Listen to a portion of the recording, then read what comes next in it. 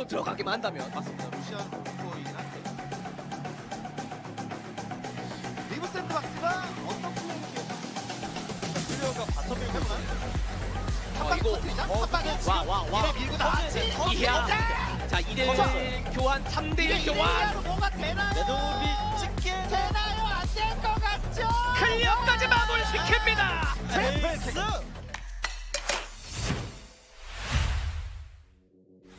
안 보여요 지금 젠지 글로벌 아카데미는. 그렇죠. 젠지 입장에서는 패기롭게 한번 밀고 들어가 보는데요. 대전의 마수 한번 묶었고 그리고 아칼리 왔는데 뒤에서 퀴드가 뒤. 퀴드가 뒤. 퀴드가 뒤. 아 근데 카르페가 살 수 있나요? 카르페가? 더 갈 수 있나요? 이게 어. 랜서가 이렇게 정리당하면 이거 랜서가 또 미쳐날 때 그렇죠. 답이 안 나온다. 더블 킬이 도망가야겠는데. 했어. 남은 거 퀴드. 따라갑니다. 퀴드까지 퀴드 잡히면 와. 잡힙니다. 피오라의 맹활약 로스퍼까지 잡히기 일보 직전. 에이스 1번 직전. 야하. 와 있거든요. 그리고 빠져 있고요. 그렇죠. 타라투스 선수가 중요해요. 지금. 사이드 전멸 다 되고 있고 체크 안 된 거 아니에요? 빨간이 잠깐 너 몰라요. 들어갑니다. 지릿지릿. 포레스가 잡아냅니다. 그리고 이후에 헤넨이 잡히긴 했지만 근데 근데 혹시 베이 숨어 있긴 한데 근데 한 방에 이게 뭔가 녹일 딜이 붐할 수 있나요? 위협적인 붐이 안 되잖아. 안 돼요, 이게. 조합으로 뭐가 되나요? 한 방에 펑! 뭐 이렇게 돼야 네. 되는데 핵폭탄 떨어지듯이 붐 이게 안 됐어요. 디플러스 기어는 뭐 그리고 때려봐야 풀백과 이거 스톱으로 이런 느낌이고. 자 드래곤 싸움.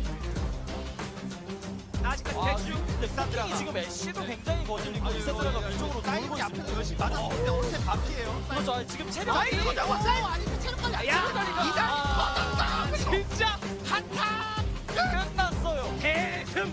애쉬 잡은 거 대세 큰 지장 없고요. 사이온까지 잡히고 바루스도 완전 더 잡아냅니다. 풀백. 플러스 기어. 네 플러스 기아 1위 자격이 충분합니다. 와. 그렇습니다.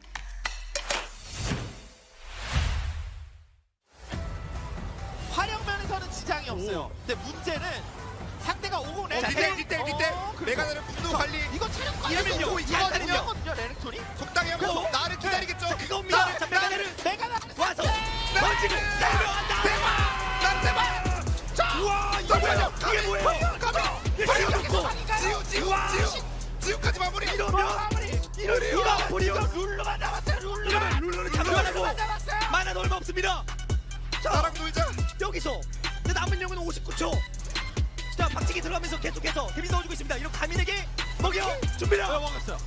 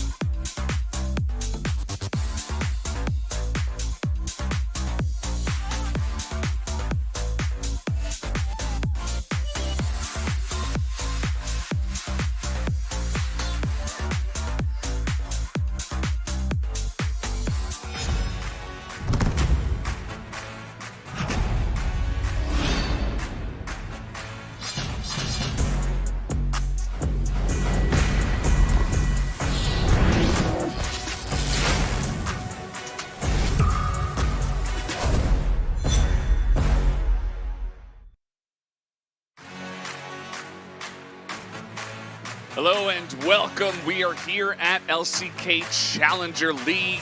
I am Valdez, with me is Wolf, and today is Monday. Monday. You know what that means, Wolf. 3 best of 3s, the possible 9-gamer. We haven't had it yet. We missed out last time we were on Yeah. Monday. We were very close until we weren't. But tonight, anything could happen. I say tonight, we're not in the nighttime yet. It's only 2 p.m. It is But we daytime. We will begin in the daytime and we will end much into the night. But we'll find out what's happening today. It's our first time casting D plus Kia, so very excited for that. We haven't gotten to cast the really insanely powerful team that is the powerhouse that they are. That was really weirdly worded. But yeah, there's some focus on Kana's recent performances just recently in the LCK, yesterday in particular. Thanatos looking pretty good right now. We'll see how he performs today against KT. It's number 1 versus number 2. Number 1 versus number 2 for our first match, and then we have number 3 versus number 4 for our second match, and then we have number 5 versus number 7 for our third match. Yeah, a little bit weird how we skipped 6 there. Yeah, 6, not a number here. Well, they're just not playing. That is, of course, DRX. So, yeah, should be fun. Should be close matches today. Definitely, you know, a recipe for 9 games potentially. So if you are a fan of 9 games, you have come to the right place. And I hope Atlas and Chronicler are taking a nice, well-deserved rest at home and just hanging out. Maybe not watching League of Legends, maybe just playing some games, maybe going outside and seeing the sun. Haven't done that in a while, Wolf. Yeah, the weather's not great for that today. It's a little bit hazy today, but I mean, it's better than staying in your house all day. Here are the results, by the way, from the matches we did not broadcast here on this stream on days 3 and 4. We did have quite a few 2-0s here. You could see on day 3, DRX getting knocked down 2-0, KT-T1 going to KT's favor, which is how they got into second place. That was a pretty hype matchup. And then HLE defeating Guangdong Freaks in the last match. Of course, on the 3rd, you saw those results there. Big news, though, for Giga Chads everywhere. Brion took their first game win of the season. Just got one, but it's a start here. Still counts. No longer winless. Down at -11. Yes, they took the 1 game. They made it a 3-game series, and then they still lost it. Giga Chad. They kept it close, though. That's important. Today, I mean, this first match is going to be pretty interesting. You know, DK versus KT on paper is... I'm saying that a lot nowadays, by the way, on paper. We actually don't even use paper, really. I mean, we do have the standings here on some nice papers that they print out for us. I but forgot my papers. They're in generally, it's on the screen or, like, you know, we see that kind of thing. But, yeah, DK should be much better than this team, though. In theory. So it could still maybe be a 2-0, so we'll have to see. What do you think about the Gnar versus Cassante? Yeah, this is the top rival, they're calling it here, the Gnar and Cassante. We saw yesterday...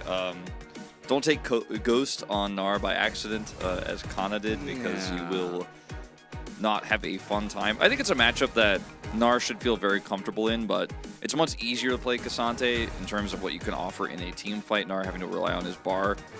I'm not surprised that this matchup is so close at 10-7, but I think the bigger story here is that it's been played 17 times in 3 weeks. Yeah. It's a lot of times, as Arkzima asks, who is cracked in LCK Challenger League? Well, you've come to this stream at the exact time, right here, time, there they are. Look at that. And the right place. Those are the POGs from the last 3 weeks, but also it's D plus Kia. They're the ones that are cracked. And KT Rolster is pretty good too, though. KT Rolster pretty good. They're in second place. So we have the big matchup. Watch out for Nightbot as well. He gets very sensitive. Yeah, Nightbot is cracked. He does not. He crack is broken. Up. He does not crack up at your all caps posts. So be very careful about how you use it. I thought that Lure, like he's such a standout player for Hanwha Life Esports that he actually ends up tying here with Lucid and Feisty just because he's been so important. Even though Hanwha Life isn't really on the same tier as those two teams. Let's talk about some of the changes here on 13.1b. You're going to see some nerfs on some of the champions that you've been watching a lot. It's Q damage, turret health here on the Q4. Heimerdinger, unsurprising, and the damage of the W. You guys probably familiar with 13.1b patch, but we're going to hit some of the highlights here. Yeah, just some of the big champions that you see a lot in LCK and LCK Challengers. Nami. Another one of these. does look like a small nerf, and I think maybe they just don't want to nerf her too much because at the moment she is only being played with Lucian, pretty much. And I mean, Draven, yeah. rarely, but you can see this is the nerf to the W damage and the E extra additional damage there. And then some of Ryze's magic growths, 36 to 32 here on base damage. Or base AP, rather. And that is magic resist, magic actually. resistance, actually. we're translating this live. Yeah, I'm like, yeah, yeah, sorry, And that is, also- yes, that is magic resistance. Yeah. On the bottom, 10% to 6% of... this is actually AP, right? AP ratio. I think this is the amount of mana you get from AP, Yes. the percentage. Yes, it's just passive. Mm. All right. This is All right, okay. next. Lucian's base mana, his Okay. mana growth, his normal mana regen, Yeah. and his growth of his mana regen. Yes. There you go. We're having like a little Korean lesson as we go. Very good job. This one is a little bit more complex to This talk champ about. doesn't But exist anymore. That's all Yeah. you need to know. basically, her auto range is nerfed significantly, so her passive gives her temporary increased range, but it's very difficult for her to trade in lane. And you can see some of the other additional nerfs across the board here, but you guys know about it. Yeah. The casters for today, Remy Martin's asking, they are the casters minions, Steven and Colin. They will be joining us today. So that's all you need to know about the caster minions. I know there's not too many of them, but I just figured I'd shout them out because they are kind of like the main caster minions for today. Yeah, Yuumi, you know, a lot of nerfs, and I feel like, you know, we were discussing this on the way over. There is a small chance that we still see Yuumi, Yeah, I think there's a possibility for sure. just because her kit is still Yumi's kit. It just got nerfed heavily. I can't believe they didn't address one of the biggest patch notes that wasn't mentioned was, of course, the change to Infinity Edge and Quick Blades, which you don't need as much crit percentage to get that activatable. Just decreased by 20. We've been calling it the Freak Edge. No, nobody's calling it that. I'm just trying to make that a term, but The Infinity Freak. yeah. In Freakity Ed. In Freakity Edge. But yeah, he's changed it, and so we were going to have some potentially different 80 carries played today. We'll talk about that as we get into the matches. Number 1 versus number 2 is our first one, as we've already discussed quite a bit. If you're tuning in late, D plus Kia, first place in the standings. KT Rolster, second place. I mean, it should be a matchup that D plus Kia feel very comfortable that they're going to take 2-0 here. That's how big the gap is between them and everybody else in Challengers right now. Yeah, I mean, even from week 1, you could kind of tell that D plus Kia are the big favorites to win Challengers for spring. And that's pretty early on, right? The LCK is very different. We thought we had a good idea of who the top 2 were, and then they started losing. So, not the case here in Challengers, where D Plus are still undefeated. Now, they have dropped 3 games alongside of their 6 series wins. But even when they do drop a game, they still win 2-1. And yeah, they're just pretty insane. You were asking, you know, who's cracked? Well, this entire team, pretty much. Lucid is, for me, the biggest standout player, but Pulbe is a pretty close second, and he's been very good for a long time. Bronco's been talking about him for forever. We'll see how he performs today against the mid laner of KT Rolster, Feist. He was up on the top of the POG standings as well.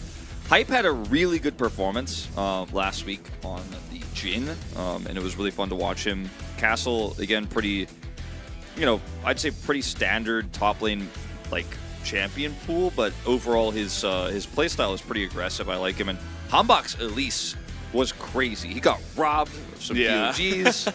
Couple times. I think that Elise definitely sees some play here in this best of 3. Between Lucid and Hambach, one of these guys is either getting it or it's going to have to be banned.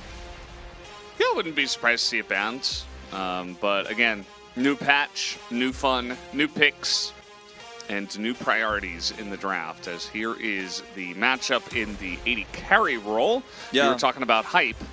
Rahel also quite strong. Rahel's been very good for a long time. He was a substitute for Damwon for a really long time, and then he's been kind of as a substitute that bounced back and forth between the roster, the LCK roster and the Challengers roster. Now there's no real distinction there. I believe he only played one time in the LCK and has otherwise just kind of been part of the roster, was part of the roster, and now he's just Challengers mainstay here. But you can see the champion pool is pretty similar here. Varus for Hype, definitely a standout though, and damage percentage a little bit higher for Hype. I think the damage spread a little bit more even across the side of D+ Kia. And both these players, in this meta, at least until 13.1b, we'll see how it shapes up. Definitely going to end up being really important because the bottom 2v2/3v3 is how the last 3 weeks of professional play have been defined as we move into week 4. Mm-hmm. Let's take a look at what these two best teams in Challenger think about the new patch. Hey, look at that. Lucian already banned.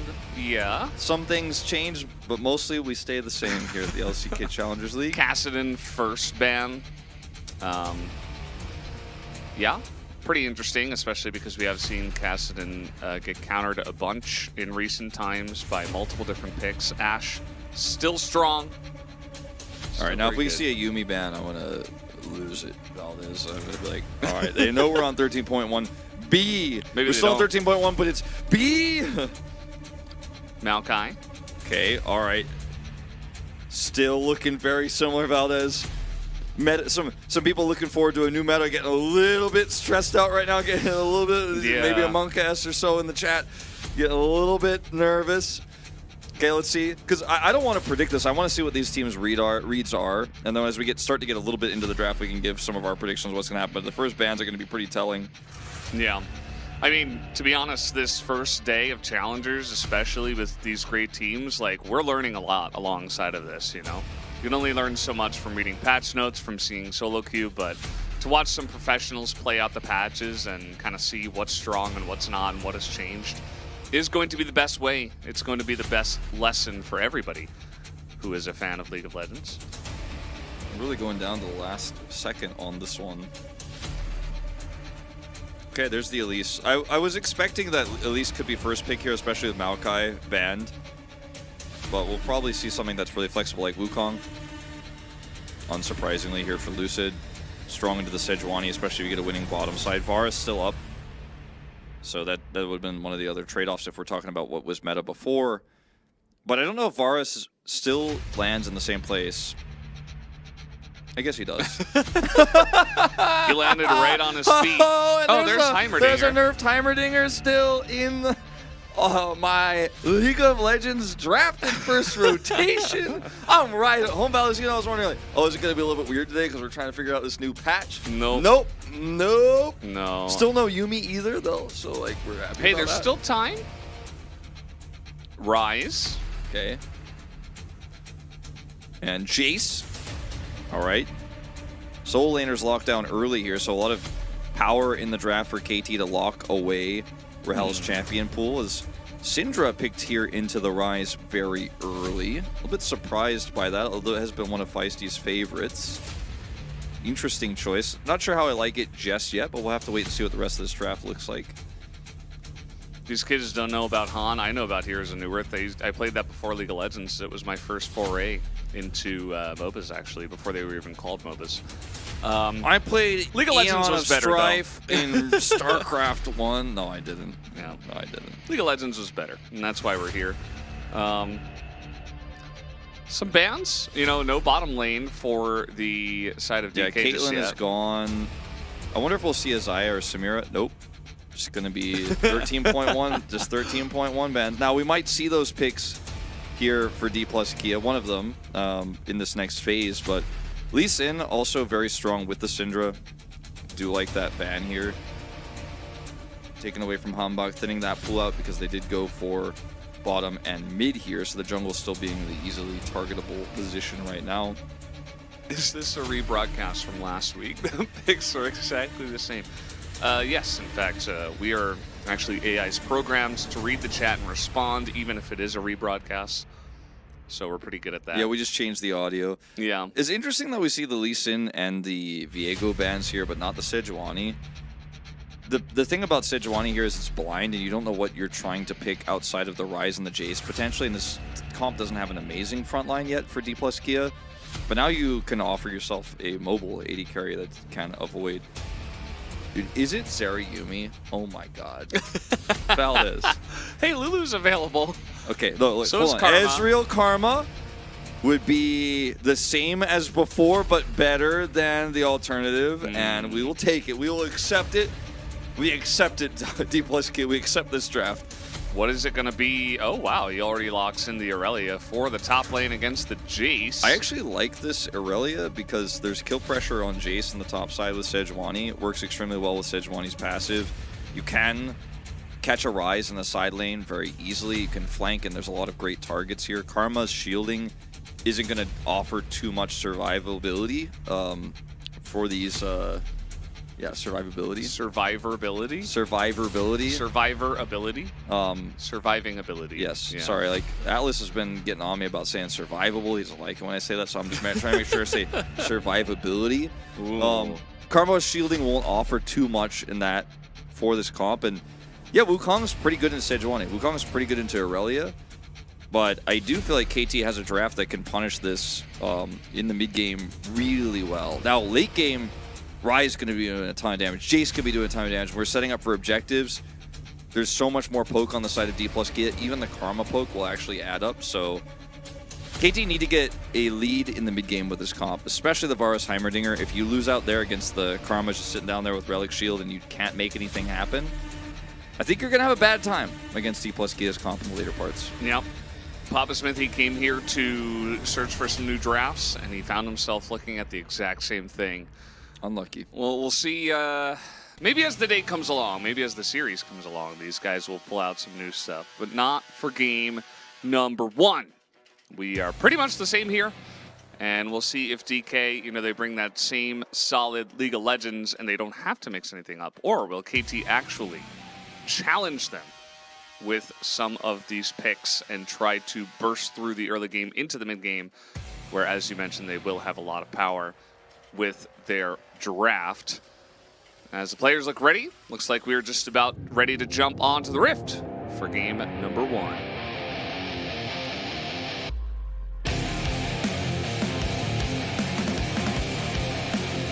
협곡에 오신 것을 환영합니다.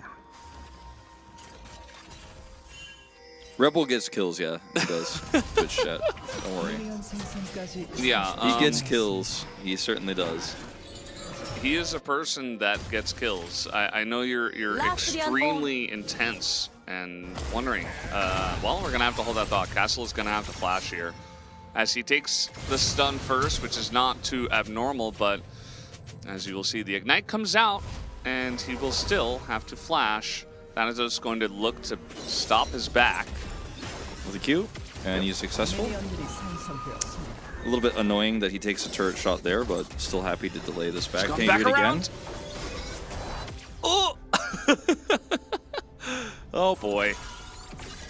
If he hits that, Is he back? this lane is a disaster. No, he's not actually back. I don't think he should.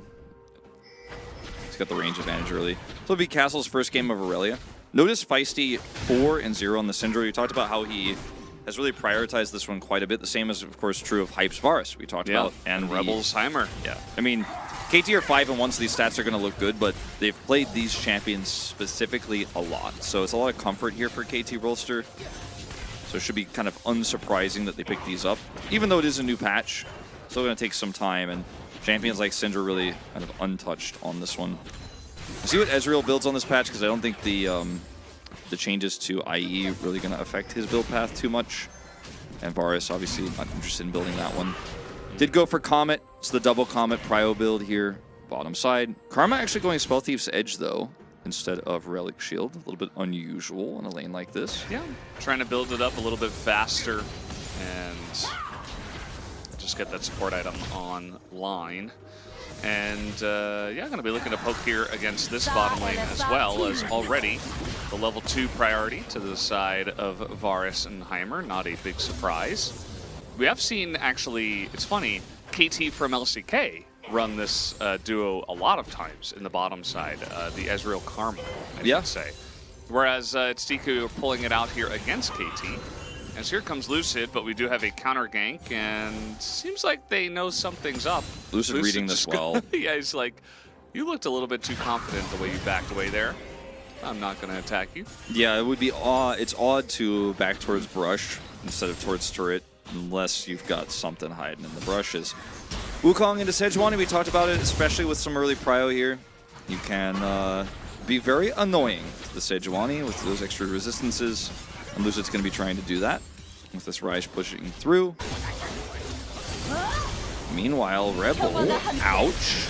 He's going to get rooted here, and there was a turret kind of in front of the Ezreal. And yeah, the heal will come out here from Hype. So already pretty nice lead in the bottom side for DK's bot lane, even though the level 2 was not theirs. He didn't have, he already used his pot. So I guess the heal here, even though it looks silly because usually you only use it to survive, just trying to give him some extra health, I suppose, to stay in the lane, but they won't. And Thanatos... Uh-oh, Castle taking some damage here. We do have Wukong up on the top side, so Thanatos potentially with a bait, whether intentional or not.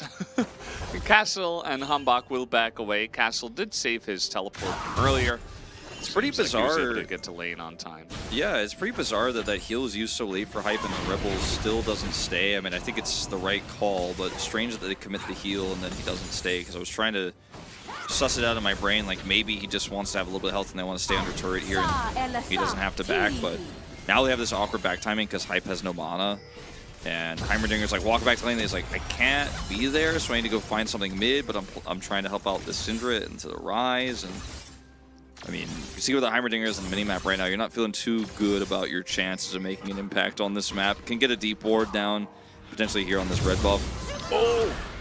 Ouch. Get wrecked. Hambach is such an aggressive jungler, and, you know, we had our, the matchup between the 80 carry role. For some reason, the name of that is not coming to my brain right now. No, like the player of the matchup or whatever. Oh, key player, yeah. Yeah, the key player matchup. There you go. It was for the bot lane, but this jungle is going to be insane as well, especially because Hambach has really turned it up in recent games. Yeah, agreed. Doesn't feel great in this matchup to try to put the aggression on, but he has actually done it pretty successfully here, and they've made it all about topside because this is a Jace Aurelia matchup where the Aurelia wants to get ahead, and will she? Not gonna land the stun, but it was one auto away from getting the Sejuani passive in, so very close actually, as the power does come out from Feisty, but Pulbe trying to read it, but he sticks in range for a Q, and Feisty's just gonna pick up a solo kill for first blood. Yeah, I thought Feisty was actually gonna flash for looking for the Q, but then he just walked back towards it for some reason because his jungler was coming up. And let's see if the permafrost sticks this time. It should. Hambach only level 4, but he is doing a nice job of tanking it up. Lands in the stun, but Hambach will go down, and no kill comes through. Thanatos 1v2 under the turret. Kana is shaking right now. Oh no! Oh no! Valdez. Oh, and D+ gonna get a Drake as Lucid is not there to defend. He still gets the 1v2. That was really forced. That was really forced, but it looked good though. It looked like it was gonna work, but he just takes one too many turret shots here, and then Castle can't quite get the damage. Thanatos played it so well. Castle hit the turret one time. That was a misclick, I think. And DK got the dragon. So we missed that as we were in a replay.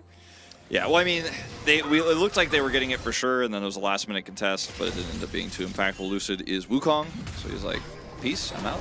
Hambach still wants to push the issue here on this red buff now, and does have a Heimerdinger rotating over, so with Lucid's low health bar, I think he should be able to deny this. So that red buff is like, okay, well, I'm going home. Okay, sorry, Mom, I'm coming back home. A little bit outside of my comfort zone. I don't like the Krugs. They're historically not been very nice to me. True. So, small win, small victories, you know? That's what we're always looking for in the rough ones. And this game looked like it was going to be pretty close and pretty interesting until it wasn't, you know? And I'm not saying it's over, but I am Remember- saying this Jace has 2 kills. Remember like a minute ago when Hambach invaded the jungle and stole away the ground? Man, good times. Like, we thought we were going to have a close game here, Wolf, and yet DK let us down again. Just too dominant. And yes, I mean, it was a failed dive from the side of KT, but I still think it was, you know, a good setup. Like, that's a place where I think an LCK duel will probably get the kill, and maybe they lose their jungler or something, but it's still a win because The you've Sejuani gets, or sorry, the Aurelia gets ahead, yeah, and then you're like, you do it again, and you get Yeah. more of an advantage, and you Exactly. snowball your win condition. You're 'Cause that's- denying minions and stuff like that. You Yeah. know, it's generally a great idea, and it was a good read, but it was just not executed properly. The problem is, not only is this Aurelia supposed to get ahead in order to make this pick worth it, but now the Jace, it's not like the Jace lived and you're like, oh, unlucky. It's like the Jace gets 2 kills, and now the Aurelia can't play the game because it's a ranged matchup that she's not going to be able to threaten anymore without help. Lucid can just hover topside here and, as what I like to call, shadow the top lane, so that if a gank does come, it's not playable, and he has his ultimate because he's level 6 now. So bottom side being pretty self-sufficient here too. Only a few CS down with this Karma. Hambach has 6, but they're respecting it as Lucid comes down. This could be a disaster for KT if they commit hard. Yeah, they're going to try. I mean, DK saw this coming a mile away. The question is, can they survive? The Karma looks pretty doomed as down he will go, but Hype is so far underneath the turret right now as Pulbe just flashing on in, and the chase is going to be huge from the Ezreal especially. He takes a lot of damage, but here comes Wukong as well, as just out of range as Rebel doesn't matter, extends it with a simple Q, and now we've got Feisty in a bit of trouble. He's going to have to flash away as well. And as you mentioned, Wolf, looked a little bit telegraphed, and DK were able to punish them in the end. I feel like it could have been even worse too. I thought the way that it was played actually by KT was nice, all things considered.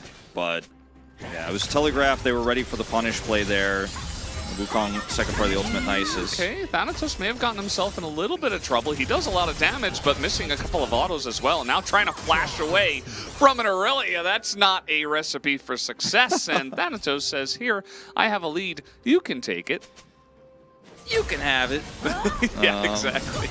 This route here onto Hambach is actually outside of turret range. Hype goes way far forward here to try to avoid the Ezreal ult, and I think that's really the big reason why he faces his demise here. Probably would have gotten out. And then Rebel also turning to try to help him out, actually puts him into flash range here of the Wukong. Doesn't get hit by the ultimate, but still gets hit by the extended Q.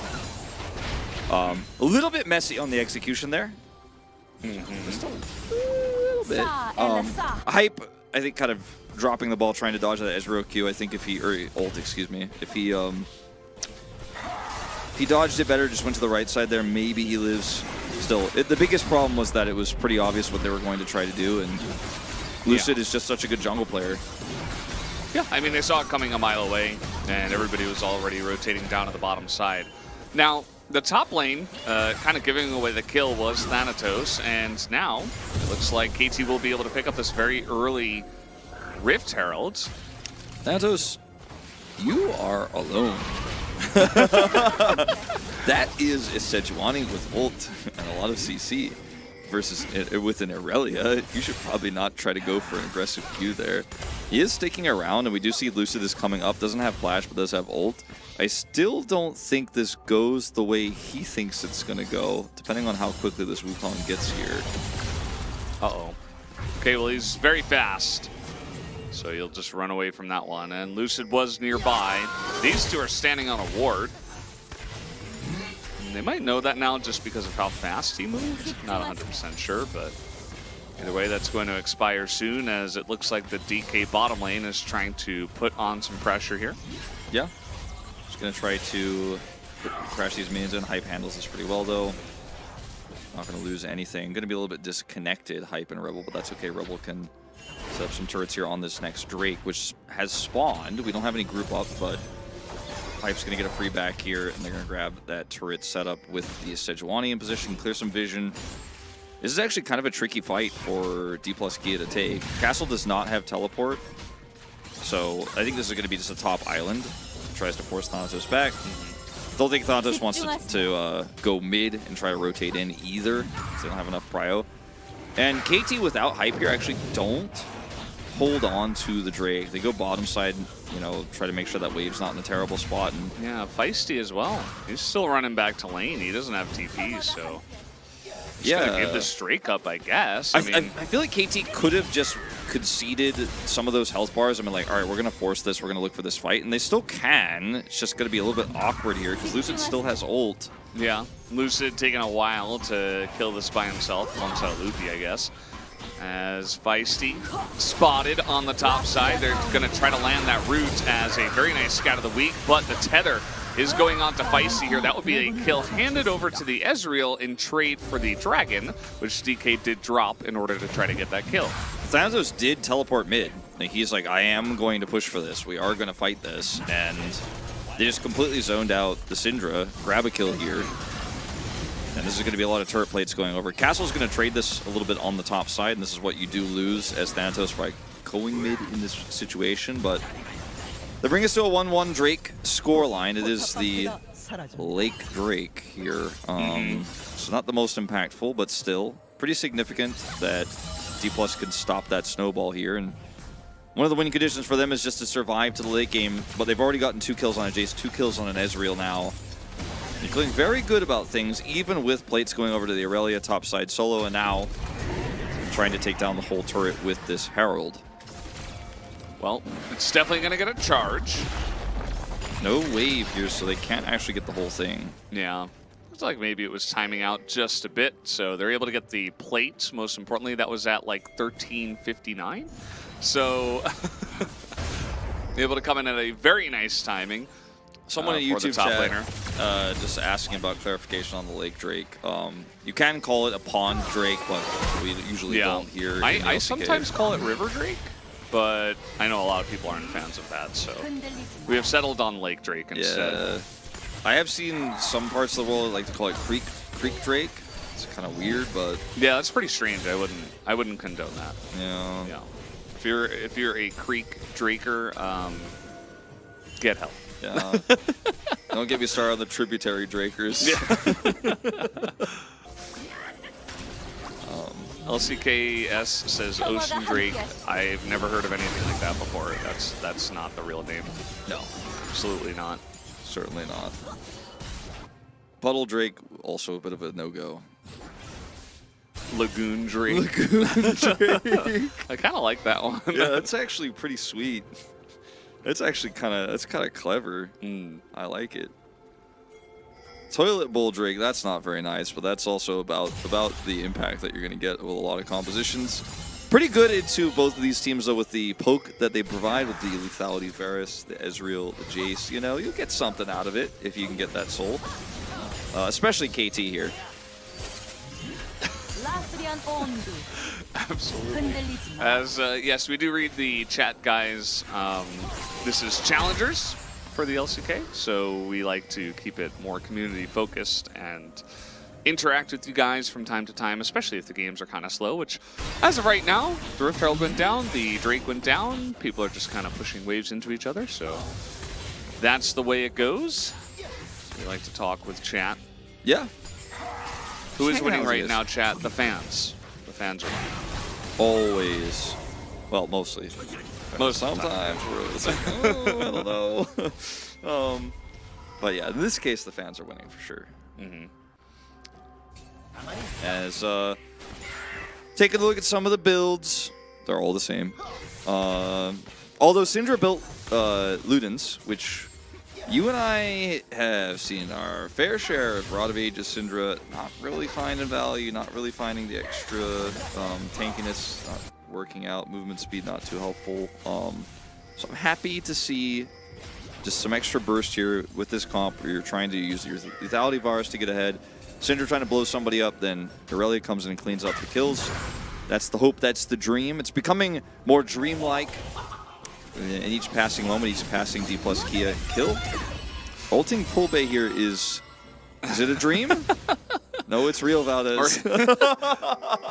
Is it just fantasy? I don't know. He's like, one ultimate?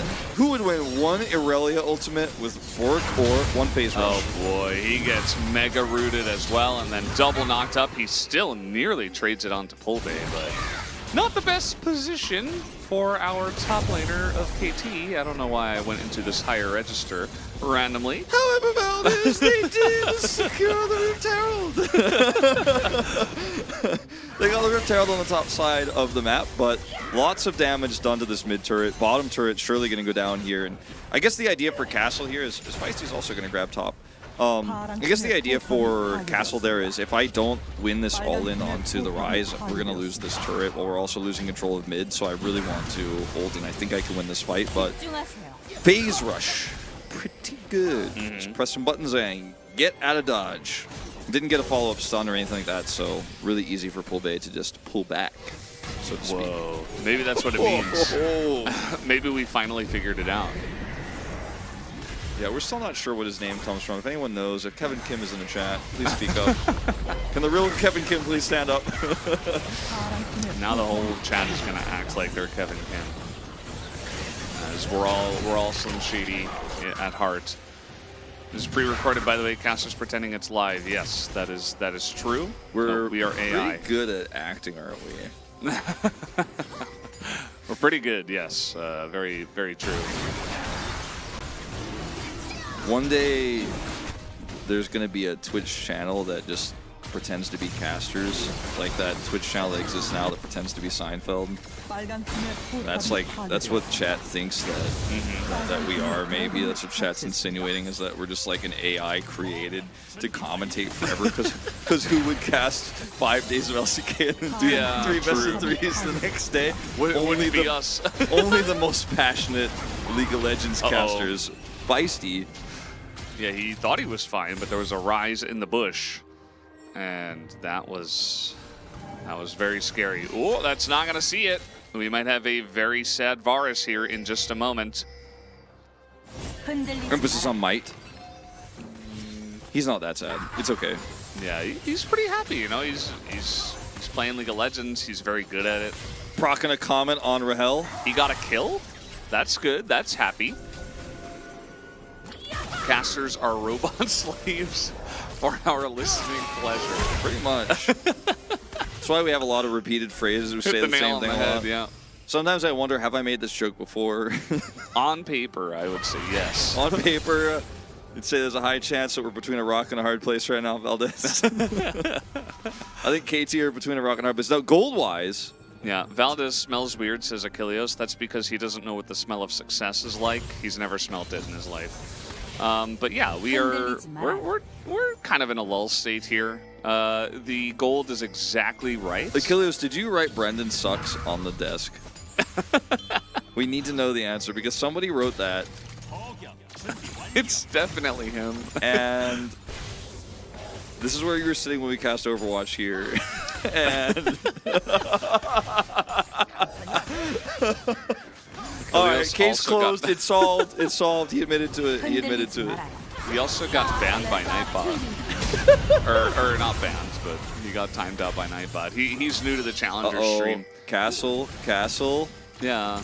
Pulbay is really using the Rise the way it should be used, I think, you know? It's like, I can be bot because I'll just Realm Warp to the fight. If they take Baron, I can rotate on time. Plus, the Aurelia is not a threat in this game. Bork and an Aegis. It's going to be a Jack Show's game, isn't it? It's going to be a very much trying to stay in a team fight for a long time, even though it's a Syndra comp with Lethality Varus type of game for the Aurelia. Oh man, Lucid.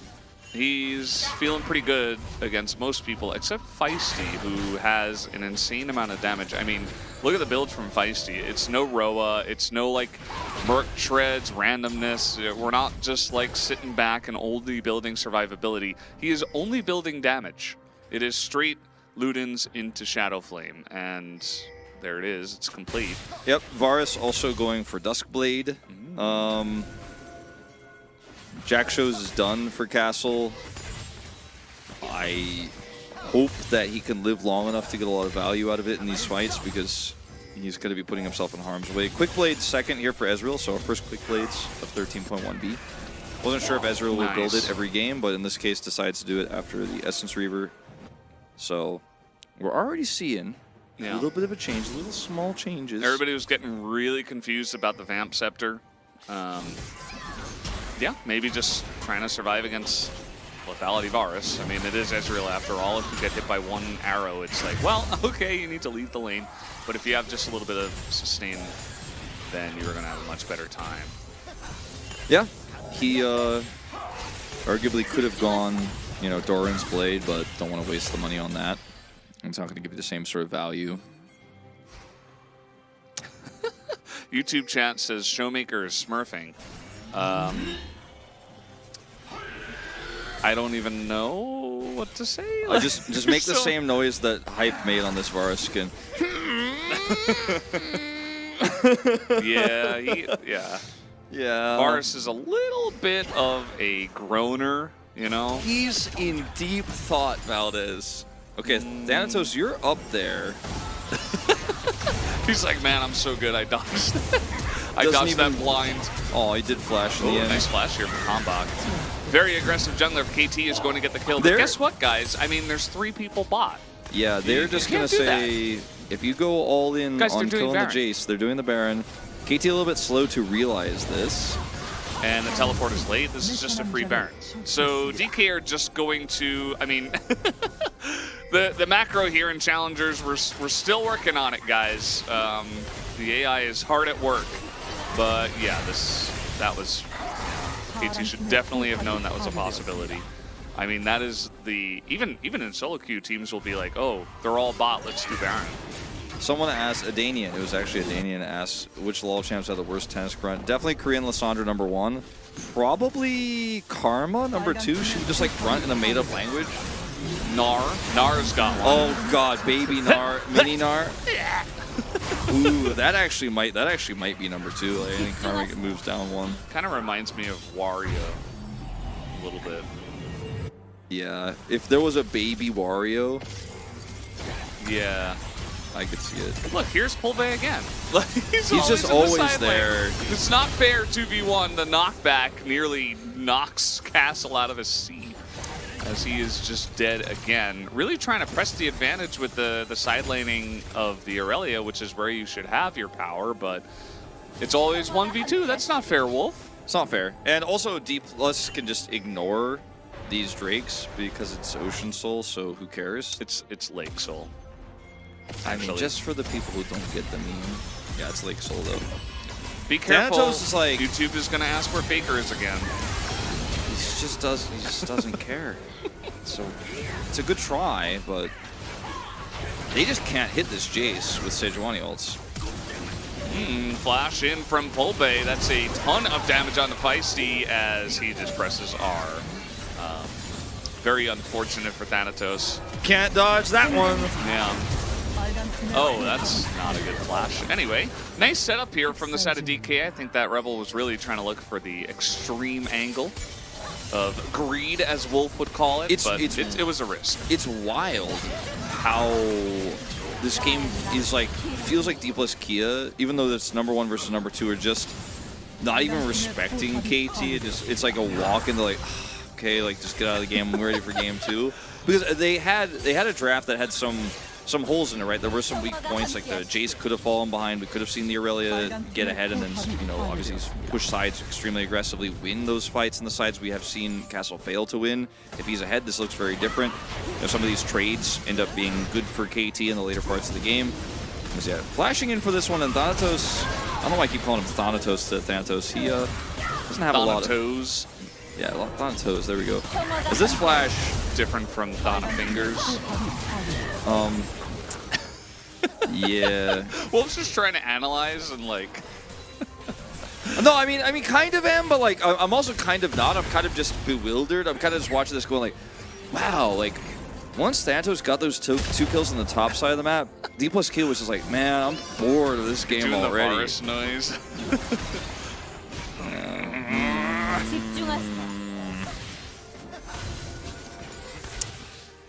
Well, you know, it's Rod of Ages complete. Maul Malmortius is complete. Thanatos, the Greek god of death. No, it's actually the boss from Lost Ark. Sorry. Yeah. I feel like now that Lucid has both his Maul Malmortius and a stopwatch, he is truly awake. Okay, he is really lucid. Like Do you feel like he is aware? he is very aware. Whoa. Okay, this next fight pretty on scary. the next objective that D plus Kia don't care about that much, but will probably fight for because they want to win a team fight and push down mid. He is going to be, I mean, with 2 stopwatches now, because Pull Bay has also picked one up. 3 stopwatches, Valdez. Santos has it. How does Irelia do anything? Hey, well, I want to ask you, you think that KT are buying too many control wards in this game? No, I think it's actually fine. You don't think they're wasting their money? Nope, I actually think And vision that is control important. wards They are need bad? it. They need it versus this Jace. I actually think it's a good call. This is a KT move. They always do this, even in LCK, and everyone's like, why are they buying control wards? Don't they just want to not be able to see what's going on? Why can't the support doesn't have his? He already has his item. All right. Listen, chat. It's a good idea. In before somebody clips this and sends it to LS, and it's totally taken out of context. Can't wait. They'll end the clip before you said that. Yeah, the clip is already over. I made sure to, put a little, Thanks for the pause, Valdez. a little pause so that they can clip their video or clip their clip. Yeah, exactly. So you can clip while you clip. Exactly, yeah. So KT get Ocean Drake, and DK got an inhibitor turret. Any Kraken Slayer Ezreal enjoyers in the chat? It's big damage. It's huge. Ezreal is slowly but surely becoming All a right. real 80 carry. Hold on, can KT get soul while losing the game, or will they also be denied soul while losing the game? Hold on. Can they actually get one of these 2 things, defending the Nexus or getting the Drake? Let's find out. This is the moment, Valdez! They might just lose the He Drake is too. awake! Okay, he is awake. He is aware. He is not clueless. And now, KT are just running. As they're like, well, we couldn't possibly win this 4v2 or 4v3 after chunking Lucid. No. However, KT defended the base. So they did get one of the 2 objectives. They got the more important one. Yeah, DK are really just smurfing on pretty much This every team, aren't this they? is nasty, man. It's kind of fun to cast this team. It's our first time. yeah. Well, in a weird way, like it's fun, but it's also not. I'm like, oh man, like it's just not fair. Like, give me some more of that like 6 versus 7 action here in challenges, where there's some dynamic gameplay where we play the game. We're like, who's ahead now? Who knows? I'm like, I can tell you right now, we didn't play that game this time. There was no mystery. Yeah. Who's gonna win this game? I'm like, ooh, there's only one answer to this question, unfortunately. And for KT, they have to keep playing, and that's the rough reality here. Yeah, especially when DK are just like, yeah, we know exactly what you're going to do. Like, we have enough vision. We see you're going for the Ocean Soul because that's just what you normally do anyway. We're just going to take your entire base. Thank you. And KT were like, oh no, oh crap, like, what do we do? They were just so far behind the 8 ball, like, even though it seemed like DK saw it coming a million miles away, they're just like, not only 1 or 2 steps ahead, they're like 10 steps ahead of even the 2nd place team in Challengers, which is kind of insane. This is what we thought maybe D plus Kia would be in the LCK, as you were kind of alluding to earlier on when we were looking at the standings and stuff, because their games looked so dominant like this, but they have stumbled a little bit in their last few matches. But Well, we normally play the game where it's like, who do you think is going to win right now? Yeah.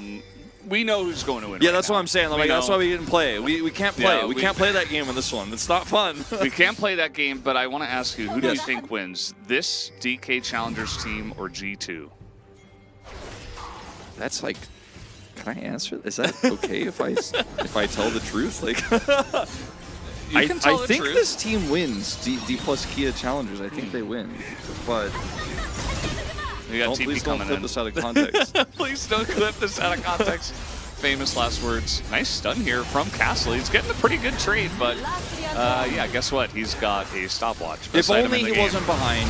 And now they're just 3v4ing, I guess, as 4 members of KT group up for double Cyclone. And now Rahel is just able to run forward and E straight into the enemy. Just does not care as so many low health bars. Hype is trying to turn this around. Does DK maybe having a little bit too much fun? And oh no, the blast Lucid, plants. man. Yeah, he's just too good. It doesn't matter. The game is over as they had their fun on the left side while Thanatos and Pulbe ended the game. Down will go the Nexus, and down will go game number 1 as Pulbe flashes to safety with not even an expression on his face. That is game number 1. And I believe we'll have one more of those. We could have up to 2 more of those, but we will have at least 1 more of those.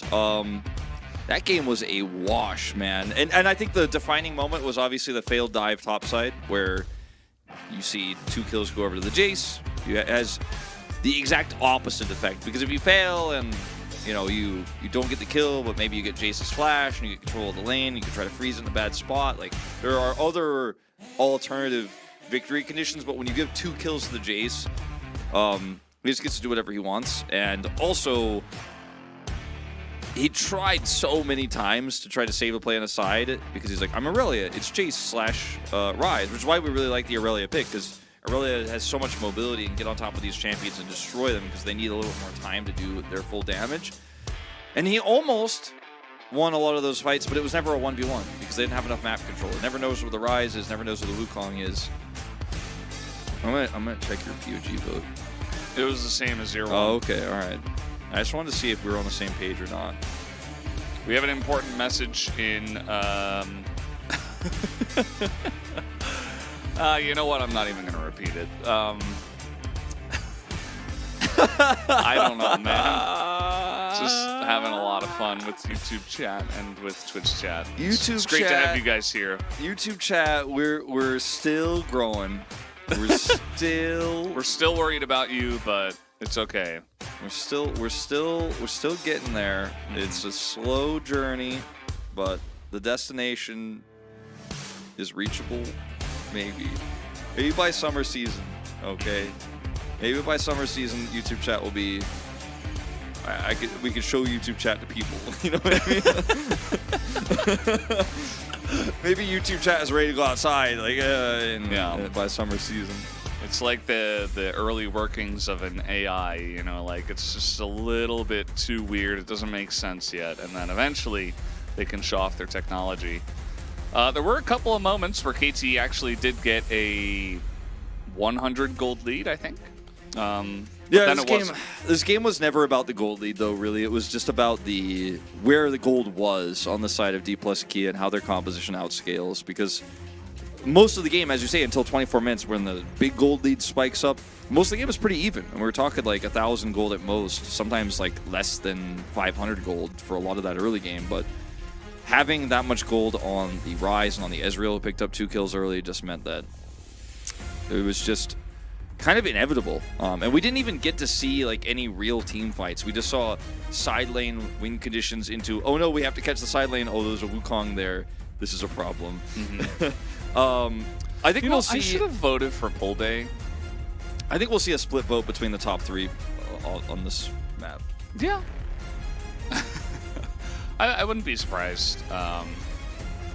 And it is going to be Lucid who does pick it up. So at least one of the voters on the other side voted for Lucid. Or they all voted for someone different. And we got the 2 Lucid votes in there. So 400 Pog points for the Wukong, who was kind of just everywhere and had some really fun engages and stole the Ocean Soul away. I love his name so much. And just, he's so lucid, man. Like, he knows, he sees. Like, it's a perfect name for his playstyle. He sees all, he knows all. Like, the only better name he could have would be like Omniscience, okay? Like, yeah. But that doesn't roll off the tongue as well as Lucid, so actually he chose the right one. He did a good job in choosing his name. Yeah. Unlike myself. Well, I mean, he got there eventually. Yeah, kind of. Are the CC scores in Challengers just way higher than LCK, or are we calculating them differently? Yeah, that seems. I mean, he pressed R in a lot of situations, but 206 seems quite high, Valdez. Does it count his red buff I'm of not applications? sure about that. Every time he slows an enemy champion, maybe. Guys, we are going to take a break, and we will be back for game number 2. Enjoy these highlights.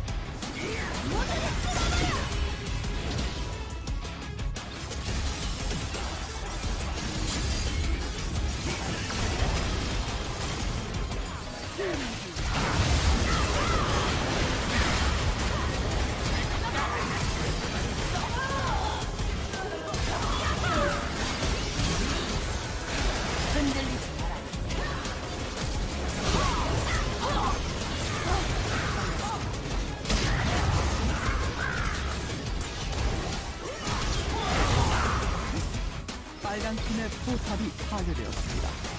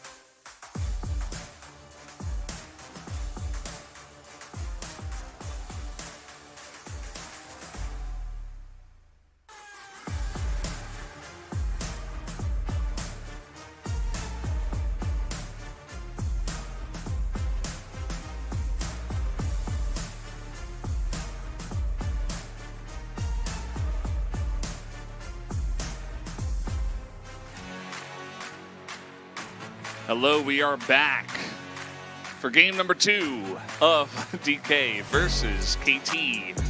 First one, very one-sided, as Lucid was able to push it forward for his team, picked up the Pog. Pole Bay also having a fantastic game on the rise, just kind of everywhere. That hammer that like smashes brings the Korean casters up and then brings us up, that's Jace's hammer, right?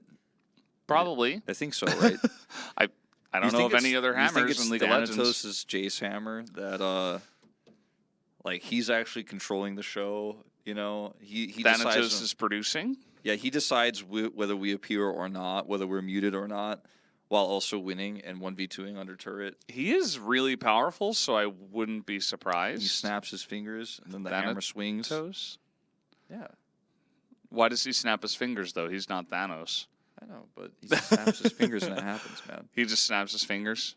He doesn't care about Thanos. He's like, whatever. Like, I was snapping before you came out. He's like, I was born before Marvel became popular again. Warren's hammer, Poppy's hammer. No, those champions don't exist. Sorry, guys. The only champion that's in the meta right now is Jace. So that's the only one with a hammer.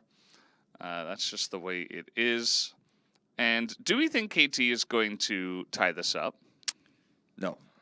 But I think they'll probably have a better chance in Game 2 than they did in Game 1 because I don't think the game state is going to go that crazy into the favor of D plus Kia that early like it did.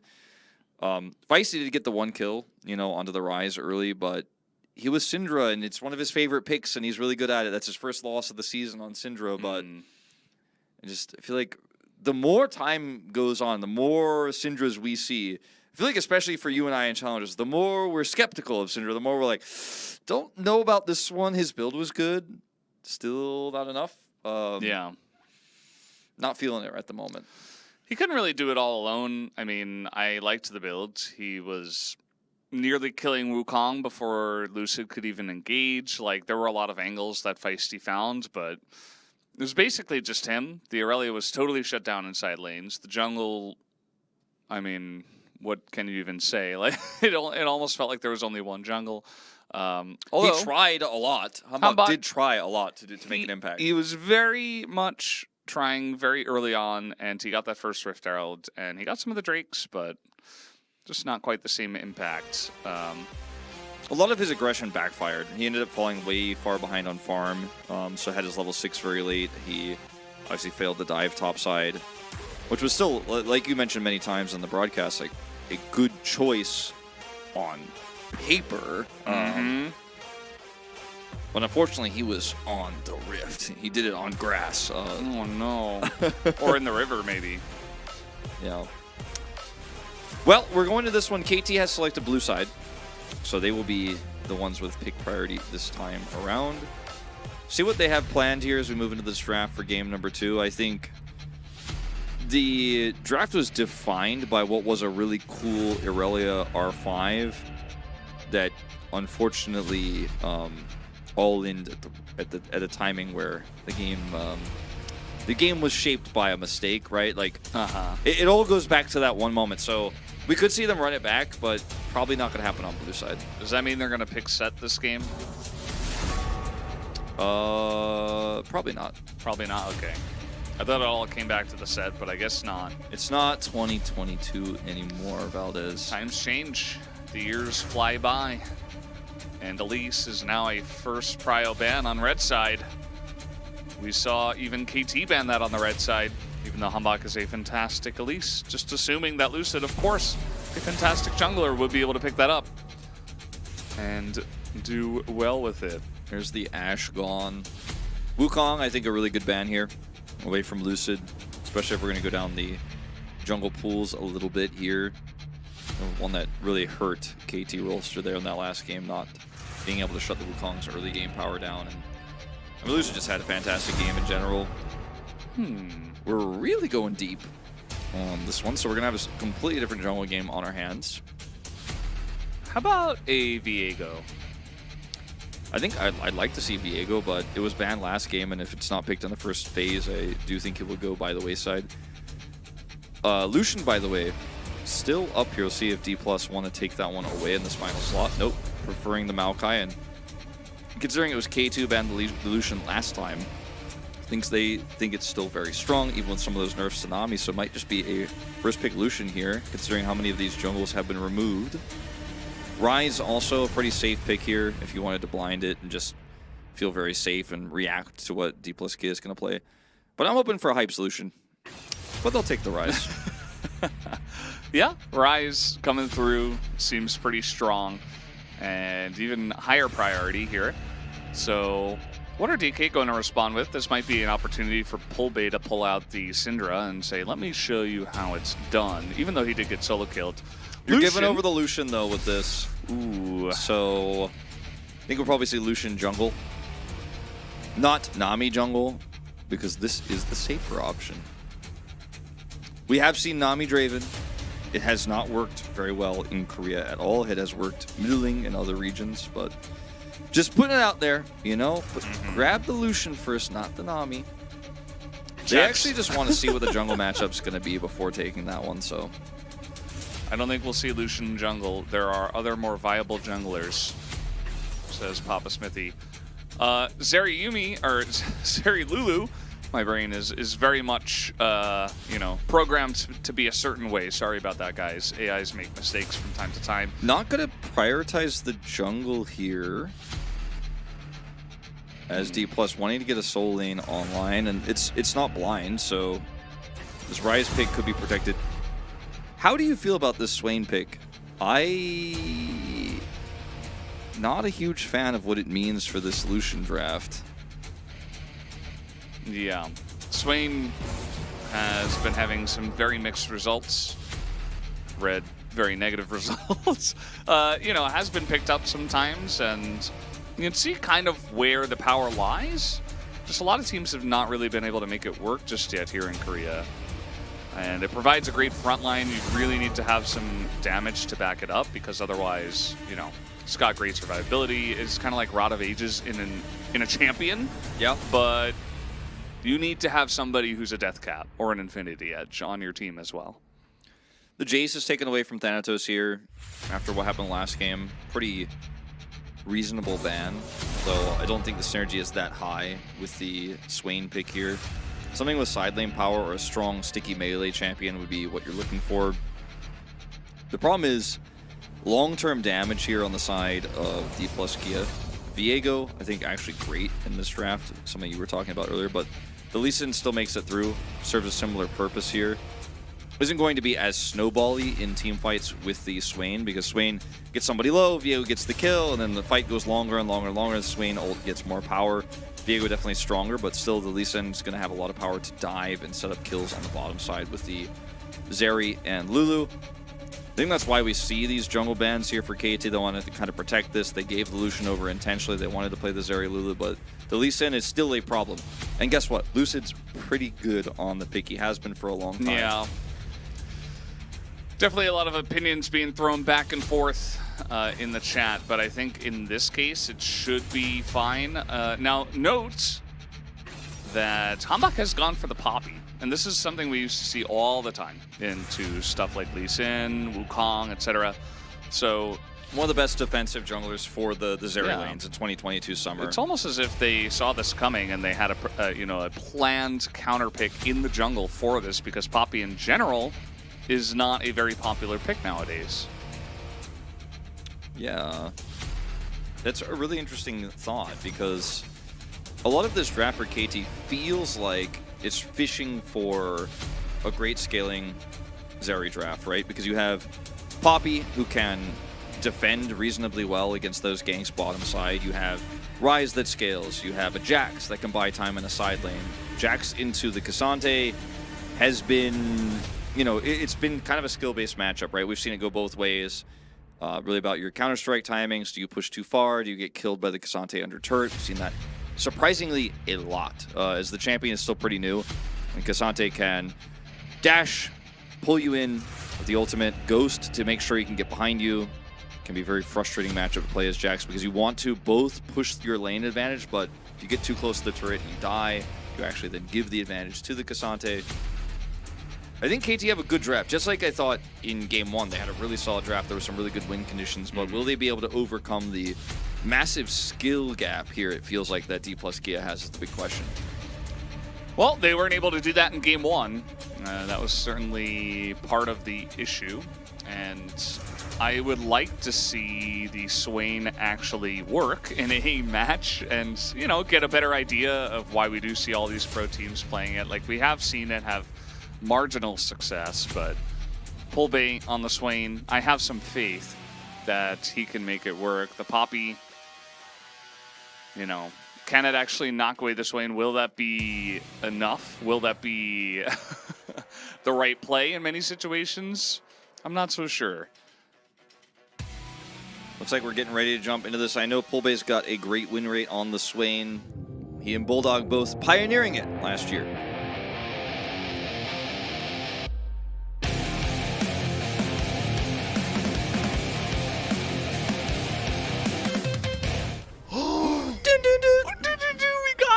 Oh It man, happened. it's rare. That's a good sign for the Swain. That's a rare one, guys. 소환사의 협곡에 You were here for it.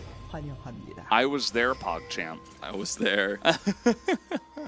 It's because I had a terrible intro. I was like, yeah, Pullbay and Bulldog, good Swain players. And then we go into the game, I'm like, ooh, that was the worst This intro is ever. League of Legends. It had to save the show after I had that terrible, terrible setup to the game.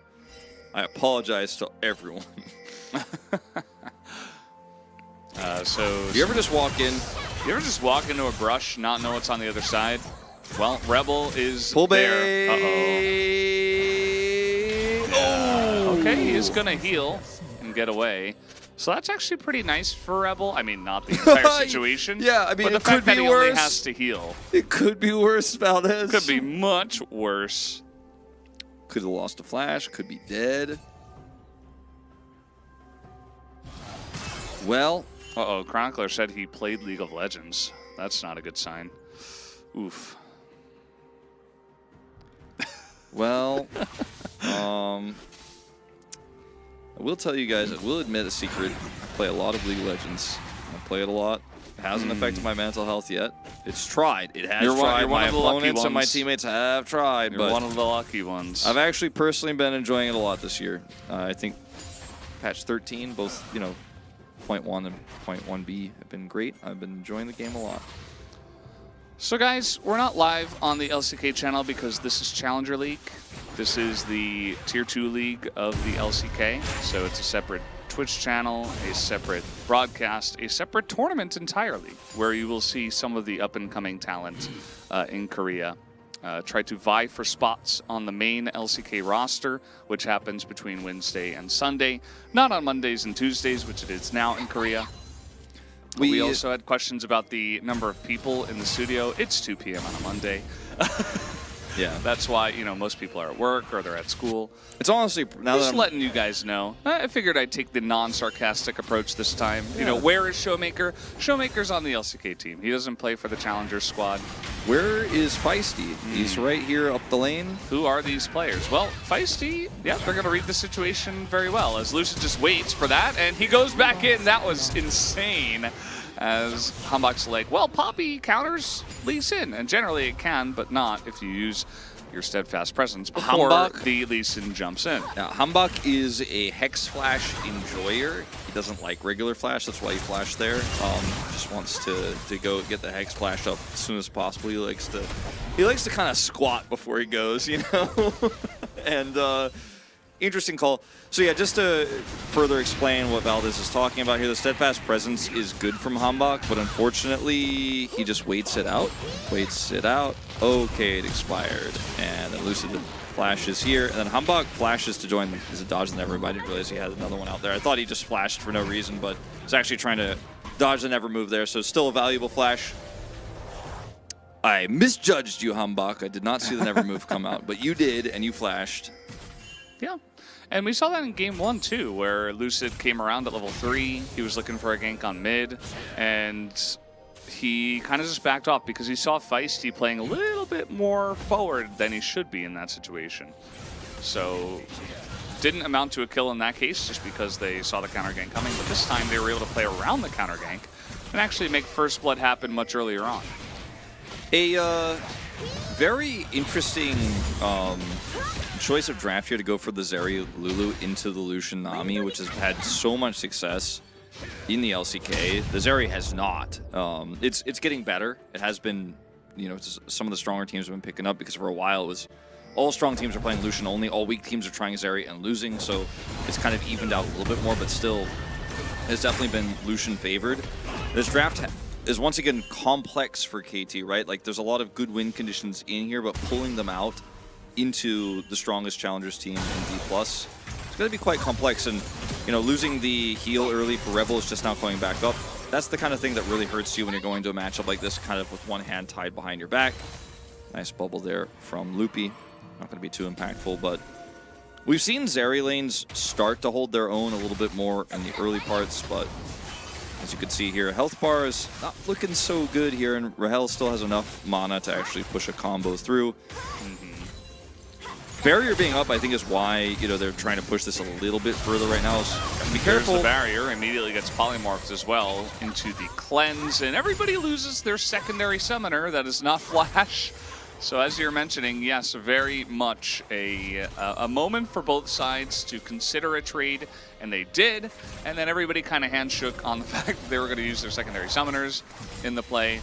And then they did kind of go for it. So the bottom lane of DK is going to stay, actually, and they're going to push the cannon wave, as it seems like they do not want to back yet. Thanatos is going to miss the cannon, so I'm not sure what to say, Wolf. -1.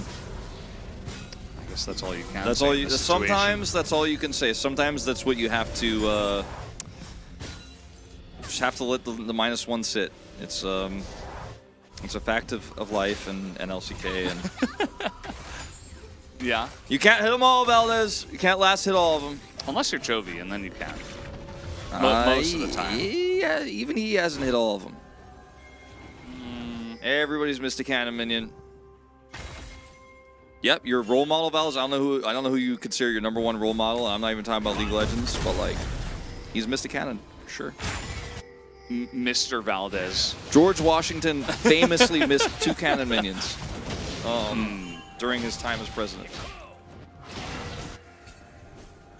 I don't know. King Sejong? I don't know about that. King Sejong? King Sejong would never miss it. He's missed one. There was one recorded missed cannon. Yeah. No, I don't think so. He has won many battles, actually. Lucid's in a little bit of trouble here, as he is not able to hop out now. The steadfast presence lasting a while, but he will not take too much damage. To be honest, Poppy can't do much, and the bottom lane couldn't rotate up in time, and neither could Feisty, who is also sitting on 0 damage at this point. So Lee Sin pretty much super safe, especially with that early start, even as a Ruby Crystal. So yeah, he's pretty tanky, like, for the early game, and has a little bit of extra sustainability. So not much you can do about this, and you don't want to be fighting into early Swain. Swain gets more problematic later on if D plus Kia have a stable lead, but in an early skirmish like this, Ryze isn't going to have the same amount of power as he is in a straight-up 5v5 where everyone's just clumped up on an objective. And we saw that was kind of the way that Swain was played when he became popular after his little mini rework last year, where he's just super busted on first Drake. He's super busted on first Herald, which was the big meta last year.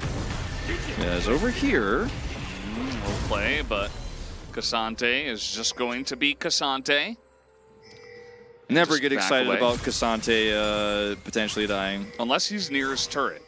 Well, that not in the, I missed the Of the lane potentially- opponent. Yes. Yeah, the lane opponent might potentially die. A little bit of a rotation down to the bottom side. Hambach with a good read, but a little bit slow, and Pulpe's here to deny him. Yeah, Hype has already taken a lot of damage, but Rahel takes 2 turret shots. Not going to matter for Lucid. Gets in and gets out as Rebel. He wants to flash it oh so badly, but he will not. And man, Lucid is just so clean. This guy is insane. Insane, man. I mean, I've watched so many of the Challengers games that he's played this season. This is our first time commentating him, though, and it just hits different.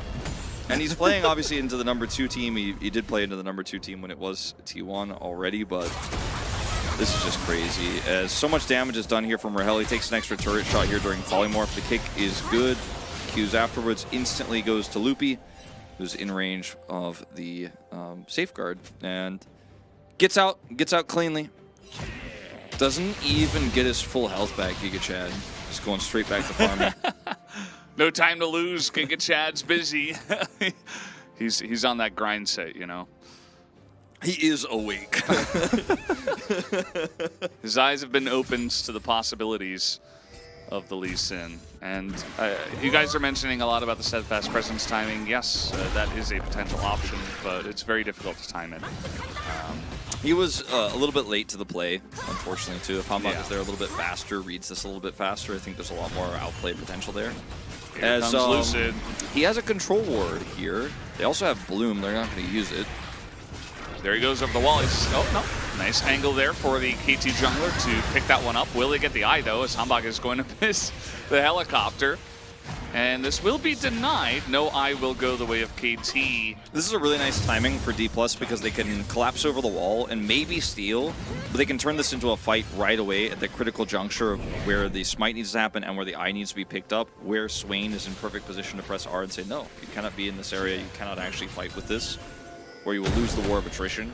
And when you know that it's going to be a 3v3 at maximum because the AD carry is locked down on the bottom side, it's where Swain is going to be at his strongest in the early game, like we were talking about. Watch the Counter-Strike. Which helicopter do you like more, Jax or Poppy? Gonna have to go with Poppy. Yeah. I just think it's a little bit more stylish. I think ruins my solo queue experience a little bit less too, generally. It's a bit more energetic. Like Jax looks like he's having, it's like too easy, you know. His one is, I guess he's swinging something that's much lighter. It's like he's got a basketball he's spinning on his finger. You know, it's, kind of. It's not quite the kind of oomph that the Poppy helicopter has. Yeah, Poppy's got a big hammer. She's a Yordle, you know. It's kind of got that lower base of gravity. It's kind of swinging it with her whole body, so pretty nice. As they're trying to gank Cassante again, I'm not sure why. Oh, well, Thanatos is going to face check that. As in goes Castle.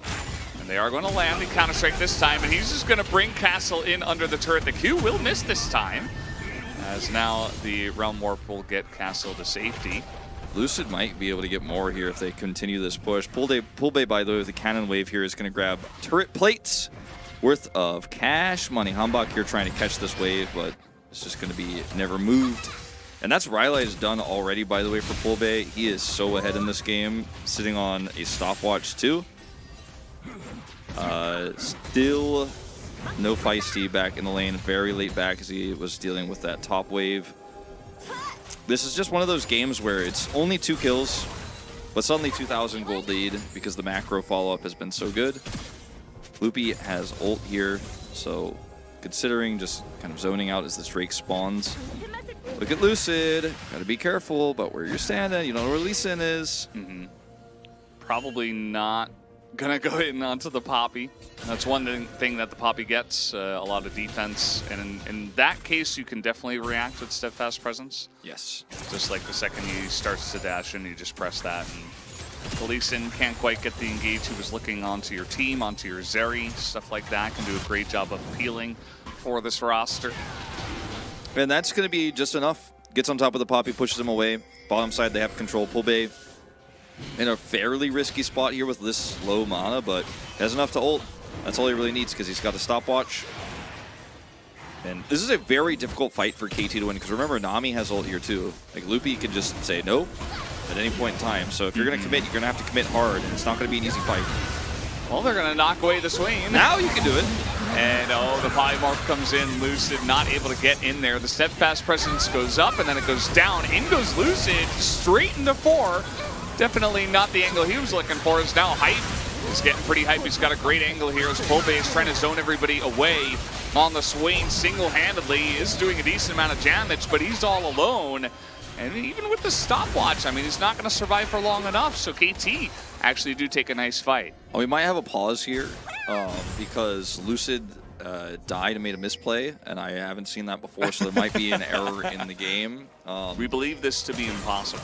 I haven't seen it. It was the first time I've ever seen him make a mistake, and I'm just not ready to accept it yet. But going in like that, a little bit aggressive because he wants to pair it up, obviously, with the Swain. coming through and doing all of that damage, which we did see ultimately happen there at the end. But Rahel doesn't have his Gale Force just yet. He's sitting on a Noon Quiver and a Dirk.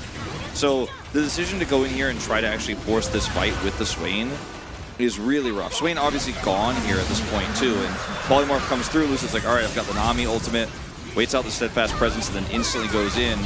But Swain just isn't here yet, and so he's just kind of asking for it here. Just instantly gets deleted.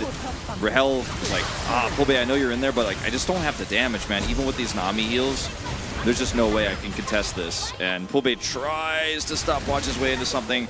A little bit of miscommunication here for D plus Kia, and Swain definitely really strong at this moment in time. But you know what? If he's kicked out of the fight, I mean, it's definitely winnable. That was a really good play from Hambach. They secure the Drake and win the team fight.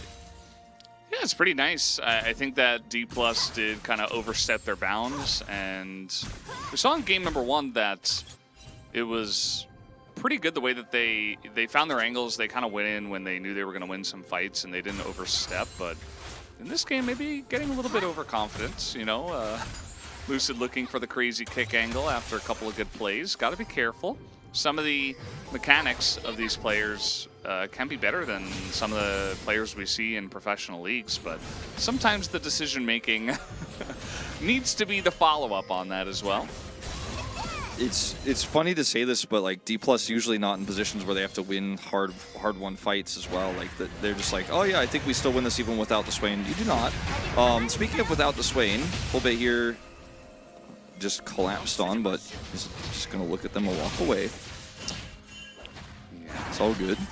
And now we do have a little bit of a full angle, a little angle perhaps in the bottom side, but not going to amount to much. DK got to be careful. I mean,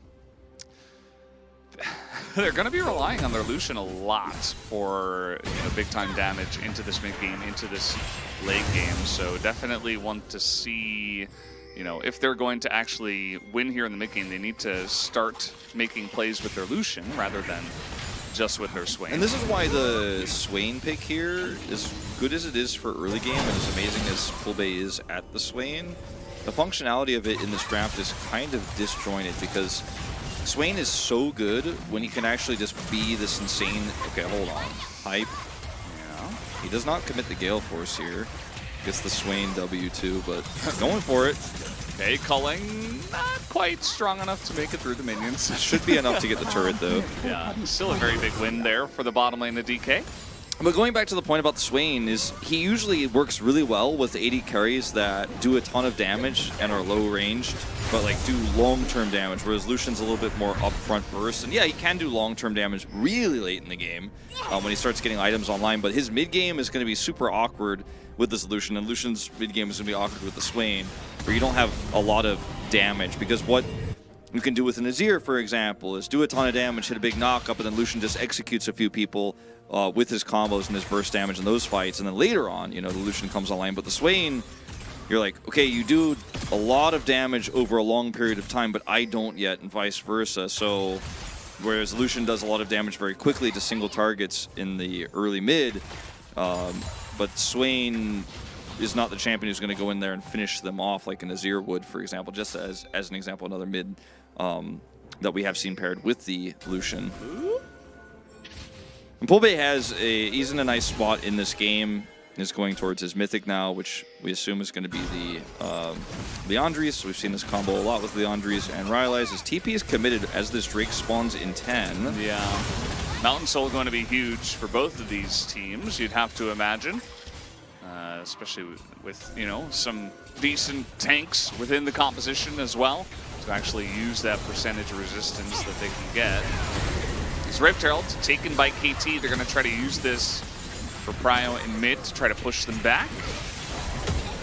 DK a little bit late to the party because of this. Okay, a lot of damage here onto Hambach. He's actually grabbing that shield from Rebel too. They can engage now. Well, it looks like that was the plan anyways, but the positioning here of Hype, the spacing is really good. Castle on the edge of this as well. I wonder if KT look at the side of DK and they're like, well, there's no Lee Sin. I wonder where he could be. And look at Castle. He's like, okay, well, he's not in our jungle. So he's probably on the right side, I guess? Like, I just wonder what the comms are like. The comms are probably just hold the choke here, right? Because we have control ward on this brush, and even if Lee Sin comes through, we should be able to focus. The choke. They give them a free entry into this one. They kind of knew where Lucid was. The polymorph is good, and down he will go. But it might not matter as a massive Poppy ultimate. It's going to hit everybody but the Cassante, unfortunately. Hits 3 members away. And then was left with Cassante to go on before. And, you know, a little bit too low on the health bars here. No Zeri on the side of KT. They're going to have to get this one away. Pretty huge win here for D+, because we've talked about how good the Mountain Soul is for both teams, but the Swain is going to get so much value out of it if they can get the Soul, but even individual Mountain Drakes are going to be pretty nice for those extra resistances when the Swain becomes a big boss later on. As yeah, Lucid coming in here, instantly shut down, but the follow-up knockback here does not catch the Cassante, so it becomes really easy for him to just pull Hambak over the wall, forcing a flash here, and there's just, you pushed them away, but you didn't really hurt them. You didn't do any damage to them. No Zeri means easy cleanup, and now that Leandres is done here for Pool Bay, so he's going to do a lot of damage, again, long-term in these fights, and having this extra Drake buffer does help his chances quite a bit. As 4v1. Yeah, Thanatos doesn't care about anything. He's just standing in front of 4 of them.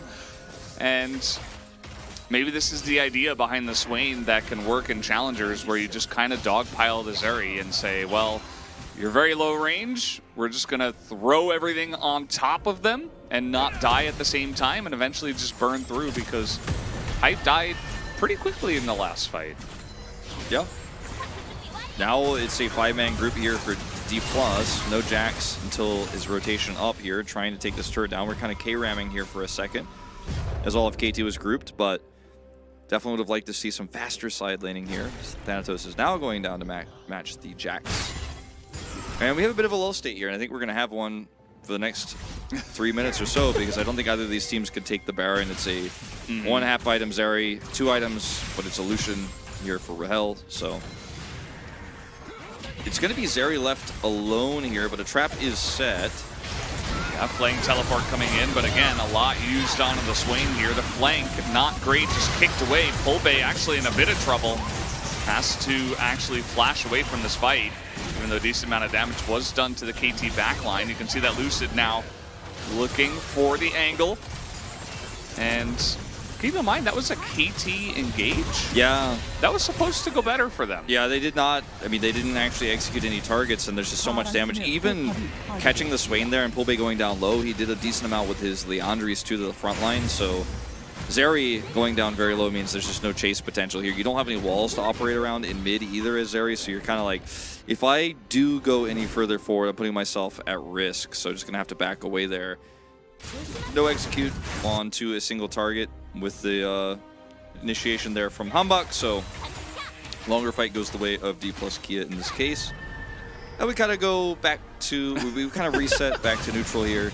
It's like, you know, you're watching these games, maybe you guys have been sitting for about an hour and a half or so. It's time to stand up, stretch those legs, you know, get the blood flowing. You don't want to be standing for longer than an hour. Yep, get a glass of water, hydration check. Get hydrated.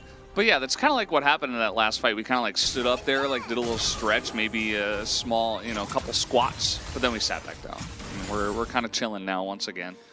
Yep, just hanging out. Just chilling. Somebody asked if this is basically like the, I didn't see the exact quote, but like, is this the B League or like second tier? Yes, this is Challengers. So these are the new potential up-and-coming LCK players. These are the top 2 teams in Challengers as well, so. Is this played in Lal Park? No. It's actually played in a studio that used to be a movie theater. Yep, the Daehangukjang here in Chungmuro in Central Seoul, the WDG Arena. That's where it's at. Yeah. We are Thanks not, for asking. We are not at Lul Park today. Hello, Deku-chan. I think at some point the Z in Valdez has just become ironic. Like, it was, for those who don't know, well, I knew Valdez for a really long time. Like long before, you know, we cast together. Since the universe existed. But I think I probably knew you for about 6 months and still always just put a Z at the end of your name because I put you in my phone that way and I just assumed that's the way it was. So every time I see somebody put a Z there, I feel like I have personal experience with this and I'm like, I understand, like it seems like it could be a Z, but it's not. I think it's the more popular spelling, to be honest. People might even like Google, like, oh, what's the correct spelling of this name? And they might see the Z and assume. It's just the way it is sometimes. Spellings and language. Imagine that. People don't know how to put the O umlaut in my name, and I didn't even know what an umlaut was before I met you. So. That's a nice little one. Feisty in a little bit of trouble, but that's where the Poppy gets a lot of value. Gonna knock down the Nami. Unfortunately, Hambak went about 17 leagues too far, as now Polbey is unkillable. And Hype, gets the 1 kill, but is eventually going to go down here to Polbey. As Castle now alone trying to frontline against the Swain, not going to go well for him. As insane amounts of damage coming out, and Polbey, again, unkillable. And in some of these messy fights and challengers, the Swain does look better than we have seen it in LCK. yeah, well, in these longer fights where you're going super deep for a play like this on Poppy, and then the rest of the team has to follow up into that Swain damage, and the Swain's really difficult to kill, it can go badly, as Feisty just decided there at the last part of that fight, like, hold on, I think my abilities outrange the Swain, and decided that he would stick around and try to do some additional damage. He is punished, so an additional kill going over, I think that was not necessarily forced. And D+ now going to grab Soul Point here on this Mountain Drake, and the initial setup here looks kind of hopeful, right? Because you're like, okay, Bubble here tanked up by Feisty, he's very difficult to kill, lots of that Lucian damage coming through, he has his shield, and you see Hambak go in, he gets out with a flash, and it's like, okay, can we win? Like, if we froze it right there, like, is this winnable? And then you've already used your kit. Polbey's walking forward. Baron. This is not a drill. This is not.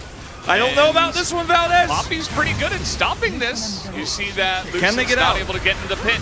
Can they get out is the real question. Take a look at Hype on the left side of the fight. That is the real key member here as he's trying to back. He but backed right there. Lucian's just trying to slow him down. He's like, I don't care if I die, I just don't want you to back.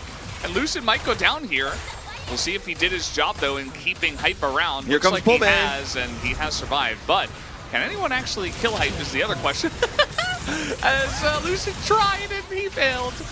As, yes, Hype will be baited, and he will eventually go down. And I say baited, I mean he didn't really have a way to get out. So nicely done by the side of DK. Feisty, the only one to hold on to the Baron buff. Yeah, so a big win here for D+ Kia despite the Feisty buff. He is going to get his Empowered Recall off here. I don't think Thanatos can interrupt. Bye. I don't like it when that sound effect gets cut off like that. Makes me uncomfortable, Valdez, but it's okay. Does get out of there, but it was the saddest part about this was when Hype was like, I think maybe I can recall here. Yeah. I don't think he gets out regardless. Hopefully he doesn't channel that, because look at where he is on the left side of this fight. Polbey ults here early, which is part of why he actually dies, because his ult does expire. Hype goes left here and then gets caught by Lucid. This is what's happening on the right side of the fight as Poppy's locked down. And then Hype chases here, which is really ultimately why he and Castle end up getting taken out, is just hoping they can chase Elise in. Polbey has no ult, so they're like, okay, maybe we can force this, but everybody wraps around. The rest of your team is already backed away. Feisty's like, guys, I guess I'm the only one who gets to keep the Baron buff. Very disjointed here from KT on what was a risky call, a well-executed secure, let's say, of the Baron, but the cost is very high here. Now, looking at a lot of gold here on the side of D+ Kia in the lead. It's 1,300 here, and they still have that advantage in Drakes. Some fat stacks. Hambak thought he was tanky enough, but he is. Not alone, but with Lulu's help. Yeah. It's enough to get him out, as now we got a little gank brush. Hype might... Okay, they're just going to spot him. Them. Thanatos is coming back. He's like, oh, I don't care about this area. And Hype, he's got to be careful. He's got a wall this time. At least his Rebel nearly dies. That is the Lucian effect, who has 3 items and is critting every single attack. So it feels like Castle, he's like, oh, I'm just the team fighting Jax. Don't you guys like to see me in your games? No, we don't. We don't like to see the team fighting Jax. Castle, I don't know why you asked that of me. Well, you know, sometimes the Jax can find value elsewhere, but in this game, he's kind of stuck in the I'm level 16. Maybe it's me. Maybe they group up. It's a Swain. They're all trying to ball into that Swain ult, right? Maybe there's some Counter-Strike potential. It's a big 1.6 fan, but it's looking rough because as long as Pulbe has ult and anyone is in range of that running at them, it's bad. And Hype can do a lot in fights around the jungle, right? Because there's a lot of walls to work with. He can use that to actually poke, and he's very mobile there. But in the mid fights and exchanges, he kind of has to stay back. He's very muted there. On objective fights, he's also very exposed in this draft. And if he gets caught by Lucid, that's the end of that. If he gets caught by a tidal wave, that's the end of that, right? And so him having flash here is pretty huge. He is on 3 items now. And it's a bit of a newer version of this build with the Runins and the Quick Blade, so it's still a big spike. I would argue as big as his old spike with IE and 3 items like we'd see in the past. But like, can he do the damage? Can he survive long enough? Because this comp does have, in a 5v5 fight that's really long, that goes, you know, more than 20 seconds, they should be able to win those. But the setups here have been so good for D+, and now we're going into this final Drake fight they have to take. At least they do have the item spikes. Rabadon's Death Cap online here. Stopwatch for the Jax, so he can be quote-unquote team fight Jax that you don't like. In this case, he needs to be. And he has a stopwatch at least. Oh, so no. They have the tools, but will they use them correctly? That's what we're about to find out here in 15 seconds. I think Feisty might be able to get the job done. Some of the sustained damage from the Rise in the fight is going to be ginormous, especially compared to the Swain. Humongous? No, ginormous. Oh, actually. sorry, sorry, just misunderstood. Pulbe, though, is pretty unkillable, so we'll see. I mean, how this does go. Castle has got a nice angle for now. The damage out of Rahel is really, it's becoming an issue for the side of KT, especially because it's higher range. KT got to go in. Than what Hype can do. Hambag in a lot of trouble. They are not supporting their Poppy right now, as he is nearly going down. A lot of damage, though, into the tank. As you see Feisty, look at the damage he's doing on the top side. He's nearly taken out Rahel already. Pulbe on Lucid? below 20% health. He's there just trying to get into the pit here. Pulbe does not have a Zhonya's, and down he goes to Castle. As, okay, they're trying to get on top of Hype here, who is in a bit of trouble, but he is Zeri. The kick comes out. And look at the Rahel, he can never even join the fight in this one, as KT are going to be able to take down the Drake and take down the fight in the end. This is the first fight that really showcases the problems with the Swain and the Lucian together as a duo compared to the scaling damage here on the side of KT. When we watch this fight again in the replay, notice that D+, wait.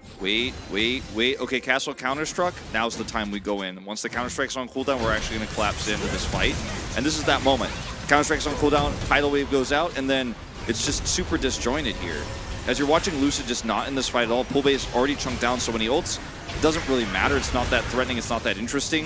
He flashes out and is deleted. And then over here, man, Wild Growth timing is so perfect. The polymorph, too. And that's just it. I mean, we don't have to watch anything else. KT going to get a second Baron. This time, they will survive with those buffs intact. And I think we're going to a game 3 here. It does really feel like. Yeah, it's not Soul. It's not Soul yet, but they deny the Soul. They have Baron buff now. Their comp is already outscaled D+ Kias, and there's only so many tricks you can do from this with this comp from behind. Like, it's Cassante, so side laning not as strong as Jax's. You can flank with Lee Sin. However, will it work? Like last time he tried, he sat there on the edge forever and just got shut down by Polymorph and Wild Growth. There are only so many ways to just be like, got him, in this comp, and when you have Baron buff against you, you have less vision to even set up those traps. Absolutely. Feisty is gigantic. In this game, he's got stopwatch. He is ready to go on a mission to try to pick up POG in this one. I think I think you might be right, Wolf. We might be on our way to 9 games today.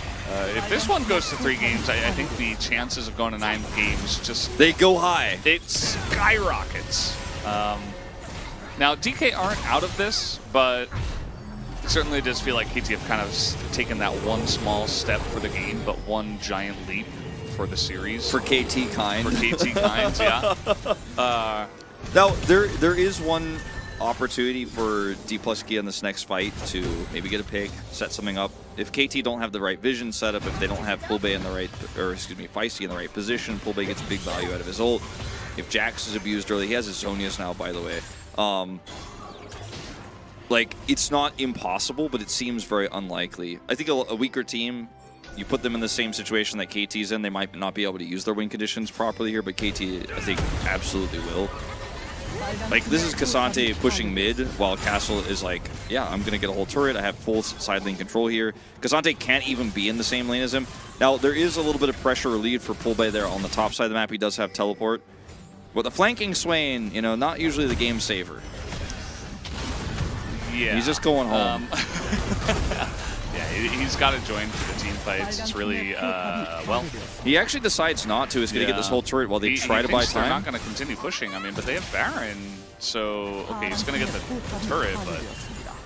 Really got to go back if he wants to actually fight here for the inhibitors. He is backing now. And might be able to teleport to this control ward and maybe get an angle, but I think that's also risky. KT, as soon as they see that he's gotten the turret and backed, they back away. They're like, Swain's coming back, we're leaving. Really getting a lot of value out of this Baron. No inhibitors, though, critically.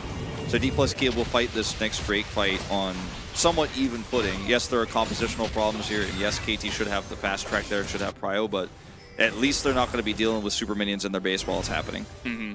Somebody asked me about Zhonya's Jax. I think now that with some of the changes to Jax's skills and the fact that he can use AP decently with his ultimate, I think it's a great idea because Zhonya's is extremely strong, especially for a champ like a bruiser that normally is not going to be very good at team fighting, would love to split push. This makes him a lot more potent. He's not when it does come to the team fights. Yeah, and he's not taking that much magic damage outside of Swain's burn in these fights, so having that extra armor is huge.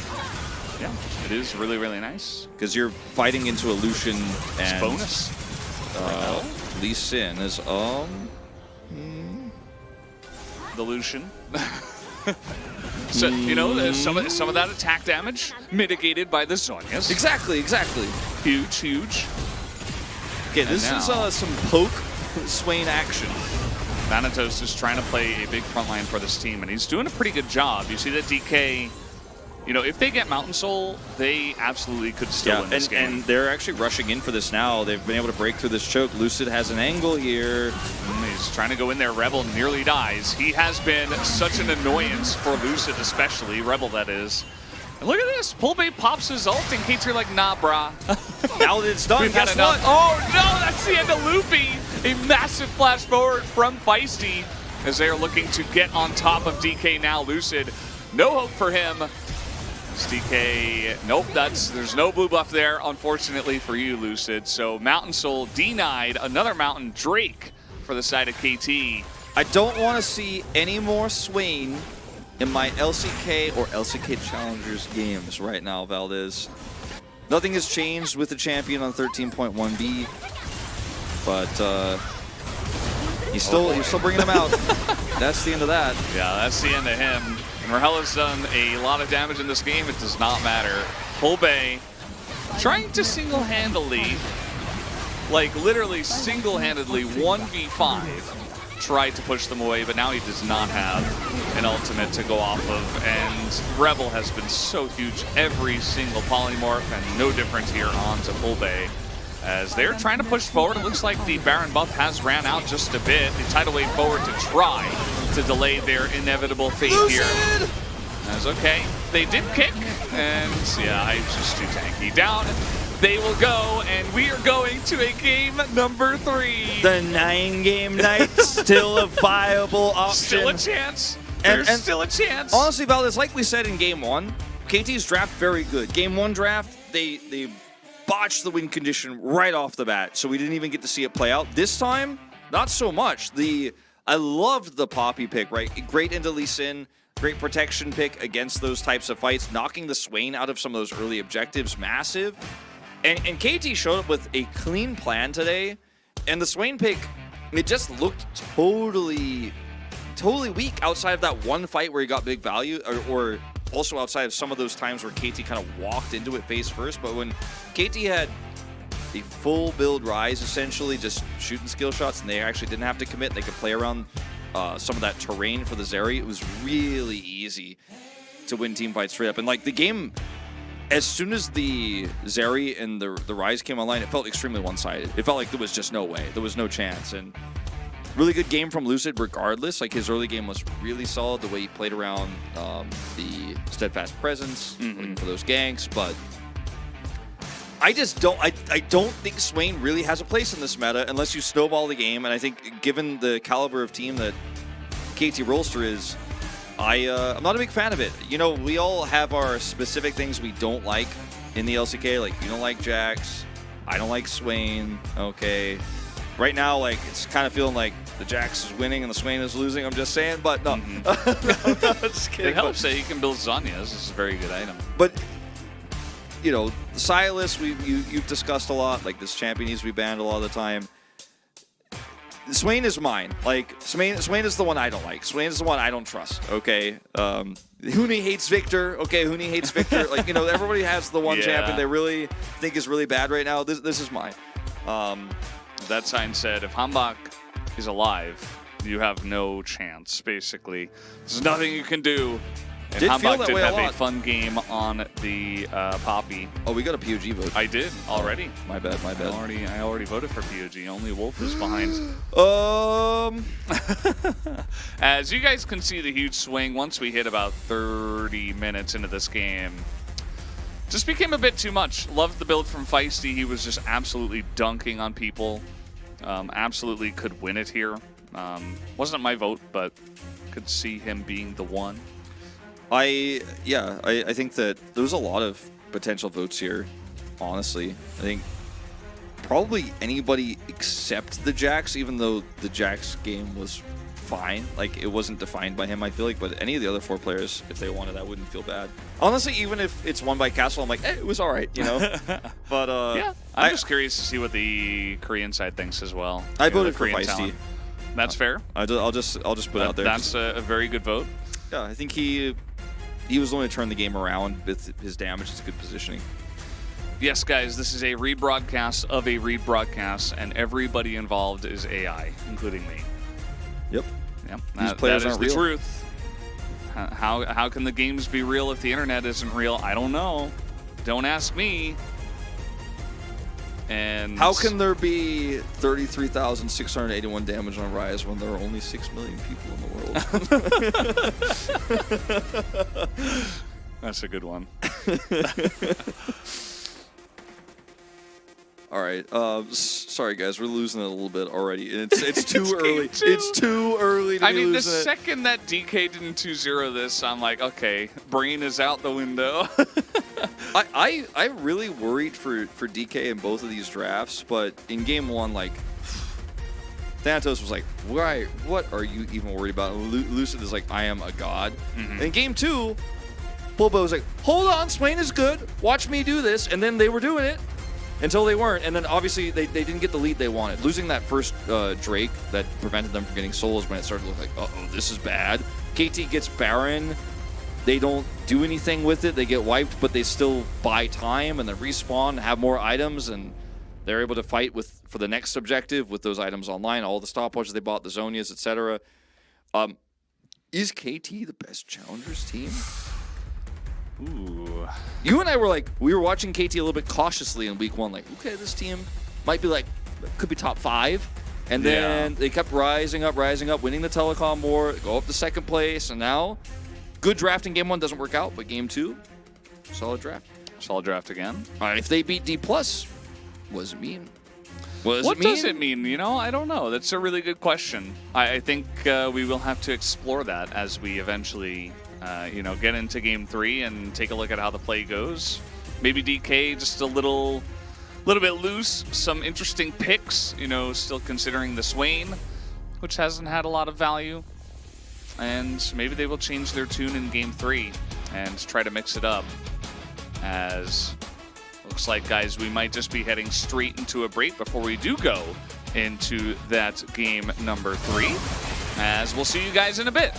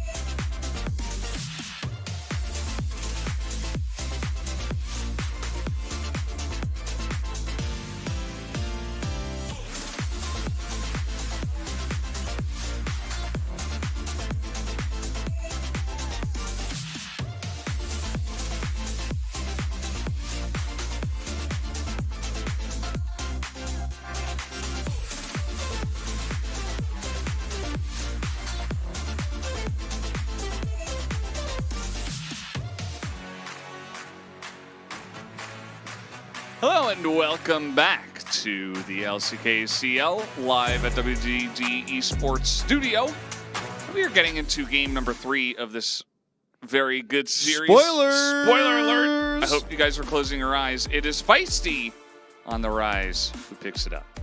Yep, he is who I voted for, but I think your vote for the support was a good call. We don't know what the vote count is. We don't do that here, but it is a smaller team, so it would be pretty obvious who voted for whom if we did. I like to keep it a little bit anonymous. Not for the global side on the LCK. Definitely, it's like 100% known who did it, but the other side's a little bit it's a little bit more anonymous. Yeah, I thought he was the one who did turn this game around, and if he had positioned poorly or had been too far forward, might have gotten never moved, and then the Swain actually works and the draft falls apart. So good spacing, good damage, good build. As everyone's asking about what happened to Potatoes, I don't know what it means. Yeah, he's back. Don't worry, you got him back. It's just Nightbot gets a little bit out of hand sometimes, so. Okay, we just want to make sure Potatoes are okay. Don't type too long of messages. Don't use too many capitals, or you might get banned if you break the rules a couple times. Unfortunately, we did not make those rules. Nightbot, I think, is on default, so that's just the way it goes. And yeah, hopefully now we can get a very nice game number 3, because this has been a pretty back and forth affair. DK looked very don't read YouTube chat. YouTube chat, man. YouTube chat is always redefining the meta. It was at first it was, is this a rebroadcast? Is this a restream? The new question is this a relive? Are we living it again? Yeah, I'm not sure. Is it a relive? DK have selected Blue, I'm guessing? Blue. Yeah. Okay. Makes sense. Both of the games, I think, were really... The draft mattered a lot. Sometimes we have games and challengers where it's like, okay, draft seemed like we could talk about, there's some win conditions here, but it was really just about execution and good team fighting and blah, blah, blah. I think both games were really decided by draft, because KT's first draft had some really good win cons, went out the window in the first 8 minutes of the game. That's the end of that. Game 2, KT having the better late game draft because D+ couldn't actually get the advantage and push them further like they needed to. Couldn't actually secure that Mountain Soul, which would have actually made it, I think, a lot more viable for their Swain comp to work out. So drafts have been important. First pick going to D+ Kia. Will the Elise be banned again? Will we see Lucian go through? Nope. That is the answer to that question. Yeah, same bans so far as game number 1. We did have DK on the blue side. And let's see if anything does change here around on game 3. Patch, the new patch 13.1b, seeming pretty similar overall in our first 2 games. No big differences that I could notice, as we are going nuts here. Our API has had some bugs. That's why you've seen the draft UI change a little bit a few times. But have no fear. It's not broken. It's just being replayed here for us, and we'll get that first pickup shortly as soon as this final ban goes through. A ban on Feisty Syndra. A lot of respect shown towards his particular power on this champion. I guess they want to first pick Rise, as That they did is, before. That has been a kind of defining choice, right? Even though he didn't pick up POG in game 1, he was pushing really hard in sides and had a lot of power in that game. Game 2, once again, Feisty, his extra damage and his range in those fights, the defining factor. So here we go again. Running it back. Yeah, I like this. Rise is pretty good. Seems like he's feeling pretty good on this patch. What is going to be the answer for KT now, because you don't have your Syndra? And it's kind of interesting the way the draft went in game number 2 as well, with the Lee Sin coming out and then like the counter Poppy and all this stuff. What if they go Varus Karma just to stop the Ezreal Karma lane? Just take the Karma away. Could be one way to look at it. The Heimerdinger is so strong, but I think Ezreal Heimer definitely not as good. And I think we might just see, minus the Syndra, the same sort of setup here. Here comes the Wukong. can take the karma now, you have to, or it will be taken away from you. Probably. So I think we're kind of running it back with some variation here. We might see like a Silas here for Feisty instead. Yeah, I wouldn't mind. I think the Rise can lane into it pretty well, but the Silas itself seems at a pretty high tier level at this moment in time. Feels like a pretty good champ, at least to me. So I would not mind to see Feisty jumping back onto that. But no changes for the side of DK, as again, the top side will be locked in as maybe our first Zoe Wolf on the new patch. This has been kind of popular. Oh, never mind. We don't have to talk about the LPL or the regions or, you know, what I've seen on some high-level solo queue. Nope, just Azir. It's all right. The Azir is going to function really well in terms of damage later on, mid-game team fighting, and you know, it's very strong when you get to later stages of the game, depending on the build.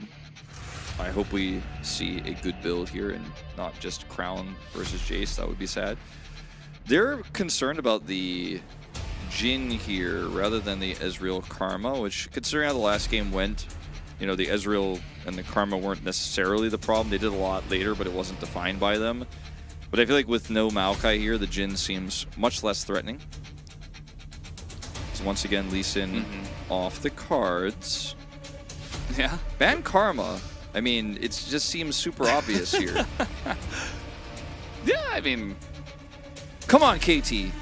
at least an Ezreal ban. Nope, Caitlyn going to once again be focused. And yeah, I mean, we have seen Caitlyn be pretty insane. Caitlyn, you don't pick Caitlyn into Varus Heimer, though. That's like not the Caitlyn angle. You pick Caitlyn into the champs that you massively outrange and have a lot of pushing power there where they don't have anything to trade back. I mean, Heimerdinger Where's Wolf turrets. the GOAT today, by the way? Where's your biggest fan? That Wolf could the be GOAT. that could Where be is his he? Smurf account. I'm wondering where Gator Void ran. Grandma? I don't think so. Where's Gator ran at? Gatoran will be back. He's in Ireland. He's probably Really? waking up soon. Like, actually? Yeah. Oh, okay. He's been to my stream and to Chronicler's stream many times. I just I feel like he's been a mainstay, and it feels a little bit lonely without him. All right, He'll be Viego, here. by the way, this time not banned, is going to come through here. This is a really strong comp here for KT. Ezreal Karma is the... Wait, how did you know, Wolf? It's the easy follow-up. We How did saw you it once know? before. I mean... How did KT not know?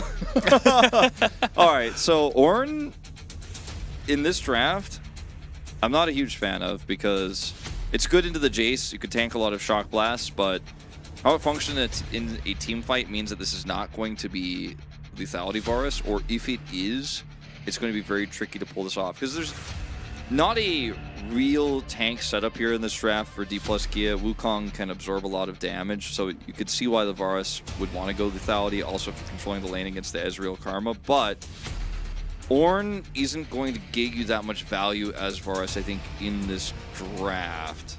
I'd much rather seen like a split push option here or a Camille where you have some kill pressure with the Viego topside than the Ornn in this case. It's basically saying, we failed to kill Thanatos last time. Let's not try that again. Let's just survive through Let's get the value early part. in other ways. Yeah, I think that's Yeah. why they decided to do this, but I don't know if it's going to be the best option here for KT. Yeah, I mean, I think it can get value for the Viego and the Azir, and there are ways for KT's comp to scale pretty well with the Ornn, but, you know, I'm worried. I think DK, now they clean things up. They're playing the same exact comp from game number 1, and they kind of just roll them again. You know, I'd be worried for KT. Maybe KT are saying, okay, let's just try to do a better job towards the mid to late and actually draft towards that, and maybe we can actually fight them in that scenario, because when you look at game number 2, I mean, they actually were able to stand up to DK in that exact scenario.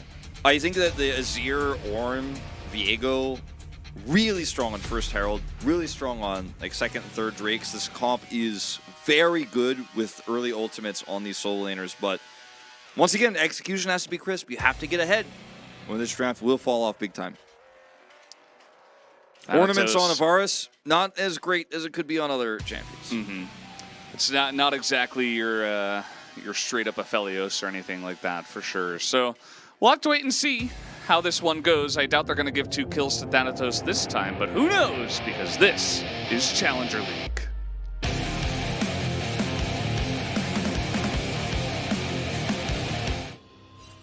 Too true, Valdez. Too true. This is actually a match from the future, spring 2025. These are the main teams now. So this is actually a rebroadcast of a future match, and they have repurposed it for our viewing pleasure here in 2023. So if you guys were confused, yes, this is all just recorded, and this has already happened. Hype is in a lot of trouble. He is going to have to heal. I feel like I've seen this before. Hype is all about the late heal. He's just about that late heal. Just making sure he gets out. Does not commit a flash. The proper term is pre-broadcast, but it's already happened in 2025. Check him PC.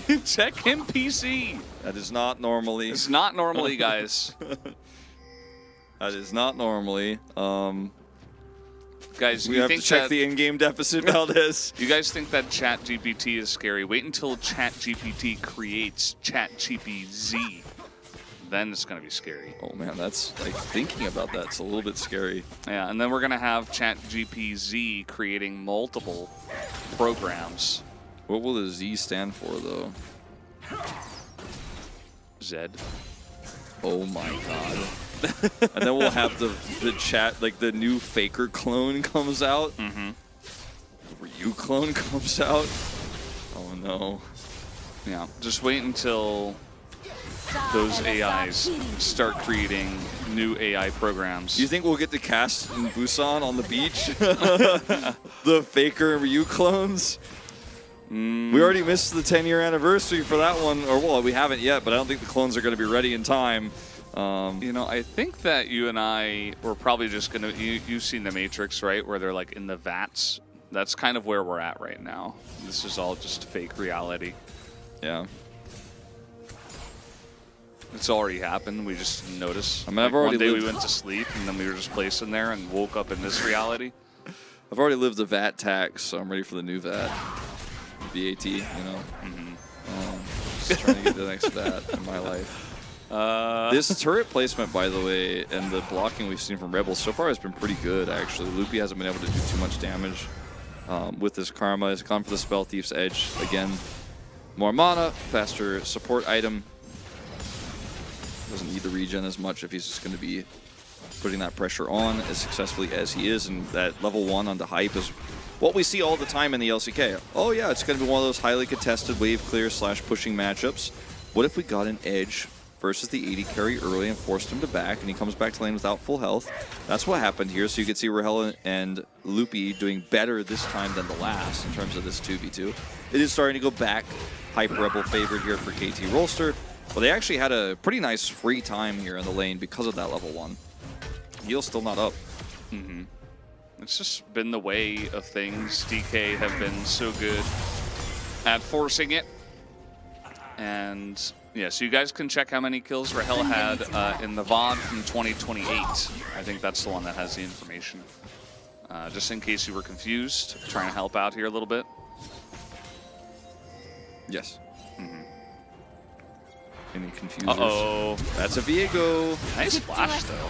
Good response. Seems like he kind of expected that that was a possibility, and so he was just ready. He had his finger on the flash, and he was ready to just get away from that.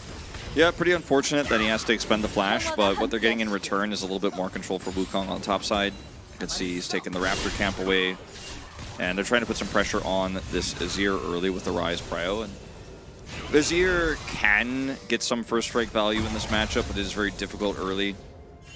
And just in general, like, the Rise is going to push this one through. Already bought the Mana Crystal, has a tier stacked up here, or starting to stack the tier up now.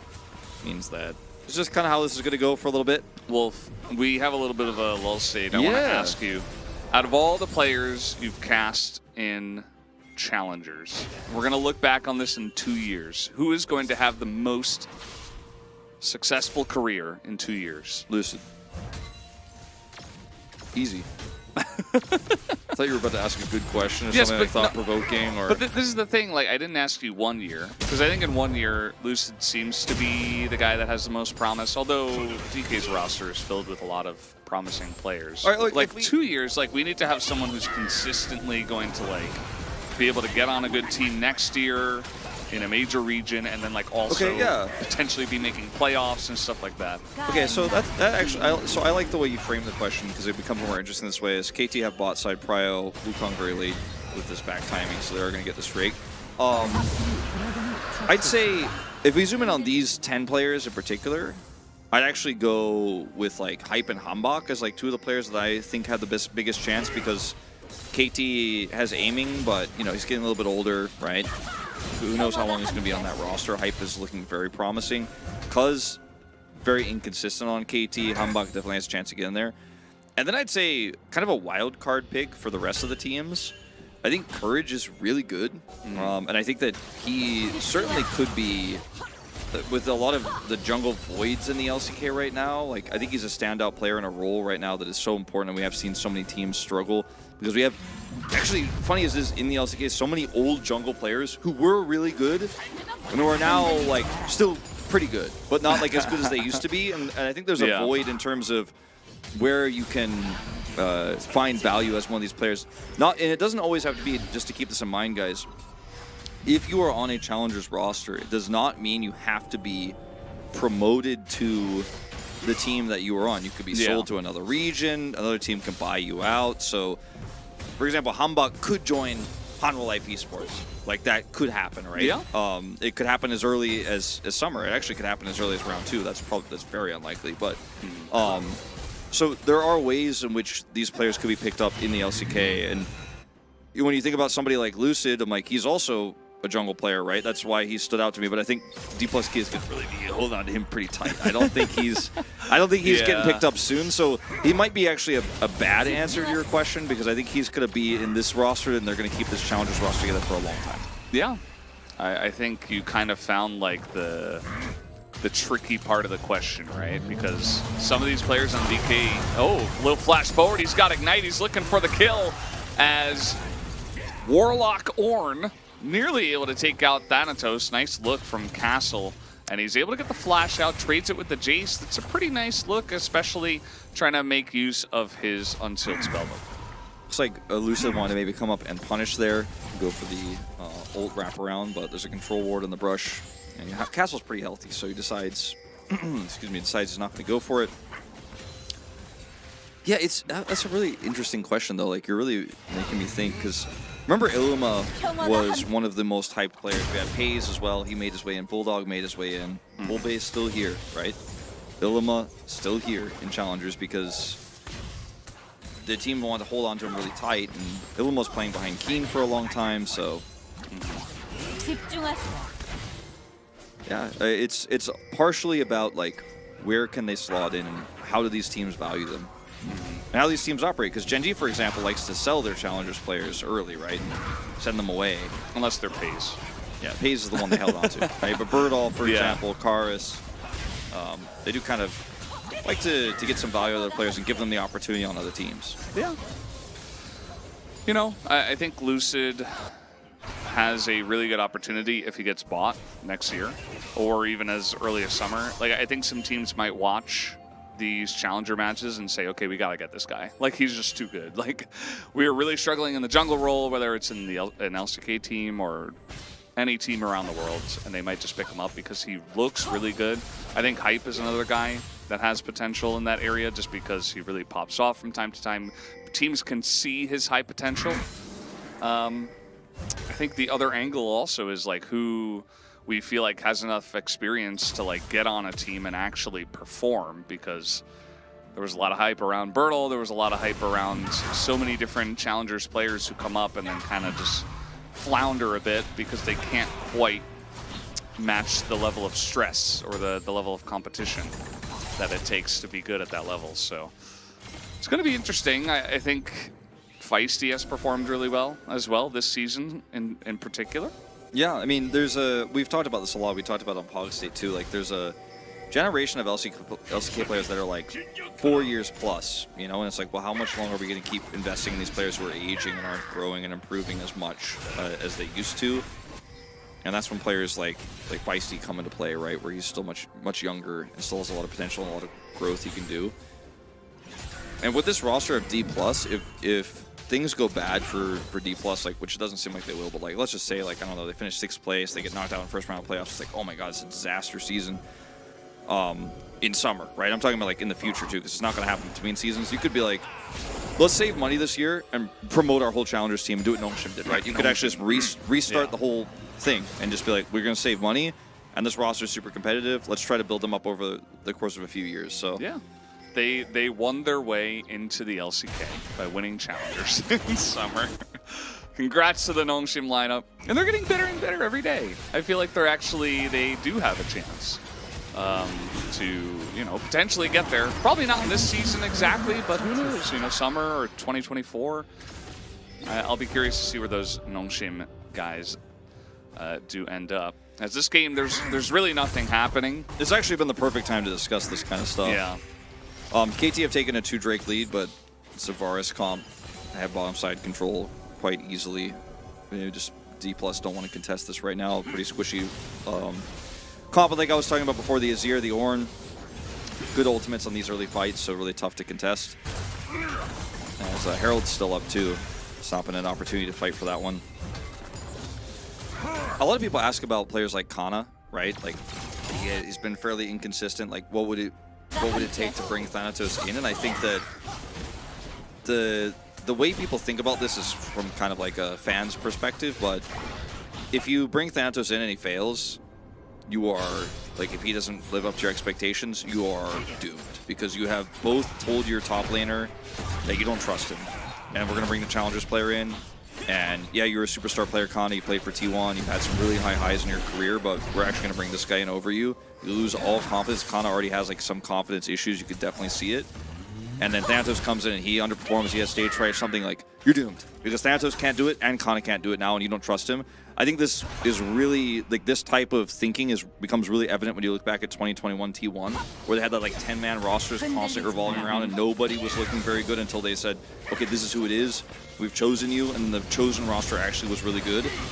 Got to be careful about stuff like that, because I think a lot of people are like, well, I don't know, Kana's just not living up to what I want. I'm like, well, he definitely won't be if he gets subbed out as okay. And immediately dead. Yeah, just not even given a chance to flash. Heal was used. Rahel was like, oh, maybe I can save him. Nope, not quite. Really nice knock up here from Castle as they are going deep into this one. The Ornn eating a bunch of the turret shots. He is just unkillable. Decides, well, I can't get out because Lucid's here now and the teleport is used by Thanatos. But finally some action. KT pulling a couple of triggers and now trying to really open up this game as the sun is going to land. Hambach really trying to get on top of Rahel here. Forces the flash. And a very nice proactive set of plays from the side of KT. Really nicely done.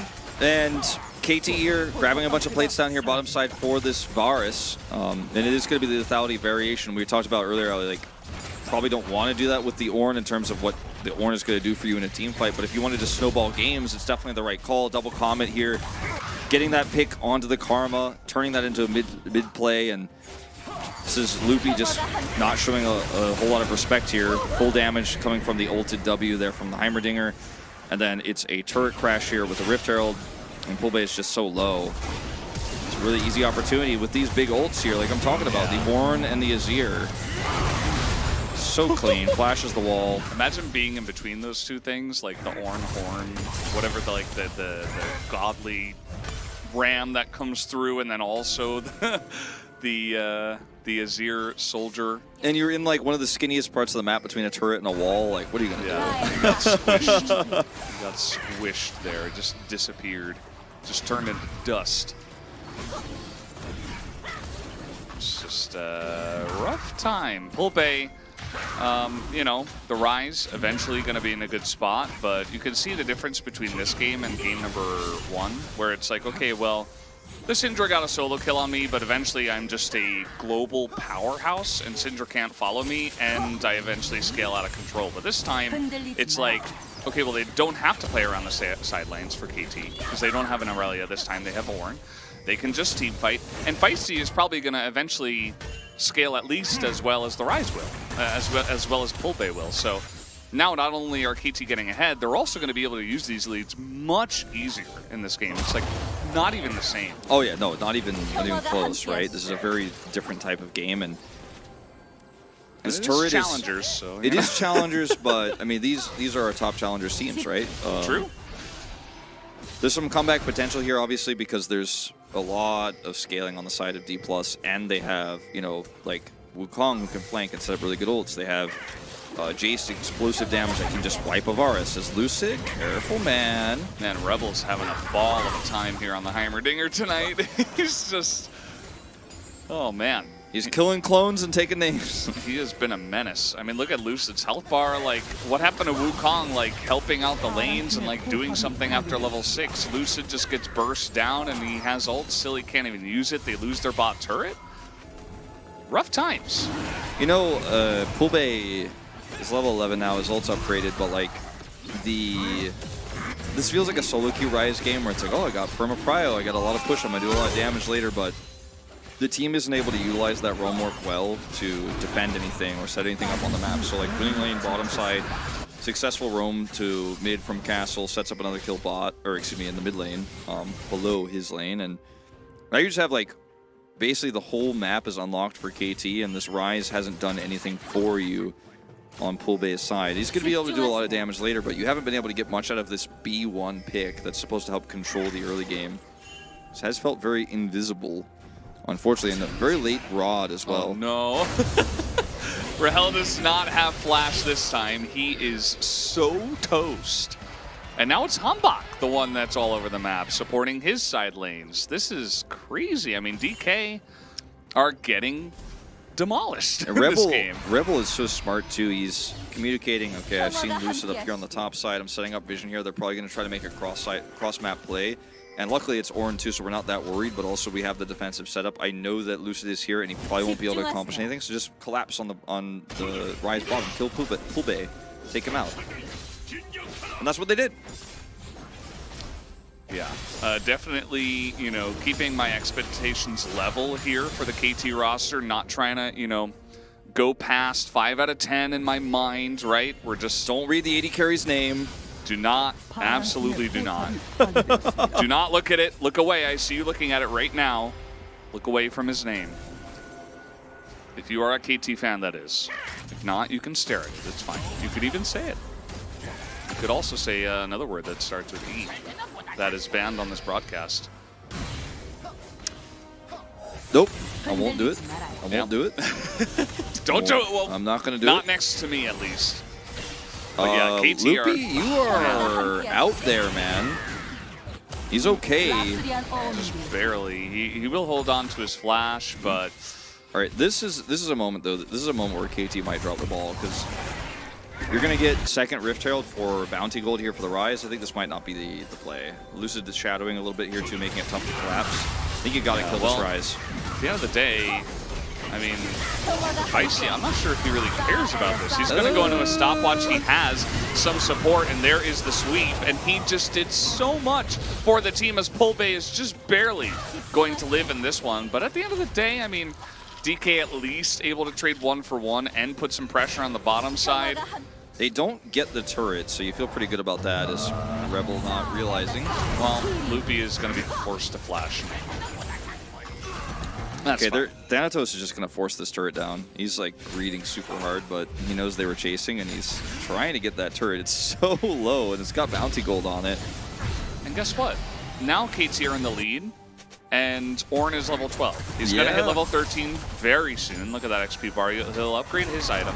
But then we're going to have upgraded Ludens, upgraded Divine Sunderer, upgraded whatever Varus is going to build. Yeah, so it's going to be some insane value in some of that extra gold you get out of this Orin pick. This was not the cleanest rotation here for KT. Feisty actually, if he doesn't have stopwatch here, he dies and this fight actually goes very D+ sided, so at least he had that stopwatch available. Pulbe just barely escapes here, and they do stop the turret from going down. They stop it a second time, as well as Thanatos rotates down there. Doesn't actually get it either. It's still up here, so D+K trying to pull some of that gold out of the map, but just unsuccessful thus far. will be here on top side doing the same thing. So they're using their 1-3-1 power of this Jace and this comp very well so far here to try to stem the bleeding. Still 3,000 gold down. KT almost dropped the ball, like I said in that last fight. Just barely ends up working out.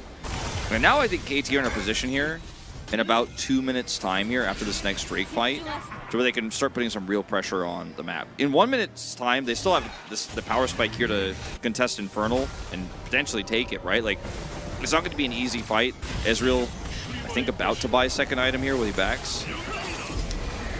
I mean, they even have Herald here for the control. Like, I think KT should be able to force this, and they absolutely will try to, as they stop the charge, too. It's going to be a turret down bot, but maybe they grab this bottom, or this mid. Yeah, they're just gonna get the charge at least. Like, this will not be denied. It's insane amount of damage to the structures here in the mid lane Now, right before this Infernal Drake. They're gonna Soul Point is gonna spawn. Look at the control wards they have set up here too. They're trying to set a trap here.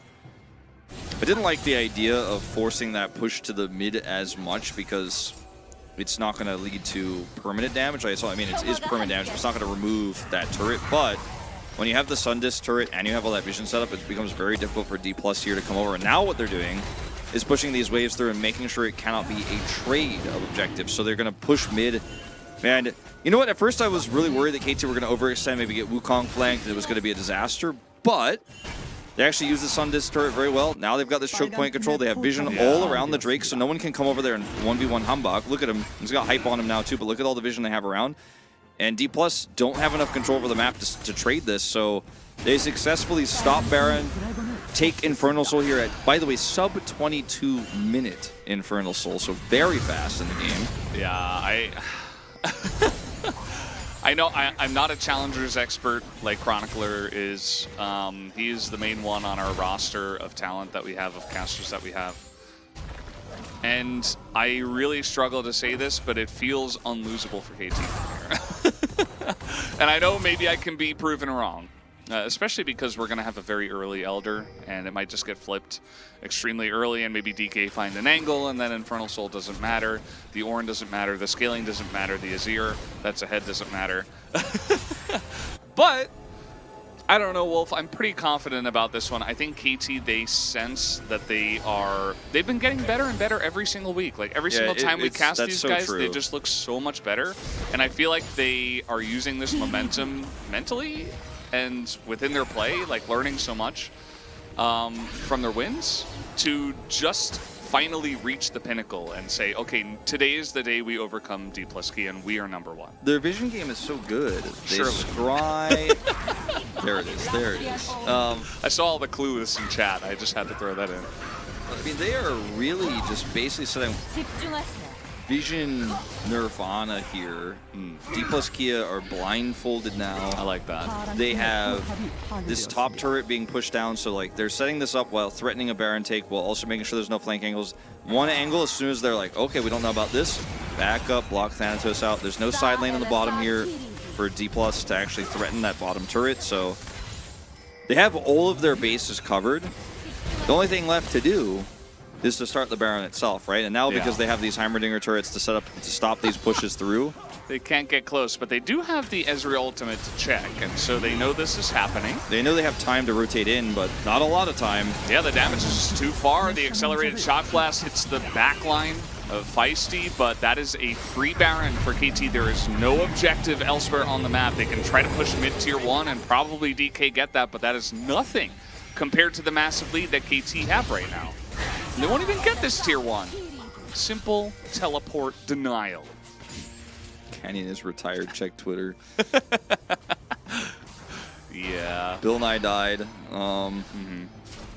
Rip Flying Joe cars. All right, so this is. I mean, what are they going to do? Gank the Ornn? The vision toggle there was actually really scary. There's the observer showing that KT used all of their vision on the top side of the map, and so there was an opening there for a party bush, but KT is too smart, not going to walk into that. The only champion, as you mentioned, who got even anywhere close was Castle on the Ornn, and not going to be too concerned. And I mean, look, this is just KT now saying we're going to control the map until Elder, and if you make even a single mistake, we will take out an inhibitor. Yeah, but Wolf, I feel like the issue is that DK, they're not making mistakes, but they're also not doing anything. Oh no, I mean, yeah, no, I'm saying been- KT is yeah, not yeah, making. I mean, they're not making mistakes yet, but KT are trying to force, and yeah, you can't I'm not play. saying you're wrong. I'm just saying, like, DK got to do something, right? Wukong trying to maybe set up a flank here in mid. Like, this is the only option you have. Okay, nice little angle here. Feisty. Oh, he's going to get away. Put on his dancing shoes. That's all you can do, but this is actually a mistake. Like, it's the only thing you can do proactively, but it's going to cost you an inhibitor. Sorry, too bad. You lost your inhibitor. Yeah. And yeah, this is the upgraded Duskblade. I don't know the name of this one. Maybe you guys can put it in chat for us. They almost can end here. Like, if they hit another Horus arrow like that, they can end. They could just get a second inhibitor instead. Look at Hambak. He's like, oh wait, we already got the turret. He's like, wait, the turret's already dead. Like, let's get this inhib. Even Rebel is so insanely strong. They all have Infernal Soul. It's amazing for every single player, every single champion on the side of KT. The streak is over, Valdez. Duskblade Premium is online. Paying an extra $5.99 per month for that Duskblade one. Prime. Yeah. Oh God. KT. Oh man. They just took every objective, and DK were like, "Well, we can't compete with this." They never bothered to. And KT will be taken down this series, 2-1. That is going to be the end. Just get swept up into the fountain once again. This was the one That is draft. the end. This is the one draft for KT I doubted. I was like, will they be able to get ahead enough? You know, will this Ornn matter? Okay. They let him die. No! That's okay. That's okay. It's KDA. Oh, it's okay. KT, a massive victory tonight. They take down #1 in all of Challenger League. Actually, a really hype moment, as maybe now KT are our best team in Challengers. They have proven that, at least for today. The drafts we saw in all 3 games were good for KT, but this is the one I was most worried about, right? This was the one draft where I was like, this could go very badly. You know, will the Varus actually hold up? But you got Infernal Soul, which really helped the longevity of this comp. But you used your Azir Ornn power in the mid-game to just end the game in mid-game. You won every team fight. Look at how little Ryze does this game. Look at how little Ezreal does.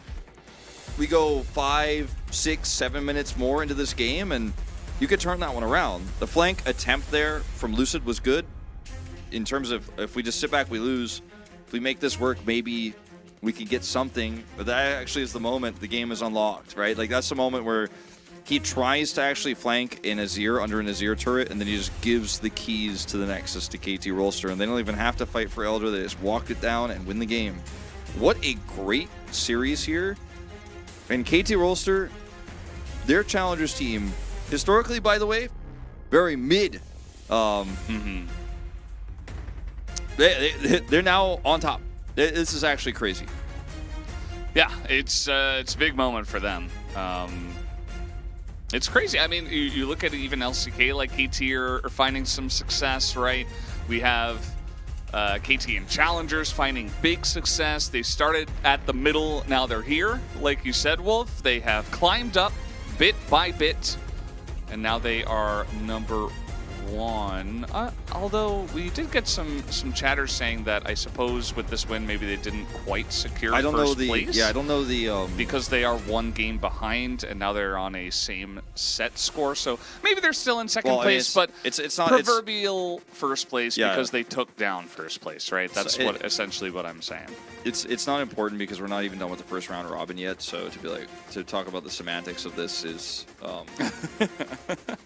it's whatever, but Yeah, but it's good information. Thanks yeah, for no, it is calling good that out. information. But I think that D plus Kia in games 1 and 2, their drafts were pretty risky. They were pretty disrespectful, I think, in some ways. Chronicler, don't get baited by Frankie. He's a fantastic troll. No, He's a good guy. Saying But, the most random stuff. Anyway, continue, Will. yeah, I think that D plus here in this final game, they were like, we just run it back. It worked last time. This time they don't even have an Aurelia pick. Like, it's going to be okay. And it wasn't because they didn't fight early enough. They were too timid. The Viego, fantastic early kills. I gave the POG vote. I was going to keep it a secret. I gave it the hype. This guy for sure. Because Look, I think there were a lot of choices here, but for me, I was like, consistency was everything. And the guy is so good right now. It's just a tragedy he plays behind aiming. But like I said, if there's a hole in another team, this guy might be coming up, and he might be coming up soon. Yeah. Giga Chad Tank, choose to do damage when he wants. Yeah, I mean, the Ornn was really key. I think that there was like the one moment at the first Rift Herald where they were pushing mid, KT was, and Pulbay tried to stop it or tried to trade onto the Azir. And instead, we just had their top laner, for some reason, okay, Castle, for some reason, going away from my mind there for a second, just come down and roam on the Ornn and get the kill on him, and then the Rift Herald pushed in as well, and then they were able to take tier 1 so early. After that, DK were like, well, how are we supposed to fight now? And they just got so outscaled, it was insane, and they lost every objective because they lost total map control. The snowball was well and truly rolling downhill. Good game here from KT Rolster. I think that this team needs to get some credit. Like, I think people just kind of slowly being like, wait a minute, KT is better than T1 in Challengers? Like, that's weird. Is that true? Like, yeah. We'll wait and see. And then you and I were like, well, I think it'll be a 2-0. That's the prediction, but I think KT will put up a good fight. And then reality sinks in, reverse sweep comes through. Yeah, started with game 2. Was pretty interesting the way that one played out. It was relatively close. I think that DK went for some kind of risky picks. You know, the Lee Sin coming out. The Swain, especially, one we talked about a lot. And after that, they just kind of, I don't know, they fell off a cliff. Like you said, right, they went back for what worked in game 1 in terms of composition, and KT just had the better draft in terms of like, oh, we see what you're doing. We're going to just make a couple of tweaks, and we're going to be able to eventually defeat you. And the execution was there, so really good drafting in game 1 and game 2 from KT. Game 3, we weren't 100% sure, but it ended up The being execution very good. made up for it, you know? Yeah, for what they were going for. Definitely could have gotten punished, you know, in a different world, but not quite able to do it. Yundo asking Chronicler who he would have voted for. He didn't say, but does that mean that Yundo doesn't like our vote? Is that what's going on?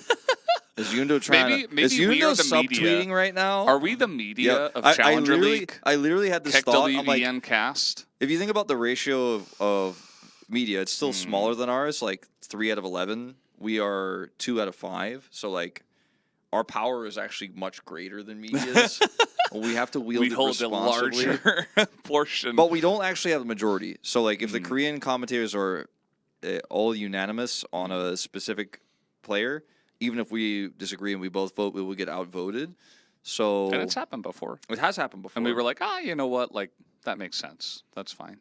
It's also possible that, like, 2 of them vote for one, and then you and I vote for another, and then we have, like, a little tiebreaker situation. Wolf does kick W. Actually not in this case. But yeah, that has happened. And you and I have also disagreed a few times. We usually agree, but not always. I thought this was going to be one of those times. I thought you were going to vote for Castle, to be honest. I kind of had a vibe that you were... You know, I almost voted for Feisty because his control of mid and his ability to just kind of deny Pulbay from playing the game this time around was pretty key, like, in comparison from games 1 and game 3 as well. Like, it seemed pretty...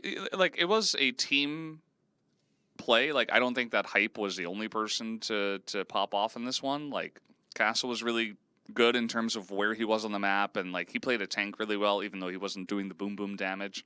Feisty got caught a couple of times, but it almost like ended up almost like baiting them into rough fights and like baiting them out of position on the map, and then he was able to do insane damage anyway. So like I was so close. I was like waiting. Even somebody came in and was like, Valdez, you forgot to vote. I'm like, no, I'm just thinking.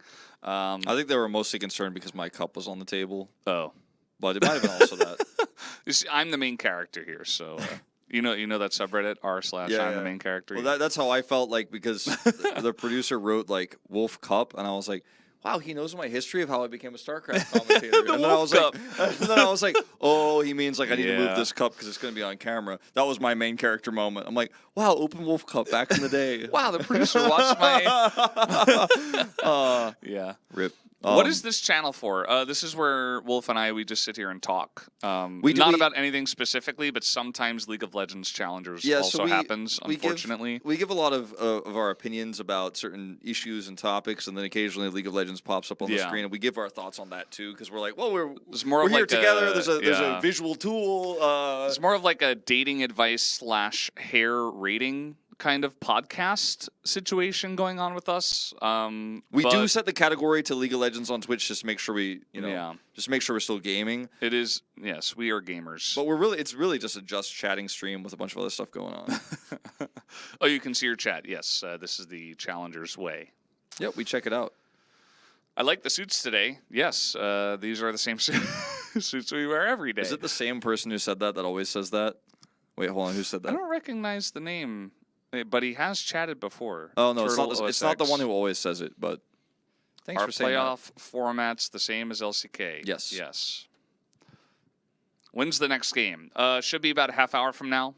We're just waiting for the interview to end, and generally would have started at like 5 or was it 4:30? I think actually normally it's supposed to be. Hold on. I think it's 4:30, right? Yeah, normally it's supposed to be 4:30, so we will be 30 minutes after. It's supposed to be 5, but then the new schedule puts us 30 minutes ahead. But because we went to 3 games, we can't. We're already 10 minutes past the 4:30, which is like the starting time for if it's a 2-0. So we're gonna have 30 minutes from now. Well, not now, but like 30 minutes from like maybe in 2 or 3 minutes when this interview is complete, and we go back to our little hidey hole, which is like right over there. All right. Speaking of hiding holes, guys, we need to go back to our hiding hole. This series is over. Hopefully you did enjoy the KT victory today, but we will see you in about a half hour for the next match. Don't go anywhere.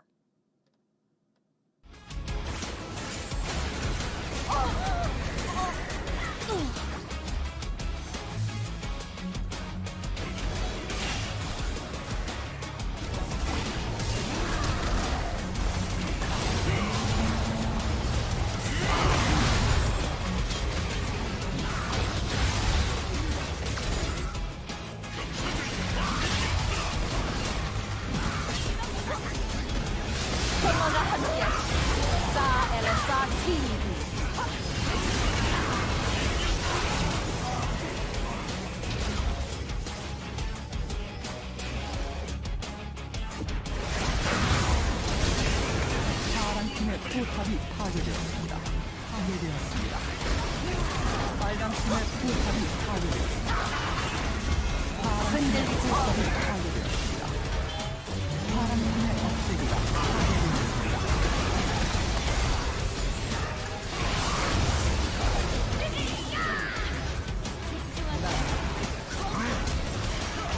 파란팀의 포탑이 파괴되었습니다.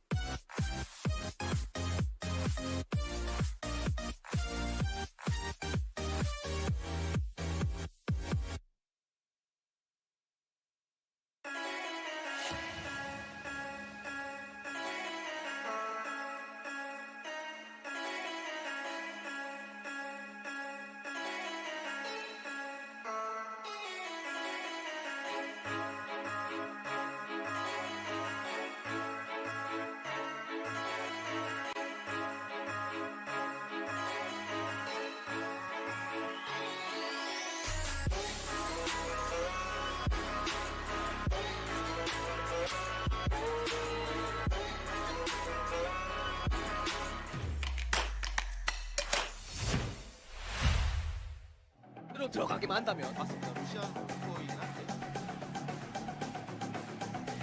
리브 샌드박스가 어떤 플레이를 킬러가 바텀 밀고 한방 터뜨리자. 한방에 와. 이래 밀고 나왔지. 이야. 자 2대1 교환, 3대1 교환. 뭐가 되나요? 레드오비 찍게 되나요? 안 될 것 같죠? 클리어까지 마무리시킵니다. 제페스.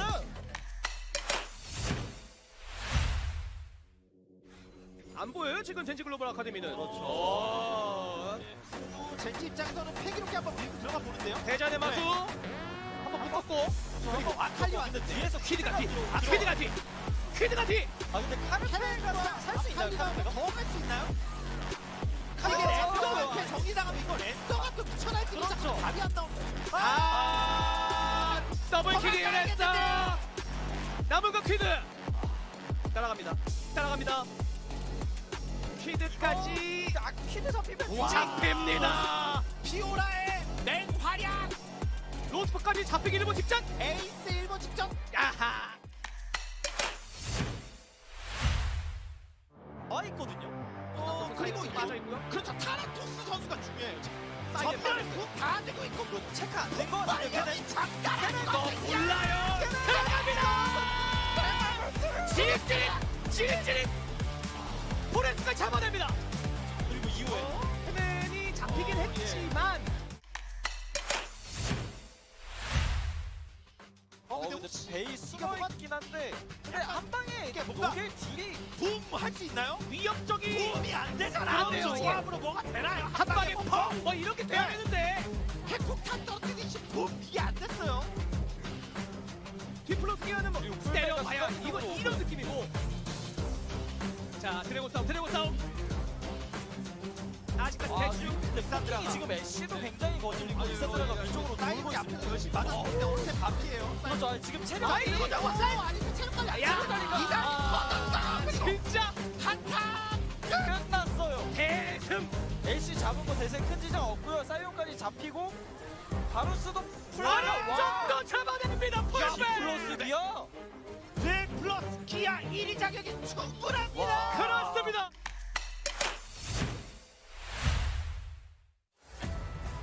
활용면에서는 지장이 없어요. 근데 문제는 상대가 오고 밑에 내가 나를 분노 관리 이거 체력 관리 이러면요, 이거는요. 이거거든요. 레넥톤이 적당히 하고 나를 기다리겠죠. 그겁니다. 자, 메가나 와서 네.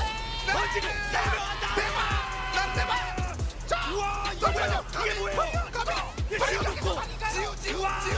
지우까지 마무리. 이러면 보리가 룰루만 남았어요. 이러면 룰루를 잡아가고 만화 얼마 없습니다. 자 나랑 놀자. 여기서 이제 남은 영은 59초. 자 박치기 들어가면서 계속해서 데미 넣어주고 있습니다. 이런 가민에게 먹여 줍니다. 먹었어요.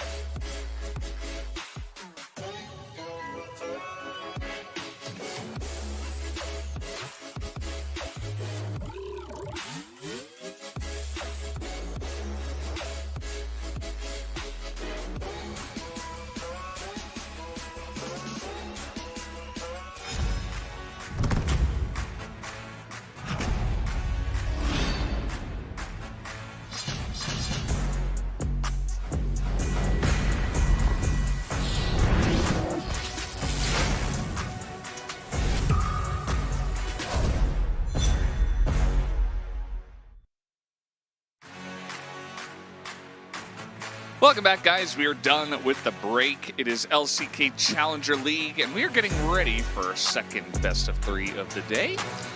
We already had 3 games in our first one, Wolf. Yeah, we had 1 and 2, fighting it out. KT won the series. Now we'll see with 3 and 4. T1 against Hana Life Esports here. If 4 can beat 3, because 2 beat 1. And then later on we will have 5 against 7. But that's a little. That's for the future. All right, that's our future. It's way in the Wolf Valdez future. to talk about. Yeah. Steep Clock wants you to notice him. I noticed you. What's up, man? What's up, Steep Clock? How you doing? Wolf the Goat Bot. Wolf to goat. How's the pizza today? Well, first of all, Bun Bun, it is 5 p.m. So we haven't had any. Well, I had Subway for lunch. Wolf ate at home. And we'll have dinner later after the second series, and it won't be pizza. It won't be pizza today. So yesterday I got home from LCK pretty late. You know, we had one of those nights. Came home, ordered chicken, and it was pretty good. Had a beer, you know, went to bed, did Monty Wolf show, came here. Before coming here, though, after Monty Wolf show, the chicken that I couldn't finish last night was repurposed into really amazing chicken and eggs over rice. Fuel. As you mentioned, KT is still 1 game score behind D plus Kia here, still in second place despite the win. But yeah, I messaged Valdez and I was like, I don't think we could do pizza tonight. I had a lot of pizza the last few weeks with you. And I messaged Wolf saying the same thing. Just, it's a bit much. So sorry, Bun Bun. The tradition will be slaughtered today. Pretty good chance that we'll have pizza next week, just because we're creatures of habit. But we'll see. I don't know. I'm not Valdez so sure about that Valdez is one. really not feeling it right now. I'm not a pizza guy anymore. What's your favorite Wolf team? What is your favorite LCK team, and why is it Bro? Well, it's really hard when you already told me which one it is. Look, Breon, they're a great team. I think their attitude with the pause, or not the pause, but the side selection that happened yesterday is pretty positive attitude, pretty Giga Chad to play it out anyways. I think they're a very likable team, and that's why I love Bro. But I don't have favorites because I'm a commentator, and that's illegal. No bias. Illegal, yes, in this country. Chronicler is always putting himself in trouble by picking Sandbox as his favorite team, but his faith may be rewarded. So far, it's looking pretty good. This is our third place team, T1. They were dethroned from their second by KT in that telecom war last week, and now going up against fourth place in Hana Life Esports. Hana Life could slowly overtake them and move towards the top, as we've seen a lot of improvements from our rosters here in Challengers. As the Nidalee pick, one of the niche picks we are seeing from T1 right now in the jungle. Nidalee? Not sure that we'll see her today, I don't think so. but it's good to mention. You know, you never know. Has Pantheon been chosen in LCK CL yet? I don't believe so. Not on any of our broadcast matches, I don't think. Yeah. I do miss Zeus. We wonder where he is a lot. Yeah. Oh well. Oh well. I miss Fly too, but Casters can reach out because we're programmed to respond to what you say. Lure, by the way, crazy good 80 carry. He's got his SamD cosplay going on with his hairstyle, but this joke was never funny, but like just I keep saying it every time. Hana Life Esports' most fashionable hairstyle team though in the LCK Challengers League, easily. No one comes close. Look at Lure go, man. Hot back game. It's a hot pack gamer, keeping those hands warm. Yeah, that's what you got to do. It's pretty cold nowadays in Korea, although not as cold as last week, I could say. Roamer has been pretty strong for the side of Hana Life Esports as well. He had some big matches last time we cast him last week. Whereas Bay definitely doing a great job kind of playing middleman here for the side of T1. Definitely not the carry position, as he's played a lot of Galio and even some Scion in the mid lane. But he has certainly been just as important anyway. Bay has always been very good on melee in the mid lane, especially AD melees like Set. It was definitely one of his more iconic picks with Gory. You guys remember Gory, who replaced Bay. But see what he plays today. It's interesting to see him as a key player because on Nongshim he definitely struggled, and then he went to the PCS, did very well there, and it is kind of surprising that he lands on this T1 Challengers roster because he's not a he actually came from the pro scene. Like, he's a player who was downgraded to challengers and is still like part of this ecosystem. Is on a strong team here. I think T1 probably picked him up because of his experience, and you know, the fact that he's a veteran here helps lead some of these players in tougher decisions they have on the Rift. And in challengers so far, he's performed as well as you'd expect, right? I think kind of overperforming expectations for me, but he's got a bit of a headset issue. Hopefully that's resolved soon. Yeah, generally the headset goes on the head, not held by the hands. That's called a handset. Easy to get confused. They are pretty similar. What would you say a handset is? Is that just a phone? Generally, yes, but Yeah, it's that's more of like usually a what a Palm, handset is. a Palm Pilot, you know? Yeah. A Switch, perhaps? No, I don't think the Switch is a handset, to be honest. Not really. Okay, casters, what is your favorite sauce to have with chicken nuggets? I'm gonna have to say honey mustard. I was thinking about BBQ, but I'm gonna have to say honey mustard, to be honest with you. Yep. Interesting. Putting like my that's real an L thoughts take. out there. I think honey mustard, in my mind, is a pretty low-level sauce. Sweet and sour, very good option. Sweet and sour, not a big fan either. All right, so what's it gonna be, Valdez? Valdez is over here trashing on everybody's choices, not even saying what he likes. Valdez is like, I dip mine in chocolate. Okay, whatever. Mayonnaise. Mayonnaise? No, That's yeah, the it's real good. L take. No, what? mayonnaise is good. Buffalo sauce or any kind of hot sauce is also good. How about Everybody's calling you out. how about some ketchup? Ketchup is also nice. Oh, danger, danger. Brendan Valdez, danger. I'm unsubbing if mayonnaise is your real answer. I'm sorry to let you down. How about spicy mayo?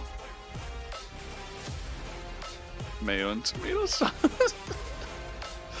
Chili sauce. Some T1 supporters here. By the way, in the arena, just always want to shout out the fans who do come down to watch these players. I got word that there's some Western fans here actually as well to watch today. I don't know if they were shown on camera while we were finding out about Valdez's terrible sauce choices for nuggets, but his hot takes. Mayo is great on everything, basically.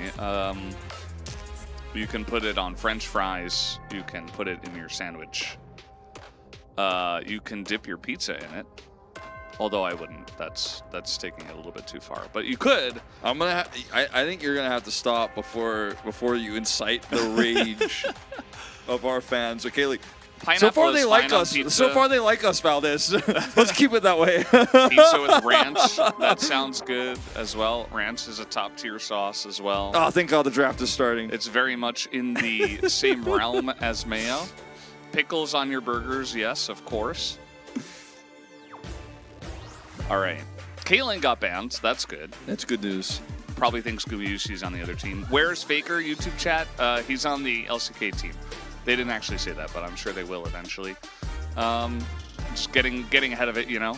Yep. We'll see Zarya also banned here. So we've seen a little bit of Zarya already here on 13.1b. Even with the Yuumi nerfs, the Zarya Lulu can be quite strong. And you and I talked about it before game 1, but we would not be shocked to see Yuumi just because it's still comfort for a lot of these teams, even though it is very weak right now. It basically removed from the game. You know that mayonnaise goes on pretty much every burger you eat outside? Yes. Yeah. Pretty much. Yeah. Mayo's a top tier sauce. I mean, Just saying. Just because it goes on burgers doesn't mean it needs to go on nuggets. Goes on Valdez. sandwiches. Goes on French fries. Not on my sandwiches. Unless it's a burger, in which case that's like, you know. Is a burger a sandwich? Good old Zyra Is a first hot pick. dog a sandwich? No. Look, I think it is. you can have this debate in a lull state right now. We're going to talk about this hype Maokai first pick. That's never happened before. True. Yeah. Okay. That's not going to Yuumi. happen without a Zeri. How about Yuumi Right? Sivir? Is this the new meta? Yuumi Lucian? Hold on. Hold the phone. That looks like it makes more sense. That's the slightly less nerfed support that we have that's strong right now in the LCK on 13.1b. Hot dogs are a type of taco. Varus is I don't banned. even know what to say. Yeah, Varus definitely banned. Lucian not banned. How about Lucian Heimerdinger? Is that a thing? It could be, but I don't like it. This is very weird to actually take It's the gonna be Heimerdinger with the... It probably will be. Jin Karma could be picked now for HLE with the Maokai. That's the trio that Atlas hates. Like, Atlas hates Jin. I hate Swain. You hate Jax. For some reason, Chronicler hates Aatrox. I don't know, but... We still don't know. He didn't Okay, explain here it is. himself. Hold on. Jin Karma, is it Jin coming? Karma. Atlas, if he's hopefully he's getting rest and not watching this, but if he is watching, he's turning it off now. Might not be the Karma yet. Well, Watch if it's not, T1 ban it. yeah, it's not going to be. They're like, If it's ooh, that's too scary. if it's not Karma now, I don't know if it's going to be Karma later. He's in the chat. Oh no! Hide your eyes. It's coming soon. The Jin already happened. Jin Maokai. Jin Maokai, but no Karma yet. That's the one. That's the pairing that Atlas really despises the most, I think. But let's see what this 80 carry is going to be. Samira Heimerdinger, not a whole lot of push power there. Zaya Heimerdinger, maybe. What did I tell you, Wolf? I tried to get ahead of it, and now the entire YouTube chat is spammed with where's Faker, where's Guma, where's Keria. Can't save him. Sivir is the pick, though. Sivir and Heimerdinger. Imagine that. Imagine that. That's a new duo unlocked. Support rank C unlocked. Okay, well, there's a lot of wave clear with this. Obviously, you have Sivir who's going to get a lot of value out of new IE potentially. We'll see what they build with this. I don't think it's going to be lethality Sivir, which would be really interesting. Like, that has not been a thing for a while, but it does do a lot of damage really early in the game. And they banned the Jace, by the way, leaving the Karma. So maybe T1 and Atlas on the same page. Like, yeah, you can No, they're pick gonna that ban Karma. a second. They're like, ooh, that's a really strong duo. We gotta take care of that one. Alternatively here, like there's a few other supports you could go with here. I don't think you want Lulu in this case as Han Life Esports, but What if they pick like Draven? Jin support. I wouldn't hate it. But I think Soraka might be what they do if they don't take the Karma. Just feels like there is a potential angle. Lure on Targeting- Jin feels like, I don't know, like the guy is very strong. I'm sure he's a great Jin player, but It does not feel like it suits his playstyle. Hype, on the other hand, like that's a great champ for him. Lure has not played Jin yet. Yeah, he has Actually, not. not even once. It's not his type. You know who has played Jin is Bout. True, but he's not playing it this game. Gnar pretty comfortable Duro here. has not. Into the Cassante. They took away Bay's Galio. Okay, we have heard the whispers about this. I saw this last night with a Yasuo in the LEC, and Yasuo. no. You were watching Senna- LEC? Yeah, well, I'm so I just sorry. watch all the LCK, or sorry, all the League of Legends. Or am I? All right, Vi Ari, by the way, old school. Haven't seen this in a while, but because it's usually banned when you see the Vi come through, it's gonna actually make it through here for Bay. Not too familiar myself with Bay's Ari, because I haven't commentated him on it yet, and he left the LCK when Ari was meta after she got her rework last year, so I can't tell you guys how I feel he's going to perform on this, but it's a strong pick right now in the meta. You have pick potential with this Vi. You have a lot of wave clear in the bottom lane, the Sivir Heimerdinger. It is going to be the Senna support, not fasting Senna, I think. I think. So Yeah. we'll see. It might be a bit of a weird role swap down here on the bottom side of the map. And for the Hana Life Esports comp here, you have a lot of really awesome combos you can set up. You can Realm Warp down to try to stave off the pressure bottom side if you have Prio. If you... Yes, that is a league that exists. YouTube chat. Thank you. Can you try listing the other ones? How many can you name? Oh, God. How many leagues can you name? So yes, Senna gonna get some value here with Jin. Obviously, there's some synergy between these two picks. The Maokai ultimate makes it all so much better, and I've lost my train of thought, Valdez. Yeah. Where is Yumaguchi? I don't know, but he's not here. Senna's so fun, needing more buffs, I think. We'll see, we'll see. Maybe after today, Halma Life can make that a possibility if they prove that it is not good enough.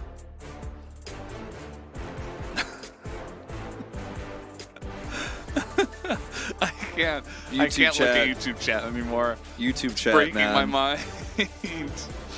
Oh boy.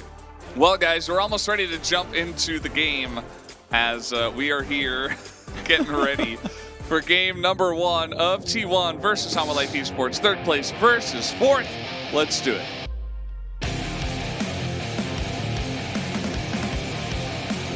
오신 것을 환영합니다.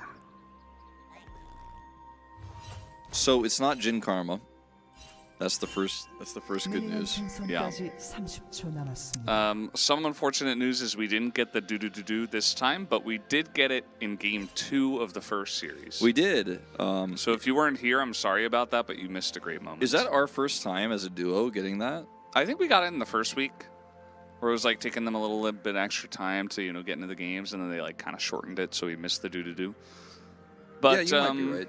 Yeah, we got it today. It happened. 미니언들이 It's real? 생성되었습니다. Yeah. So I think like it's weird because Senna actually works well with Jin in that like she's going to be able to just stack up the sickle very early, but get that Umberglaive, and very similar to a lot of the other 80 supports we have right now in this meta, going to offer some sustain too, and Jin, going to be able to farm it up like normal. If you can get the root off as Senna, you can follow it up. You have good ult follow up there too from Jin, and you have a Maokai. So there's a lot of ways to say like, all right, Maokai ult into Senna gets a root, into Flourish, into Curtain Call, right? There's a lot of ways to pick a single target, especially a melee, in this draft. So Val's is giving me the, why are you talking about the game so seriously? Like this is a professional league or something kind of thing. But yeah. Somebody asked why there's no points on this channel. We don't know how to set up channel points. Sorry about that. It's also not us who does that, so you're asking the wrong casters people. are in control of everything. It's our fault. I'm just trying to deny it, Valdez. Actually, I'm trying this to pretend one like we don't is know. Actually, Chronicler's fault. So you can bring your sadness to him. It's just the way it is. He decided it's not important to have channel points. Thanks, Chronicler. Baker changed his name to Bay. He is undercover. Hide on plain sight.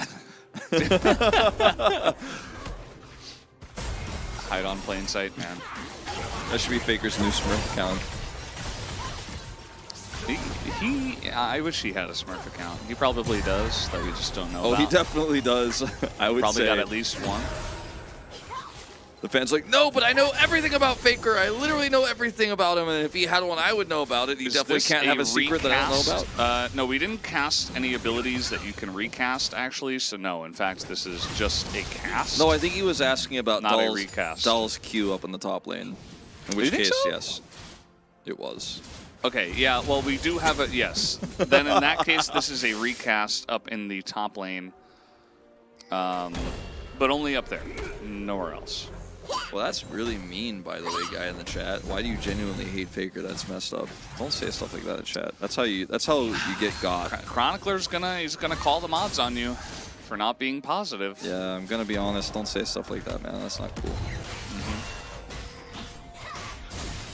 Anyway. Weird random slander in the chat aside. Yeah. It's been a pretty passive early game. Rise having a pretty nice lead here. Roamer pushing those waves in. There you go. I genuinely love Faker. Good there you job. Go. That's how you say it. Changing it around. No, we don't mix hate with hate. Okay, we actually have a gank happening here. Roamer looking for the kill on Tabay, but it's all baited by him. Whoa! B-A-Y-T-E-D. Yeah. Oh, and Roamer got away. He had to flash, though. Forest with a little drive-by gank. Any flash expenders in this game? Yes. There are two. Any flash permitters? I think he permitted his flash there. And now it's gone. Yeah, the official term for... what was the official term last week for getting solo killed? was a... I know what it is this week. It's a permitter. Yes, that's why Valdez was making that joke, but what was it last week? Victim. Victim, Solo kill yes. victim. Solo that's kill right. victim, yeah. Yeah. Now it is a solo kill permitter. Yeah. I like that. I like that one more. Getting solo killed is a mayo nugget. So what does that even mean? What are you trying to say? It is a mayo nuggets. Does Faker have flash on F or D? It's F. That's why he's named Faker and not I think a Daker. mayo nugget is a LeMayo nugget. Look, Faker's in the chat. He can confirm mayo's a top tier sauce. There you go. Excellent. That's all you gotta know. It is, by the way, the dematerializer variant of Ari. This is like the old school way. A lot of power in dealing with this rise early. Will he use it on this cannon minion? I don't think so. He's got the wave in a good spot. I remember when Dematerializer first came out, and wow, you're old. Go on. okay, boomer. Yeah, No, let's just get that out of the way. Definitely a league boomer. And I remember looking at it, and the first thing I thought of, which is not the main use of Dematerializer, was, oh, this is going to be cool. You could do extra damage to certain minions. You can kind of like push the lane faster in the future if you target like the melee minions and stuff like that. But then I realized it was just like too small to really make a difference. I've been disappointed about it ever since. I mean, it can be quite impactful, and it does increase your damage to that minion type. So, it can help you in side laning. It's still there, but most of the time it's just used to like, if you're a support, you just get a stack of your support item, or you just push the wave back, you get wave control, I suppose it still helps. As it turns out, at the highest level, these things can mean a lot. Okay, Valdez? You're just out here trying to dunk on Dematerializer. To slander Dematerializer. And I think Bay has a good rune choice here. Since the beginning of Dematerializer's existence. If he went for the Unsealed Spellbook, he's got the set, okay? Not specifically the champion set, but he's got a good set of runes here, and he started with the Ignite now, and doesn't actually use it in this case, and we'll just head back. Fufu's market is better than biscuits and minion demats. Yes, Futures market is quite strong, especially on the jungle. Well, this is a mayo nugget take. See, this is what you walked yourself into. This is what happens. This is how you. Oh no! Look, I have some things that I personally feel about food and things in life that I keep to myself because I don't want to be outed for that, right? I want to keep that to myself. You just said We've outed you a little bit though. A little recent bit. times. By the way, Bout missing the grenade. Oh, he stepped into the Gen.G. Uh-oh. Or at least in the Deadly Flourish, as he's going to have to flash away from this one. But guess who's on the way? Level 6. It's Guwon. Yep, it is. That's good. Yeah, That's him. It's him. He is the was jungler on the way. That is for Homolife confirmed. Esports. It was him. That was the guy the whole time. Like, if you guys were confused, just check his nameplate. As here comes the ult smash, gonna block it. Okay, yes, the flash. Yeah, he's just gonna get out of there. Good choice. Good choice, Smash. So that's the Jin Maokai synergy. Where the Maokai didn't actually ult, but like the timing is there when normally you're trying to look for it. But because Bout's positioning was too greedy and he missed his grenade, the Maokai ultimate was not required for the pressure to go off here. The John Cena bot lane, Papa Smithy says, on HLE. Oh, Jin Senna. Papa Smithy, come back to Korea. Yeah. Well. Dun, dun, dun, dun. Forest. He's really at home here in the jungle. Just having a good time. Living in the forest.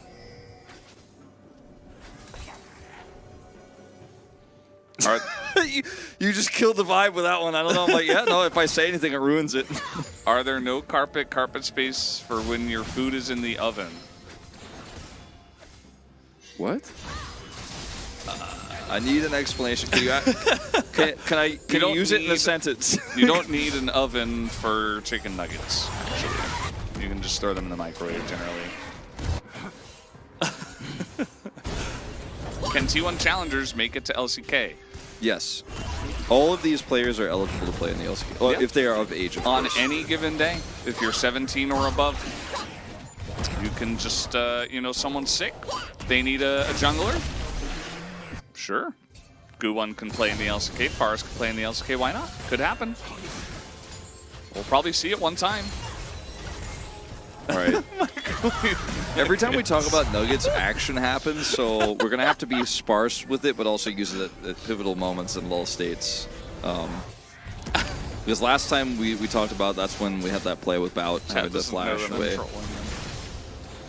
Oh, now he's backpedaling, so he doesn't like the Nuggets. You gotta start the backpedaling now. Yeah, the you know? backpedaling is Gotta real. Get it in early, I so- can't wait for the Valdez twit longer about mayonnaise on nuggets and microwaving them. I'm really sorry to all my fans. I said it in jest. It wasn't real. Yeah. I also hate all the hate I'm getting about this recently. It's just been really hard for me. Yeah, it's very difficult. I'm very stressed out. Wait for Double Lift's reply. Oh no. Too soon. Yeah. No, I actually do have an air fryer at home. I do not. That's what the kids, I need to get that's one. what the cool kids say nowadays, right? Because air fryer is like the best, right? I just have a normal toaster oven. It's pretty. I mean, it's big enough to, you know, make a pizza, but. Yeah. I put my pizza in the oven. That is going to be, that's going to be Roamer going forward. He's looking for the play onto Bay, who did take Ignite with his spellbook this time around. They were able to pick up the Rift Herald tier on the side of Hanwha Life Esports. That's a decent amount of gold. And they will snatch that up. So that's sitting on 35 stacks here as the support item completes. You can see that just ticks over to 500 as I say it, and Roamer. A little bit too far, and he's going to get burst down. Little mini heal from the Senna, but that's not enough. But you know what? This combo is just so good at rooting people.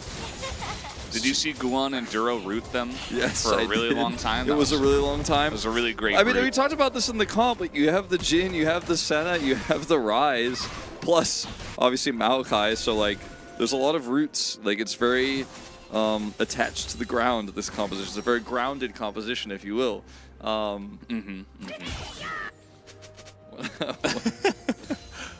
feel like I had a bit of a crow there when Roamer was going to get eliminated. I was very worried, but let's see. yeah, this is just unfortunately shows here. They know there's no vision too, and so easy ult. he pressed his Following R up. button.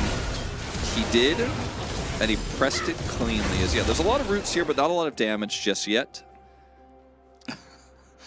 Man, this game is one of the games ever. It truly is. It truly You're right. is. You're right. T1 got that nice gank.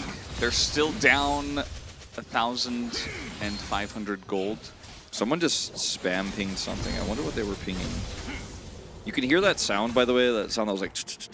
That usually means someone is spam pinging someone's flash cooldown or an objective spawn timer. It might have been honestly Drake in 45.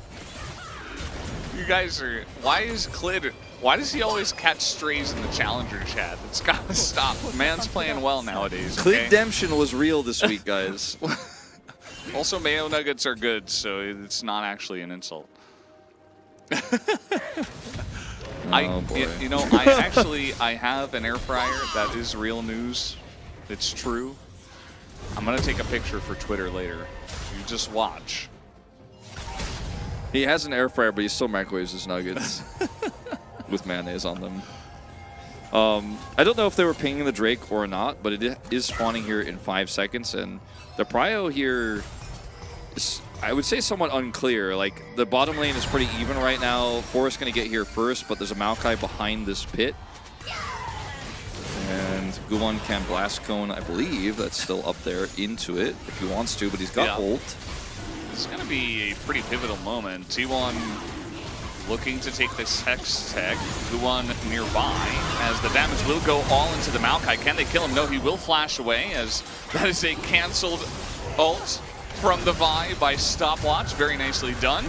This comp is wild from HLE Esports. They almost did a damage. They did. I mean, they were just like, you are going to be over here, and you're going to be over there for a while, and you're not going to be able to move, and we don't do damage, but if we could just put you over there for a second, we will secure the Drake. So please, just wait for a root, and then wait for one more root. Sorry, I promise this is the last one. Okay, one more. This is really the last root. Okay, now you guys can come over. We've taken the Drake. It's okay. You can take your blindfolds off now.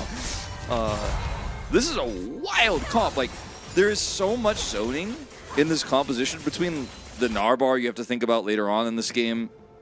Jen, Senna. And Senna is going to become more and more of a problem the more stacks she gets in this game. Really quite unique. You know who's the greatest rooter of them all is Maokai. Yeah. Because he's a tree. Yeah.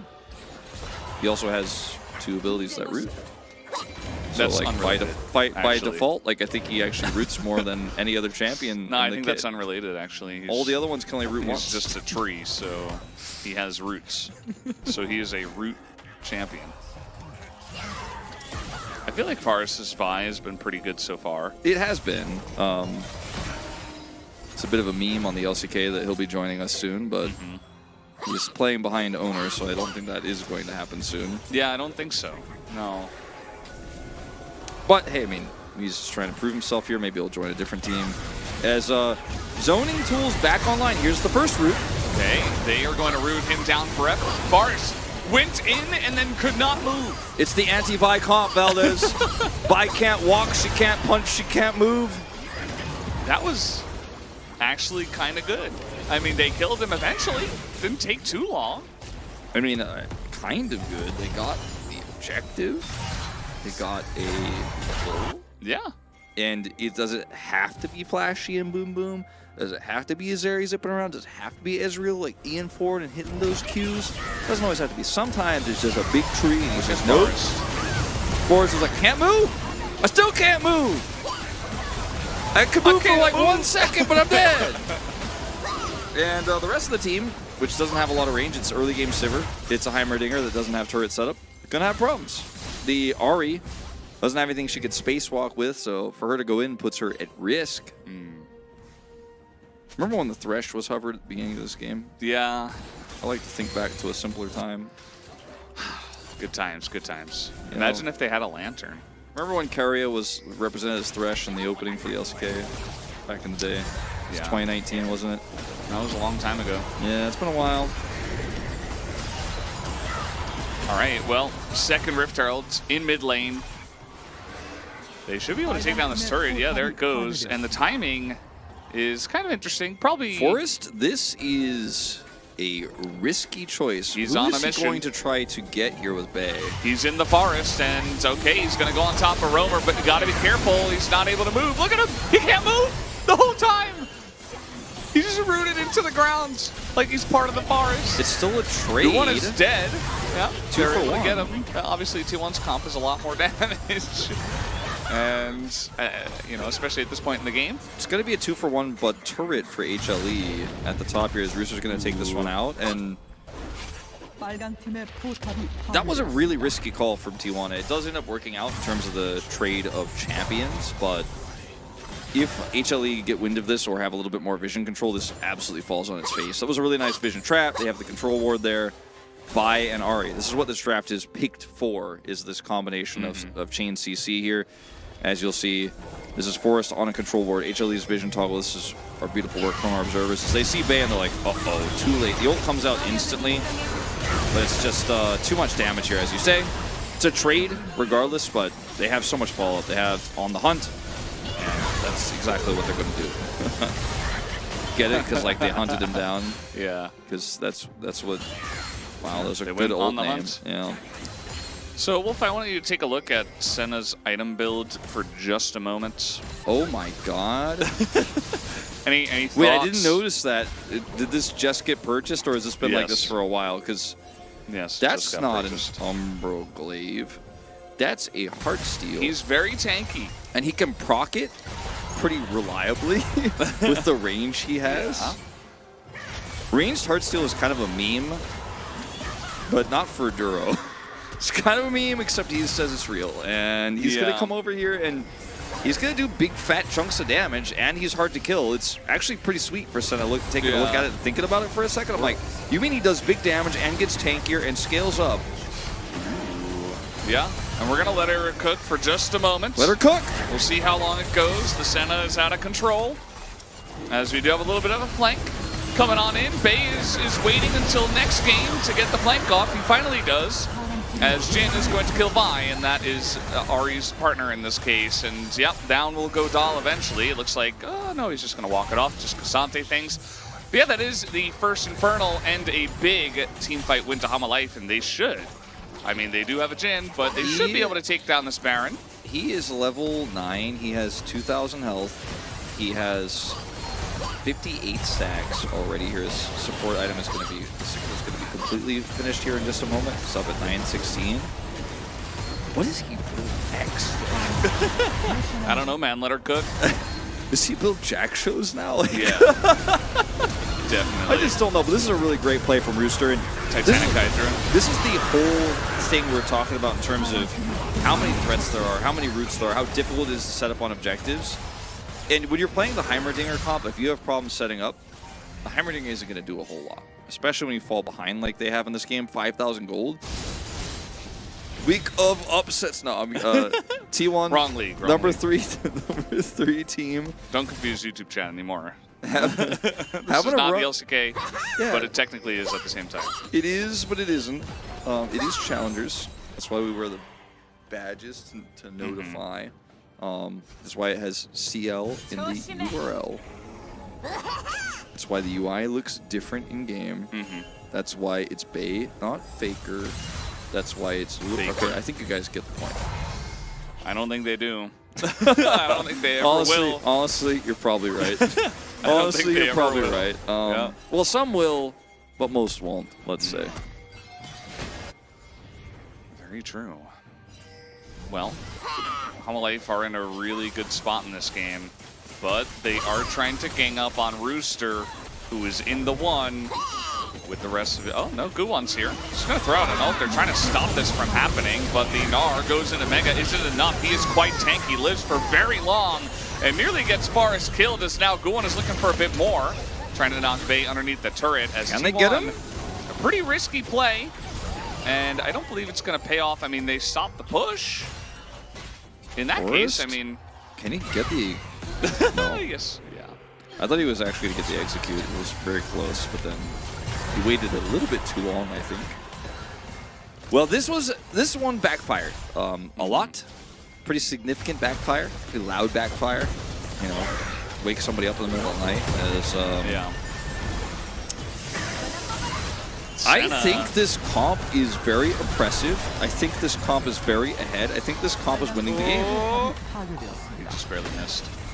Well, it's looking pretty in the bag here for Hama Life Esports. They do have the Baron. They have the first Infernal as well as the Hextech Drake. It's like a silk bag. It's very nice. It's very secure. It's got padding inside. It's all, the bag is set. As Rooster buys an insane amount of time here. There's a lot of CC in the game of League of Legends right now. I know that's one thing that I was always told League of Legends didn't have in the early days. Like, oh, one of the best things about League is it doesn't have a lot of CC. Has a lot of CC right now. And then both of these comps, by the way, have turned that up to 11. So almost killed an R. Forest. This guy, he's just like, I bought Merc Treads, I got the rune, like, come on. Can we just leave? And actually he was able to get out, but it took a little while. He did have to expend his flash as well, so still a big win. But yeah, there's a lot of CC on both of these comps, and this problem is kind of exacerbated here for T1 by the fact that they don't have map control. And trying to make plays like catching someone with Forest here and using that Ahri setup is, you have to go so deep. The follow-up is great for Hama Life Esports because they can just root you in place and stop you. Like, the whole theme of this game seems to be like, Ahri and Vi can't cook. Like, they can't go, man. They can't move. They just, they're mobile assassins who need to pair together, and they are just not allowed to, and that's a problem. Yeah. They let Duro cook for too long. It's pretty unfortunate. And it's not just him. it is the rest of the team alongside of him, at least in terms of this comp. Do not try this at home, okay? I'm telling you guys right now, this comp is not going to work in your solo queue games unless you convince the whole lobby, and nope, that's never happened in the history of League of Legends. So don't talk to your teammates, by the way. Like, that's just a recipe for disaster. I mean, you can, but they're not going to listen to you. Yeah, I'd say talking to your teammates increases your chances of losing by 20%. So Really? just mute them all. I don't know if I and ignore them. Yeah, muting them by default is safe, but I don't think that talking to them goes 20% lower. It's probably worse. How You're are right. you talking to them, Valdez? Valdez is telling about his love of mayonnaise nuggets and the. You just talk to them, and all of a sudden they're like, "I'm just gonna run down mid. Disco Nunu, here it comes." I don't know. I wouldn't recommend it. I'm a life second Infernal Drake. Everyone agrees with you on this take. Yeah. The moment you type in chat, your win rate drops 80%. There's like new people coming to the chat saying Dan's game mayo nuggets. You guys haven't even tried it before. That's why you're just hating on it. Valdez is like, all right, let's run this root comp, and then everyone's like, okay, I'm down. I think this could be okay. Then he's like, hold on. He first locks in the Maokai. He's like, I'll play Maokai. I'll start this off, and then he's like, be right back, pulling my mayo nuggets out of the microwave, and then he's like, I don't know, I tried to talk to chat, like it just didn't work out, like People my win just rate's started going down for no reason. They just started inting like it's really crazy. Oh no. We found the reason. Wolf is outing me. Oh, well, this game is, I think this game is pretty doomed for T1.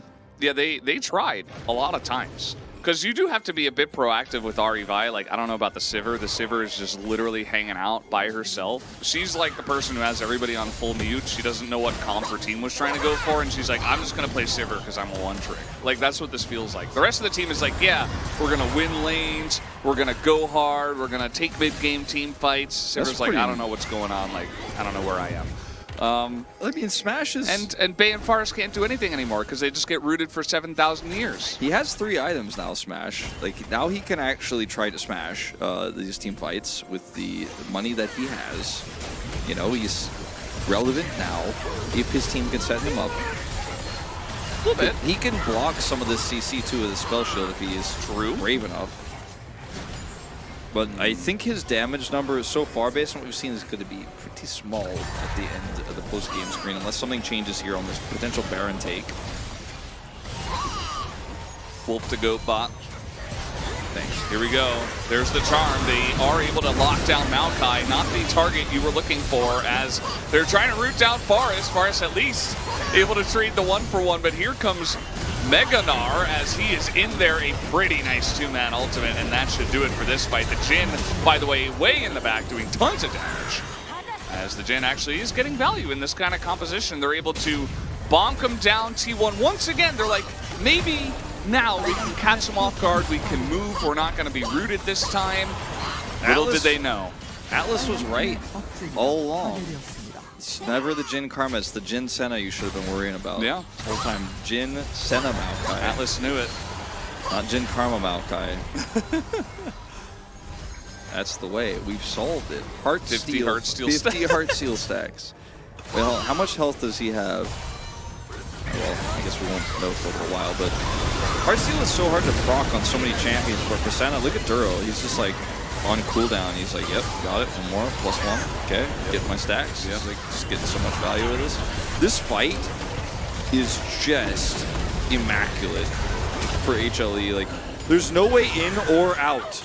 You are just like, as soon as the ults go, you're like, we can't even be on Summoner's Rift, or we're gonna die. There's unlimited range. There's unlimited CC. Damage. Yeah.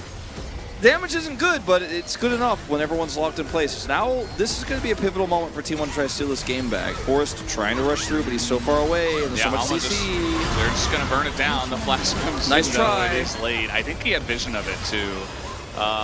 Hama did not have to flip that, but, you know, it is what it is. And I know, Wolf, you're not the biggest fan of the flip, word. And in that case, it was probably like a 65-35 or maybe a 75-25, but it... Again, they didn't have to take that chance. They didn't have to take that chance, but I'm saying. I mean, and I think if the root was, or the Maokai ultimate was a little bit better angled, if they had tried to track the Vi, they could have just prevented that from being a 50-50 while also sticking to it and not really turning. But at the end of the day, it's not really a 50-50, or the 50-50 rather works. Forrest very late, and he's dead, and this is probably going to be the Baron to end the game. Looks like it. They do have a really nice push going on, and again, if anyone on the side of T1 engages, they generally get blown up really fast. All right, so this is the real talk, Valdez, and it's Who's not the about POG? Nuggets. Exactly, because is it Duro because It's this is Mayo crazy? Or is it Jin because he did so much consistent damage in Slather this up fight? a Maokai with some Mayo, you get Maokai. Is it the Maokai who just pressed R and then the game was over? Yeah, I don't think it's him. Because it's either, for me, I'm like, is it Lure or is it Duro? Like, because I don't know, man, it's really hard. It is pretty difficult. I don't think either is more correct than the other. I think I'm going to go with Faker on this one. Okay, I mean, that's your choice. I'm just going to type Faker in the chat and see what they do. Oh no, Vi tried to flank again. He has stopwatch this time, which means he can't get rooted while on stopwatch. Look at Duro! Look at Ghoul, and he's running into the pit, just zooming into those two people who are trying to run away from the giant Maokai, and they can't. This game is so over. Hama Life just bopping him on the head with a much better draft. See, this is the first time I feel like a Challenger's hipster where I'm like, oh my god, we haven't seen this comp in Korea yet. It's so broken. I was the first one to see it. I want to like tell everyone, like, if it was us doing this and Kronka wasn't a part of Challengers anymore, like he just wasn't watching this, he might be taking a break. It's gonna be me showing at work, being like, dude, this thing in Challengers, I watched it last night. Like, you have to see this. That's me right now. This is a sick comp from HLE. They win game 1 with some creativity. Did you see that play? Yes. He saved his tree. I love it. He's a tree saver. I love it. I'm voting for Duro, man. I don't care. I'm voting for Jungle. Really? Yeah. What? He was always in position. He did was press always, R a lot. Like in a comp like this, right? Everybody needs to be on the same page. You know how you get on the same page? Press R on Maokai. That's how you win the game. He also was in great position all the time. He tanked a ton of damage, and he got actually a lot of great engages and peeled very well for his backline, who was very squishy, and potentially, if they got behind, might have had a lot of trouble against the high mobility of the side of T1. Although I still think that the Sivir, Heimer, and alongside of Ari Vi needs to go. That wasn't great for me. Yeah, that was not quite Valdez's tempo, as he likes to say. At least there wasn't a Jax in the top lane. I thought Save that me now. the Sivir Heimer could have worked out into a lot of different other stuff, but it didn't work with Ari Vi. Like, if there's a long team fight comp, like if this comp actually has like long-standing mid laner who can fight like Azir or Victor, just any other mid laner that could really fight long-term, like I like this more. But you don't have a frontline, because K'Sante can be a frontline, but not in a comp like this where you're trying to pick. Like, he can then take your charm and Vi ult target and pull them through a wall, but I mean, the damage done by him in this game, I think, really tells the story of like how little he could do into all of the roots, all of the Maokai ulting. This comp, I don't think should ever be allowed to be played again, like in any league, in any region. This is just too much. This is too much. And it has a lot of win conditions as well. Like, even if this was kind of going even, the Ryze was pretty safe, and it was going to do a ton of damage in late game team fights. So like, even if you are like a Jin hater or a Senna Heartsteel hater or whatever, their Ryze is very meta and was going to be doing insane stuff as this game came along. So I feel like they just built really well around Jin Maokai. And they're like, what can go with this? Well, Ryze is really good. Let's pick up the Ryze. Oh, that's a lot of CC. How about Senna? That can go well with the Jin. Also provides a lot of support, a lot of even healing, a lot of team fight potential, and also a root. Is the big brain play to vote for the Gnar in this game, actually? Like, is I don't it think Rooster? so. I don't believe so. I don't know. He did a lot too, like, thinking about it. He did a lot of damage to K'Sante. I mean, not his damage. Like, he set up some of those fights really crucially. He was good. I mean, he was solid. I just didn't think he was like the standout guy to me. But if he got a vote, I wouldn't be like media kick. Hey! W. Rooster picks up the pod. The first one of the season. 3-1 and 6. I actually- Immaculate. 412 CC score. Wow. Didn't even know that was possible. As soon as I realized, like, as soon as I asked the question was when I realized, like, actually I think Rooster probably should get POG. Because we were so focused on all the rooting and all that stuff, but actually Rooster had a pretty sick game, and he had some really amazing ROs. No, part of that was set up by the Maokai ultimate, the center pressure, Yeah, but like it helps this, when your opponent can't move. yeah, can be useful, and also when you don't accidentally lock in Ghost, that can be very helpful in setting this up.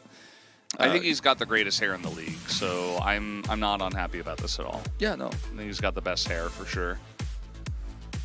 easy vote. I would Yeah. love to see how many votes the others got, but we know that at least... Wait, actually, considering that you and I didn't vote for him, you would have had to get at least 2, so there's Yeah. a possibility there was one other vote somewhere else. But if the other vote was the same as us, it would have tied, so anyway, I don't do math on stream. Yeah, don't.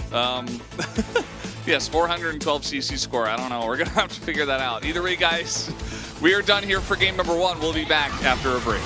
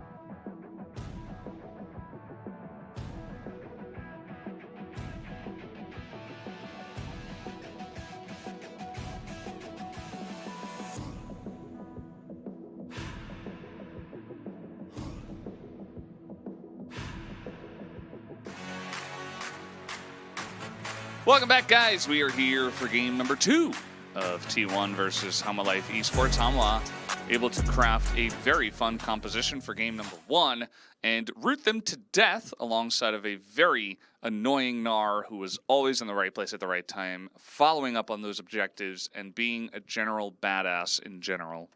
I did that backwards. The closest player name to Rooter is Rooster, but interestingly, he didn't have any roots that game. He was the only one.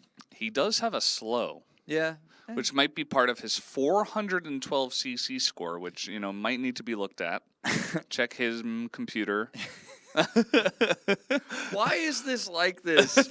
Why is this like this? Why does this happen like this, Valdez? I don't know.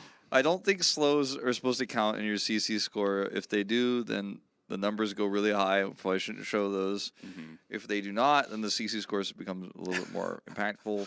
Like, is a slow CC technically? Could be a dream.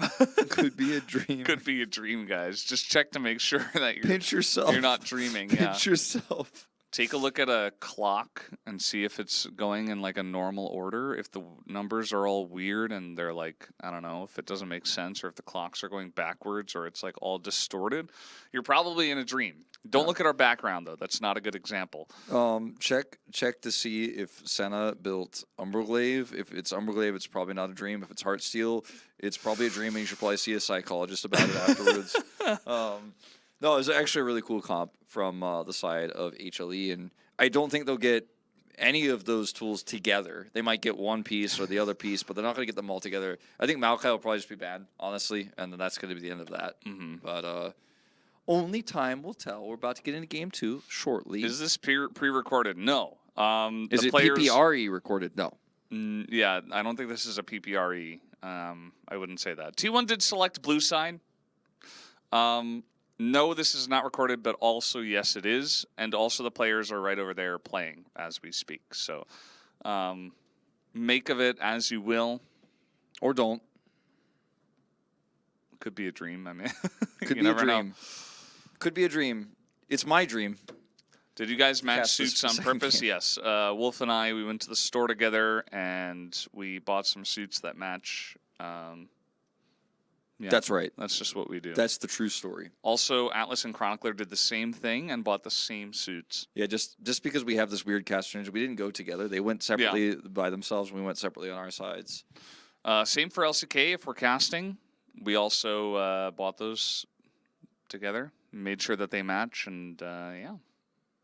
We definitely don't have all of our clothes picked out by a team of professionals. Nope. That would never happen. Definitely not. Not with the alternate matching ties or anything. Yeah, no, absolutely not. We're just this good at fashion. Yep. We also had these pins handcrafted. Ooh, win play SKT. I'm sorry, dude. SKT are no longer a team. You're probably on the wrong stream.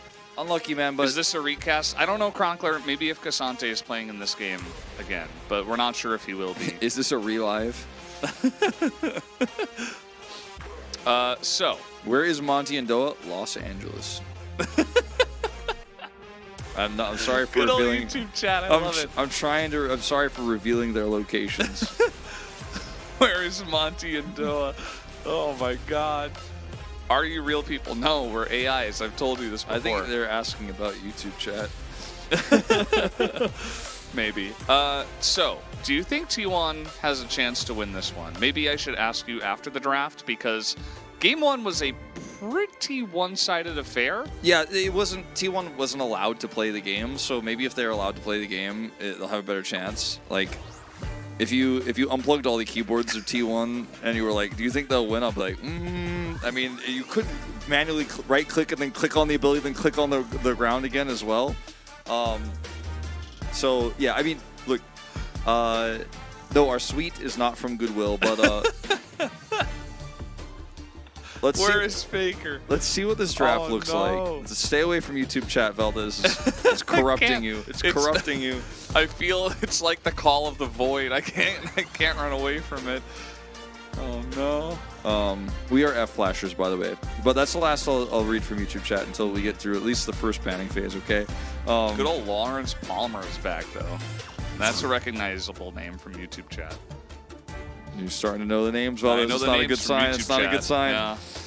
All right, so these bans are looking really familiar, right? We have the Varus is gone, the Ashe is gone, Zeri removed, and They swap sides, though. Yeah. It's kind of interesting, and then we get a very similar one. Maokai's banned from HLE, so T1, if they wanted to take that one away as first pick, that's not going to be an option.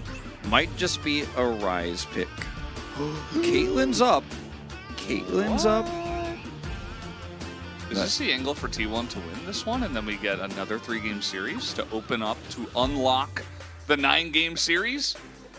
It could happen. 9-game series still possible. Now, Heimerdinger's picked over the Caitlyn, and there's a lot of other options available here for HLE. So Caitlyn, remember guys, it's not just Caitlyn. I see Caitlyn, I pick Caitlyn, I win game. Caitlyn is strong into specific AD carries, so you want to wait and see what is coming before you actually lock that one in. Jin Senna is what is on the way. Jin Rise first. You could play Senna with Heimerdinger. Yeah. What if T1 just take it away? You think Smash has got that in his repertoire? No. I think they're just going to play Caitlyn. They think this is the way. They think this champ is super busted. It's pretty good into Jin, to be honest. We don't know what the support's going to be just yet. Could be banned. A lot of those supports, obviously, if they go for a jungle pick here. Draven. Interesting choice. A lot of pushing power in this lane, but very low range into Ryze and Jin. Some all-in power, I suppose, in the lane, just because he's Draven. But I want to see some good front line set up here now. Like Galio maybe for Bay? Yeah, that actually is a really good call. Oh! This is why they pay me 10,000 channel points per game. He's kidding. He only gets 500. Why do you have to tell them, Wolf? Okay, we're actually just running this back. And Galio is a really easy target to farm up that hard steel and farm stacks out from the Senna in this composition. You're not going to have the Maokai with this, though, so I think it isn't as strong as it was previously. Yeah. Yo-Yo XMD NLCL, he must be a CL fan. He said that Bay is a Galio one-trick pony, which he is right about. That is the only reason why I knew it. Because they need a tanky frontline, and Bay pays Galio every single game. It's 4-1 on it. That chat in the Korean said a bad word. But before that, it said, what kind of comp is this? And that's the question we're going to try to answer here in the second banning phase. Is Camille is removed. Camille, I think, really strong into what HLE have put together here because they don't have that setup route for Maokai to lock her down, so there's a lot of vulnerable backline targets here. And Jace taken away from Rooster. I think that actually works very well with this comp, but I'd love like an Ornn here for Rooster. He played Cassante in game 1. No, he played Gnar in game 1. Yeah. Could just play it again. Do you think they ban it here? They might. I mean, he's going to, you know, obviously if they ban it here, then he could play other stuff, but they can save that R5 pick for last. Taking away the Renekton pick. So take jungle now for Guon. Take Gnar. I think you could take Gnar, but you could also just try to counter it away. I mean, the banning the Camille makes it seem pretty face up. The Wukong is the easy call. So you have a bit of a front line for this comp, and you have extra knock-up. No rooting this time. No rooting, yeah. I don't know. I think that messes with their synergy, you know, their vibe. Oh, okay. Graves. Graves, interesting. Exists. Graves, a lot of damage here. Just straight up with a follow-up. Like they have Galio goes in, sets up a taunt. You have Jackson follow-up, and then you have this big Graves Draven damage that's low range. This comp from T1 is basically like we do the boom boom or it's bad news. Like there's not much staying power in this draft. There's not a whole lot of intricacies around, ooh, can we front to back this? Because you're dealing with poke from Senna, you're dealing with Jin poke as well with the engage that is set up from Guon. Yes. Grives. Grives. Who's Grives? I'm not sure. We also had someone in Korean ask, are T1 trying to lose? What's with the Graves pick? Well, I actually think it's... Graves has been on the rise, Wolf. I think it's pretty good in this composition, but it does limit some of your early ganking power in this comp. So I have bad news, guys. No nuggies tonight. Oh, what? Mom said no nuggies. We were trying to get nuggies for the stream. Well, we might be able to finagle it. Well, this is Mom from New York calling and saying no nuggies. Damn. Said that McDonald's is too far. I mean, how far could New York City be from Seoul? Like, what? I think there's a way. I'll get into it in a minute, but first let's look at these comps one more time. Great front line, decent follow-up damage here, but very low range. Can be outpoked, can be chipped away. If this game goes really long and Senna starts to actually get that range, it could be a disastrous game once Rise gets online too, but... Yeah, I feel like Smash is going to have a rough time of getting into these fights. Yeah. Like, there's so much zone potential with Rooster and Guwon alone, and then you consider all the range, all the routes, and just the general playstyle they had in game number 1.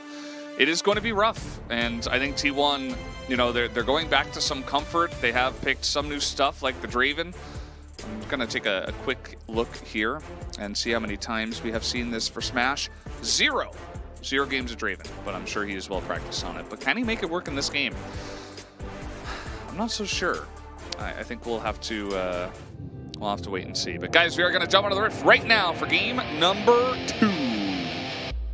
I think the nuggies may be saved. 소환사의 협곡에 오신 I think it may be saved, Valdez. Yeah, I think we're saving it as we go. As I actually know another place we can get them from. I'll tell the chat about it later. It may be closer than you think. All right, so Aftershock, Galio, lethal tempo here on the Draven, unsurprising. Comet, Dinger, I got the Fleet Footwork, Guardian on Senna, interestingly, and Yeah, same as game 1. 미니언들이 생성되었습니다. the Just gonna Guardian a lot with his huge amounts of health. yes, Love it. thick Senna. I wish that champions, as they got more health, they got wider. Not larger, just wider. Like, Well, yeah, they became like some- easier to hit somehow. Some items can El Thico. some items can increase unit size, as you mentioned, but yeah, it doesn't quite make them wider, does it? I guess from a certain point of view. Cho'Gath. Yeah. I just wish it was like a normal thing that all champions in League of Legends could do. When are we gonna get White Senna happy in this chat? Good question. Well, we'll see when how are we many gonna get any heart emotes? See how many heart steel sacks she gets. Maybe that the health bar feels wider when you see the little small chunks. True. Truers. Ooh, Smash missed 2 CS -2. He's missing it to get that CS difference. Getting up there, pushing the wave into Jin. Yeah. It's not working out so far, but can he deny that Senna stack? Nope. Nope. Absolutely not. And yeah, I mean, they're going to push in. It is Heimerdinger. It's the way. It's fine. I mean, Lure Enduro dealt with a similar thing in game number 1. Sivir and Heimer push very strongly. And yeah, I mean, the Draven just going to be more threatening, can last hit very easily, can push it in pretty well alongside of Heimer once again with this turret. So Lure Enduro under turret once again. We'll see if perhaps T1 can make some more objectives happen, or at least Drakes in this game. They were a little bit weak on that one in game number 1, just because a lot of the team fights were going awry very early on. Yeah, obviously the objective control is so easy when you have that amount of just massive, all-encompassing CC and damage. It was just like you could just imagine Jin's cone of his curtain call, and just anything in that area is doomed. And in this game, it's kind of like that, except anything in that area needs to also have a Wukong ultimate on top of it. And or they need to get Senna to a point where she is online and doing a significant amount of damage, because she was a lot of great utility in that last game. I think if the game went longer, we would have actually had more interesting conversations about the build, but instead it was like, ooh, this build is cool, but I don't think, frankly, it really matters that much. This game, I think it will. Yeah, that's true. A little bit of Bay lore. He is not Faker 2.0, who changed his name. But he did used to play for Nongshim. He went to PCS for a little bit, Damn, Valdez knows the lore. and he's back now to play for T1 Challengers.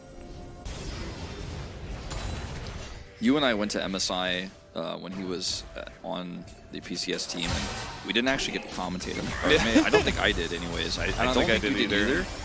Kind of sad we didn't get the chance. We got to watch him, of course, but down here in the bottom side, you have this lane just pushing in pretty hard, but it's been stable enough, and we're just kind of watching Duro farm, just watching him cook, so to speak.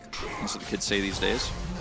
And I guess that's why this is what Yundo and the observing team Have are you showing heard us. about the Riz Wolf? The what? The Riz? How do you spell that? R-I-Z-Z. What does it mean? Oh, what do you think it means? The Riz. You can say like W Riz as well. You should know W, right? Like. All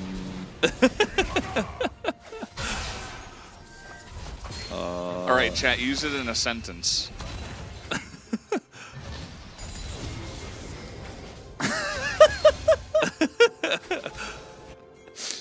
This is like uncles talking at Thanksgiving. Oh no. Wolf is a grizzly bear. Yeah, I don't think that's. We are the we are the uncles of YouTube chat. We're a little bit worried about YouTube chat. Chronicler Riz Crizzler. Nah, this kid has unspoken Riz for real on God. Okay, there you go. What do you think it means, Wolf? I don't know. I was like, real issues? Yes, real issues. Ezreal gotta stop trying to Riz up Lux on God. Yep, that's pretty close. By the way, we have some action. Yeah, Bay doing some serious damage. I don't think that this Drake should be a fighting point for HLE this game. It's the ability to receive.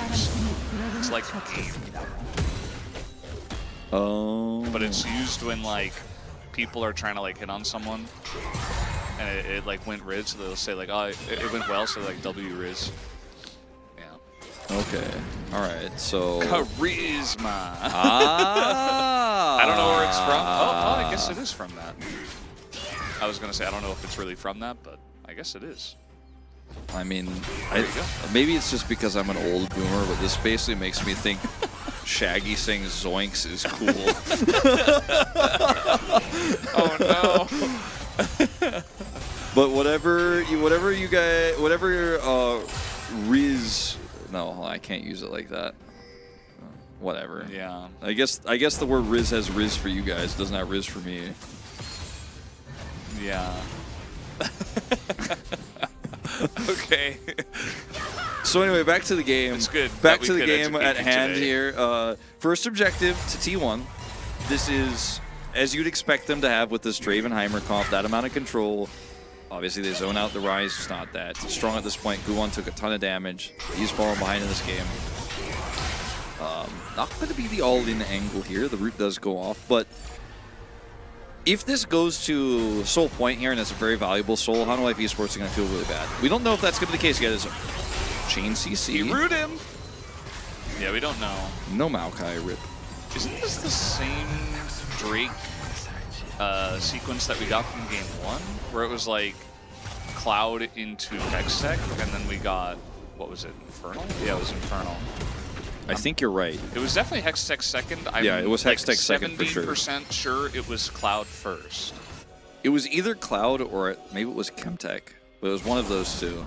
I don't think it was Chemtech. So I remember talking about Tenacity, Yeah, you did mention that. You and did. I was like, I was looking for seeing if there were any techs. Yeah, Cloud Hextech, I think it was. Does the trend continue? Why is the filter so dark? Well, if you use your filter too often, you gotta clean it. That's why you should, you know, it depends on what kind of filter it is, but generally you just clean it with water and let it dry before you use it again. That's the best way to clean a filter if it's too dark. Covered by dust. Yes. As are a lot of things during this season in Seoul. Tried to clean my bike up a little bit before coming to work today, but there just wasn't enough time. And once you get started, you're like, ooh, this is just too much. get the hose out, you know. It's hard to sometimes during this time of year. It's hard to tell if it's a white car or a gray car. Wolf, there was someone in the YouTube chat that asked us to commentate what's going on in the game. This guy doesn't get it. I mean, we have, man. We just explained all. It's the same Drakes as last time. And get that's it, really Wolf. interesting. Oh, YouTube chat is lost again. We lost him. Ban that guy. Somebody asked, guys, where's Barrel? He's not even on either of these teams in the LCK. Come on. I mean, that guy's The just memes trying to have get gone your. too He's trying far. to get you, man. He's trying to troll you, Valdez. Maybe he got me. Well, that comment doesn't stop a back, so that's pretty fortunate for Duro. He gets back, and the race to Heartsteel this time around, you know, it's a little bit of a slow start, a little bit of a decelerated HLE this time around, and I think it's okay.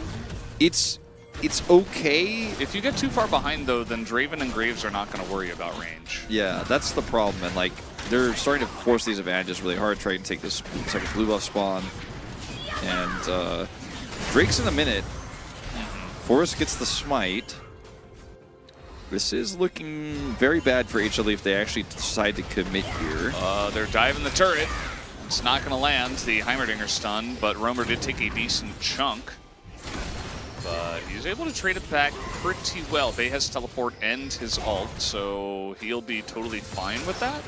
It's good to take trades like that right before if you've got the better global mobility. Exactly, and he also can, like you mentioned, ult in. And T1 don't have to worry about damage here for HLE on this Drake. Like, it's going to take so long to go down, and it's 30 seconds anyways, so he has plenty of time. As you can see, he's just teleported back mid. He's just going to hang out and be like, cool, you're missing a third of your health, and I'm going to try to be aggressive with you again. Push this wave in. Guwon has some agency in this game in the early parts of it to try to set something up in this fight with his flanking ultimate, his flank cyclone. He has flash as well. But it has to be on the right target. Maybe he helps blow up Forrest if Forrest is trying to do some of that early damage, or maybe he gets Smash or Bout in the backline. But trying to go toe-to-toe with a Jax or a Galio isn't going to work. So a lot of this is going to be about who has the better setup, as Roamer is now taking the aggressive health chunk away from Bay, and he does not have that teleport anymore. Still has ult. Drake is live. This is time to sink or swim here, HLE. How are you going to set up this fight? Herald's dropped. Going to get tricky. Yeah, it's pretty rough. Interesting position to put the Rift Herald, but I suppose it's close enough. We'll just waddle her way over, get some gold for the jungler, as it didn't look like Bay was close enough. They're just going to gank top. That's the play. Yeah, not a fan of this one. I'm going to say Elriz on this one, Wolf. But let's see if they can get the kill. No, oh, flash on in should secure it, although we probably should have given that one to Duro, as he is the real carry of this game. But yeah, he doesn't even get the assist. It's just giving a Drake. Yeah. And it also meant that they had to double flash for this, and the chances of this going poorly were actually quite high. Like, they almost didn't get the kill. It's a double flash commit. Forrest gets this Drake for free here. Bout and crew are around, and this is going to be a 2 Drake relay. Way more significant. Wait, don't you get gold for killing dragons now? I guess not. Wait, you mean the 25 gold you normally get from killing dragon? Yeah. Yeah. Why didn't it pop up? I think it was just maybe off screen. I think he does get it. Huh. Well, this is the gank. Yeah. Senna not getting the assist, actually not a big deal. I think more about Duro is just trying to make sure they get the kill there, because that would have actually split the gold down even further. 970 gold in the lead for this Cassante. Small lead for Roamer on this Rise, which can become significant later. Does have his Rod of Ages online here at 13, so I'm talking about that 23-minute finish on that one to get those extra experience, get the better Realm Warp, all those extra stats. But, you know, it looks like this composition for T1 is kind of on a roll. It is going to be the Ocean Soul, or Lake Drake, as we colloquially call it here at the LCK Challenge broadcast. Infernal. Definitely pretty huge for HLE, but I don't know if the good news really starts there, because there's a lot of other problems here. Baron, the second Rift Herald fight they can't fight on just yet. These are objectives they will have to fight over. And T1 is getting these raw stats from Cloud and Hextech anyways. Rooster is getting very fed. I mean, this is kind of way this matchup goes, like the Jax loses early and the Cassante gets ahead, especially if he gets a gank, that's going to help even more. So he got like 4 or at least 3 turret plates, and he also got an assist for the kill on the top side. So Rooster rather is going to be very far ahead, but like, what does it's it mean? Cassante. Yeah, what does it mean? So he's not side laning powerfully. He's going to have some additional stats for team fighting here, but this comp is not based around necessarily the Cassante ults, which is why we were not too enthusiastic about it for how it works in this draft specifically. As he's got a Bramble Vest online here, could try to push some advantages up there top side, but Bout's Heimer, man, frustrating to deal with. Yeah, he's been pretty good at that, and just going Rocket Belt, you know, the classy Heimer build, you know, the one where you sip tea and go, very nice build. I'll enjoy a build like this every now and then with the heal deny Oblivion Orb. Very nice. Pinky out. Pinky's up build for sure. Pinky's up, Pinky's out. All right, well, they're just going to take the Rift Herald, and Homolife, a really good response. This is kind of like what T1 in LCK does, which is like, okay, well, we can't really fight this. We know this. We know our win condition. So we're just not going to fight it. We're going to try to get a win elsewhere on the map. Now, it was in the mid turret, not the bottom turret, so they didn't really get that much value out of it. It was just a little bit of a push. Yeah. And so T1 here in Challengers was able to stop it relatively quickly, and they got that Rift Herald. Umberglaive here on the Graves, by the way. We talk about this on AD Carry Sports all the time, but Graves also builds this for some more vision control. Without vision, this composition for Homolife Esports really going to struggle. And being able to clear all that vision, have additional vision here is going to shut down Guwon's flank angles. And Rooster's playing Cassante. He doesn't really get to flank. He kind of gets to just hope to find somebody on the edge of something and pull them out, or just do a bunch of damage and tanking for the follow-up CC. This comp for HLE feels like a failed Salty run back because, as we discussed many times in that last game, the backbone of the comp was the Maokai. And you've just been like, well, what if we just did it without a Maokai? Like, what if the snowman didn't have a head? Would it still be a snowman? I'm like, I don't think so. It's just a ball of ice then. Like, what are you doing? I can see what you mean. I mean, what with Valdez microwave Dougies if they don't have mayonnaise? Like, absolutely not. Absolutely. No, never. I think that Maokai offers a lot more than just his roots, you know? Like the vision control, the area control that you get with saplings is really strong. We've even seen some madmen in the, I think it was the LPL, forget exactly who it was, going for full AP Maokai. Just saying, okay, well, my saplings are just going to own you.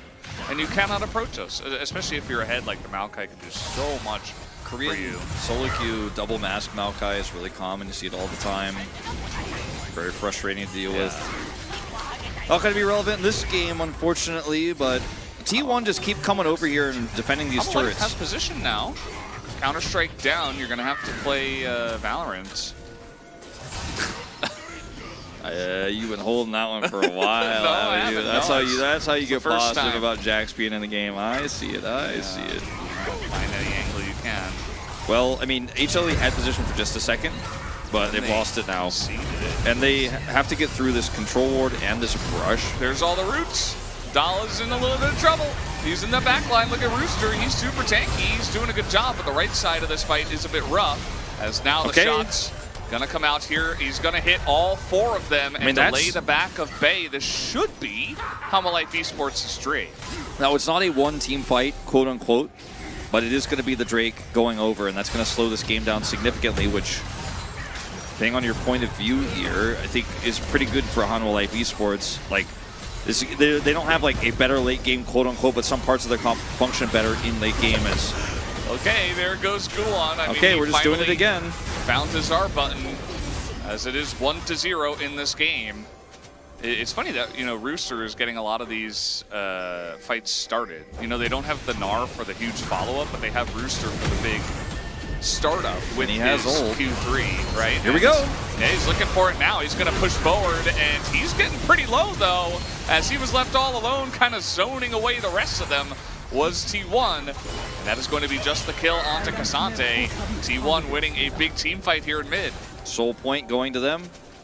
9-game dream still alive, Valdez. This is a huge turning point in this game because up until this point, it was only a 1-kill game. HLE were down 2 Drakes. It's a 2-kill game. It's a 2-kill game. We've doubled the kills in one single team fight. Wow. Unbelievable. But now HLE have given Soul Point. They've lost a lot of control over the map. You see the backs coming through here. T1 are going to have control on sides. Rise up at the top side, at least trying to put some pressure on that top turret, which is a fairly greedy call, but it is going to work out for him in this case. We'll grab the entire turret, I think. It's going to be traded, but T1 win a fight. Trade turrets, you feel pretty good. As Cassandra, you said, he has to use Q3 to set up these fights. He flashes in for this, instantly gets knocked. Yeah, taunted, and Base positioning too good. Just dead. There's no follow-up here. The timing of this all-in as well, with the Rift Herald being dropped, it was just very messy. I just don't think this comp works very well without Maokai. And that was kind of my initial theory. But now that we see it in practice, it's like, well, definitely. But now they have 2 knockups, Wolf. Is it because for the Yasuo in your heart? ruined? Like, what do you yeah, mean? Like the Yasuo in my heart, yes. The synergy is off. Well, at least Guan has a kill. And Duro has Heartsteel now, so Yeah. hold on. Dream alive 100%. Let him cook. Heartsteel Senna in the LCK Challengers League. Let's see. Legendary Poe is saying not to worry. We should trust him. Okay, let's see. Yes, this is the Challenger League of T1. Or the Challenger Team League. Challenger League team of T1. Yes. Yes. Thank you for saying it so succinctly there. Yes. I used all my different combinations to make it work. Okay. Okay. Hold on. Okay. All right. Wait. Wait Valdez, for it. hold on. Oh. Just hold it. Okay. All right. Nothing happened. Yeah, Jax isn't quite ready, but he's almost there as they get on top of Roamer, and he's like, yeah, cool story, bro, I'm Rise with a rod at serves. Not sure about that, but Guan is going to go down, and a pretty low mid laner as well, and it looks like we got the cash in. Cashing it in. Oh, man, he has Check 2,800 gold. Wukong may be an old champion, but that check's still good, Valdez. Still going to be good for a lot of gold. Sitting up at 1,400 or so, and absolutely worth. there's going to be a 3rd item coming in here shortly. Now, HLE are going to grab this turret, but the difference in what was gained for these 2 squads, I was going to say it couldn't be bigger. I mean, it definitely could be in a weird, otherworldly scenario, but in the scenario that we live in right now, this is definitely not ideal for the side of HLE. As we're just very blind. We're just very, what are we doing here? I don't know. It's definitely, yeah, those who call for owner to take a step down might be taking a closer look at this one. But yeah, like, Yeah. that was a choice that he made without vision, and he was punished, but they were able to trade it 1-for-1. Could have been worse. Always could be worse. All calculated for Forest. He's trying to get his Draven to cash out, clearly. And let's see what he's going to buy now. Yeah, let's that get, looks like a full item, potentially. get your microscope or your magnifying glass out. Hover at the bottom of your screen, what we got. Hold on, I've got my spyglass out. Looking through my kaleidoscope. Oh, Infinity IE! Edge. 3rd item IE! Yep. Well, who cares about range when you one-shot the front line? Well, he doesn't have a lot of tank-breaking items, but we'll see. Yeah, see if he gets them. is going to do a lot of damage anyways. And if he hits the Rise at all for any reason, it's going to hurt a lot. Rise, that stopwatch not turn into a Zonius anytime soon, I don't think. Probably We'll see. not. Stopwatch is pretty powerful. And if he doesn't have to use it for a while, maybe he won't. It can be If he made into Zonius for pretty cheap. I mean, not pretty cheap. This is pretty cheap A overall. few thousand, but look, I think if you're building Zonius here, the game is lost because you need damage on this Rise. And if you're hoping that you're going to just live through the Draven damage, I think you're mistaken. Speaking of mistaking, Ooh, Ingo Stahl. That was not the play, my good sir. That was not the play. Big Huge taunt, though. And, oh, man, Smash isn't getting in there, though. He's not able to get in range. And, you know, this is where Life Esports will have an opportunity. You know One what they guy gets say. caught off, and he's rooted from 100 to 0. You know what they say? It's not about the items you have in your pocket. It's about how you use them, Valdez. Yeah. You instantly buy an IE and then do very little damage. Unfortunately, in a team fight, doesn't matter how much gold you got. T1 making a good macro call here to push for the inner, so they'll be able to trade this Baron for that at least. Yeah, I was going to say, I think they get that. Yeah, they do. They do get it, and they're going to have the faster group up on this Drake, but should they even be looking for it? This is a greedy situation. Greedy situation! Okay, we'll see how it goes. This Paris is in a lot of trouble as over the wall he goes, and Duro is just stacking it up. We'll see how it goes eventually as Roamer, he is back. He has teleported in. He is at full health. T1, not sure about this one. Okay, Yeah, they're I going don't to know get about this on fight. to the Galio. The Draven finally beginning to do some damage, but he's only hitting the Cassante, and now Dog is a massive counter-strike. And that might just be able to push them back, but the Jin has opened up. Bay not too tanky, and that's going to be Dahl going down. And the follow-up damage and the range advantage is really beginning to show, Wolf. The comp looks really good when they are outnumbered, when T1 are outnumbered, when Forest is caught, when these players are split up. The comp does divide and conquer extremely well. So we're going to go back to this fight here and how it starts off is Dahl going in here, taking a ton of damage and instantly blowing up. And yes, Bay tries to ult him here, but that's very hopeful. Then he goes in for a big taunt, but where is the follow? Smash ults and does a little bit of Roamer's health bar, and that's it. And you said if you have all those items and you have the setup, it's great, but losing your Jax that early on the fight feels terrible. We'll watch what happens when he returns in the next replay, but 2,200 gold to lead won't matter if you're just chain CC'd in the front line, overextending. In T1, they have had so many advantages. They have a 3 Drake lead. They forced that fight on the Drake, if you could call it a fight. They forced that skirmish there. Look at the total damage dealt here. It's Heimerdinger by a mile. Yeah. That's not a good spot. Yeah. It's not a good look. We guys. wanted a frontline for this Draven. We're like, this Draven needs a frontline. He's got 2, like 1.5 frontline champions, right? The Jax. Galio a frontline? I mean, in this case, he's trying to be. I was trying to be Patrick Star. Ah, yes, the butterfly is this is like it's that guy with the butterfly who was holding up Jax. He's like, is this my win condition? I'm like, no. Is this that's is this the champion that should go in 1v5? I'm like, T1, I feel like so strong mechanically. Decent draft here. They put the pieces together. They had a nice lead. They utilized their win conditions early, and then all the pieces are falling apart. And they can't see the forest for the trees because he keeps going into bushes or going to places where he doesn't have vision, and there are like trees there, and then he dies, and I can't see him anymore. Yeah, I mean the Draven, the Graves rather has the same issue that the Draven has, right? He's got a little bit of poke in his kit, right? He can collateral damage, whatever. Same as the Draven can Whirling Death, but if you're not in range and if you're not far enough ahead and you don't have a front line to provide you with room, what are you doing exactly? You're just kind of squishy, and you can do like a couple of autos, but as the game goes longer, you need like at least 4 or 5 autos on one champion to really start making a difference, and I just don't see that ever happening for those 2 low range carries. Yeah. So that's why Bout is getting the most damage, because he's the only one with range. Well, now that HLE have a lot of control over this game, it's a 1,000 gold lead, but like the problems we thought that HLE were going to have is like, okay, the Senna's never going to get her stacks up.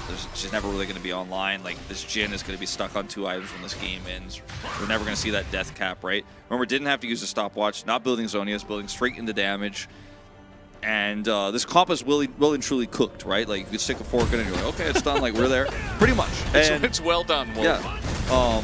Well, I'd say it's like medium rare right now, which is where you want it to be for this next Drake fight. So it's not too cooked. Okay. Yeah, like it's almost medium rare. Like that death cap, That makes we're sense. still That 1,100 makes gold away. But when we get to this next fight, T1 now, weirdly enough, I thought it was going to be okay. Is one going to have a miracle flank? Is there some weird realm warp angle? Does T1 get out macroed here? Did they play the map wrong? I thought that's what this game was going to be about for HLE. Their win conditions. Now I'm like, okay, does Dahl get a sick angle here? Where's the big taunt? Like, is there a massive ult coming from Smash? Does he actually get free damage in? Is there a Heimer follow-up? Because with like a wombo combo where Graves also ults in, like, it's going to be rough. That taunt we had from Bay earlier might be the best one we see this game. And It's not a good look if that's the case, if that's the life we're living here in this second game. Yeah. Might be a 2-0. And it's kind of cool the way that Hanwha played the fight as well, because they never really looked for engages themselves. It was never like Guwon going for the big play. Well, they did the one time where Rooster tried to go for the big play, and that failed. And then in the next fight, they kind of just sat there in mid in the K round. They're like, okay, are you going to attack us? You can't take the dragon because we'll just move towards you, and we're going to Jin ult, and we're going to Senna ult, and we're going to start poking you. So when are you going to engage? And then the second they engaged, just the peel from Hanwha is insane, like we've been talking about, like all the roots, right?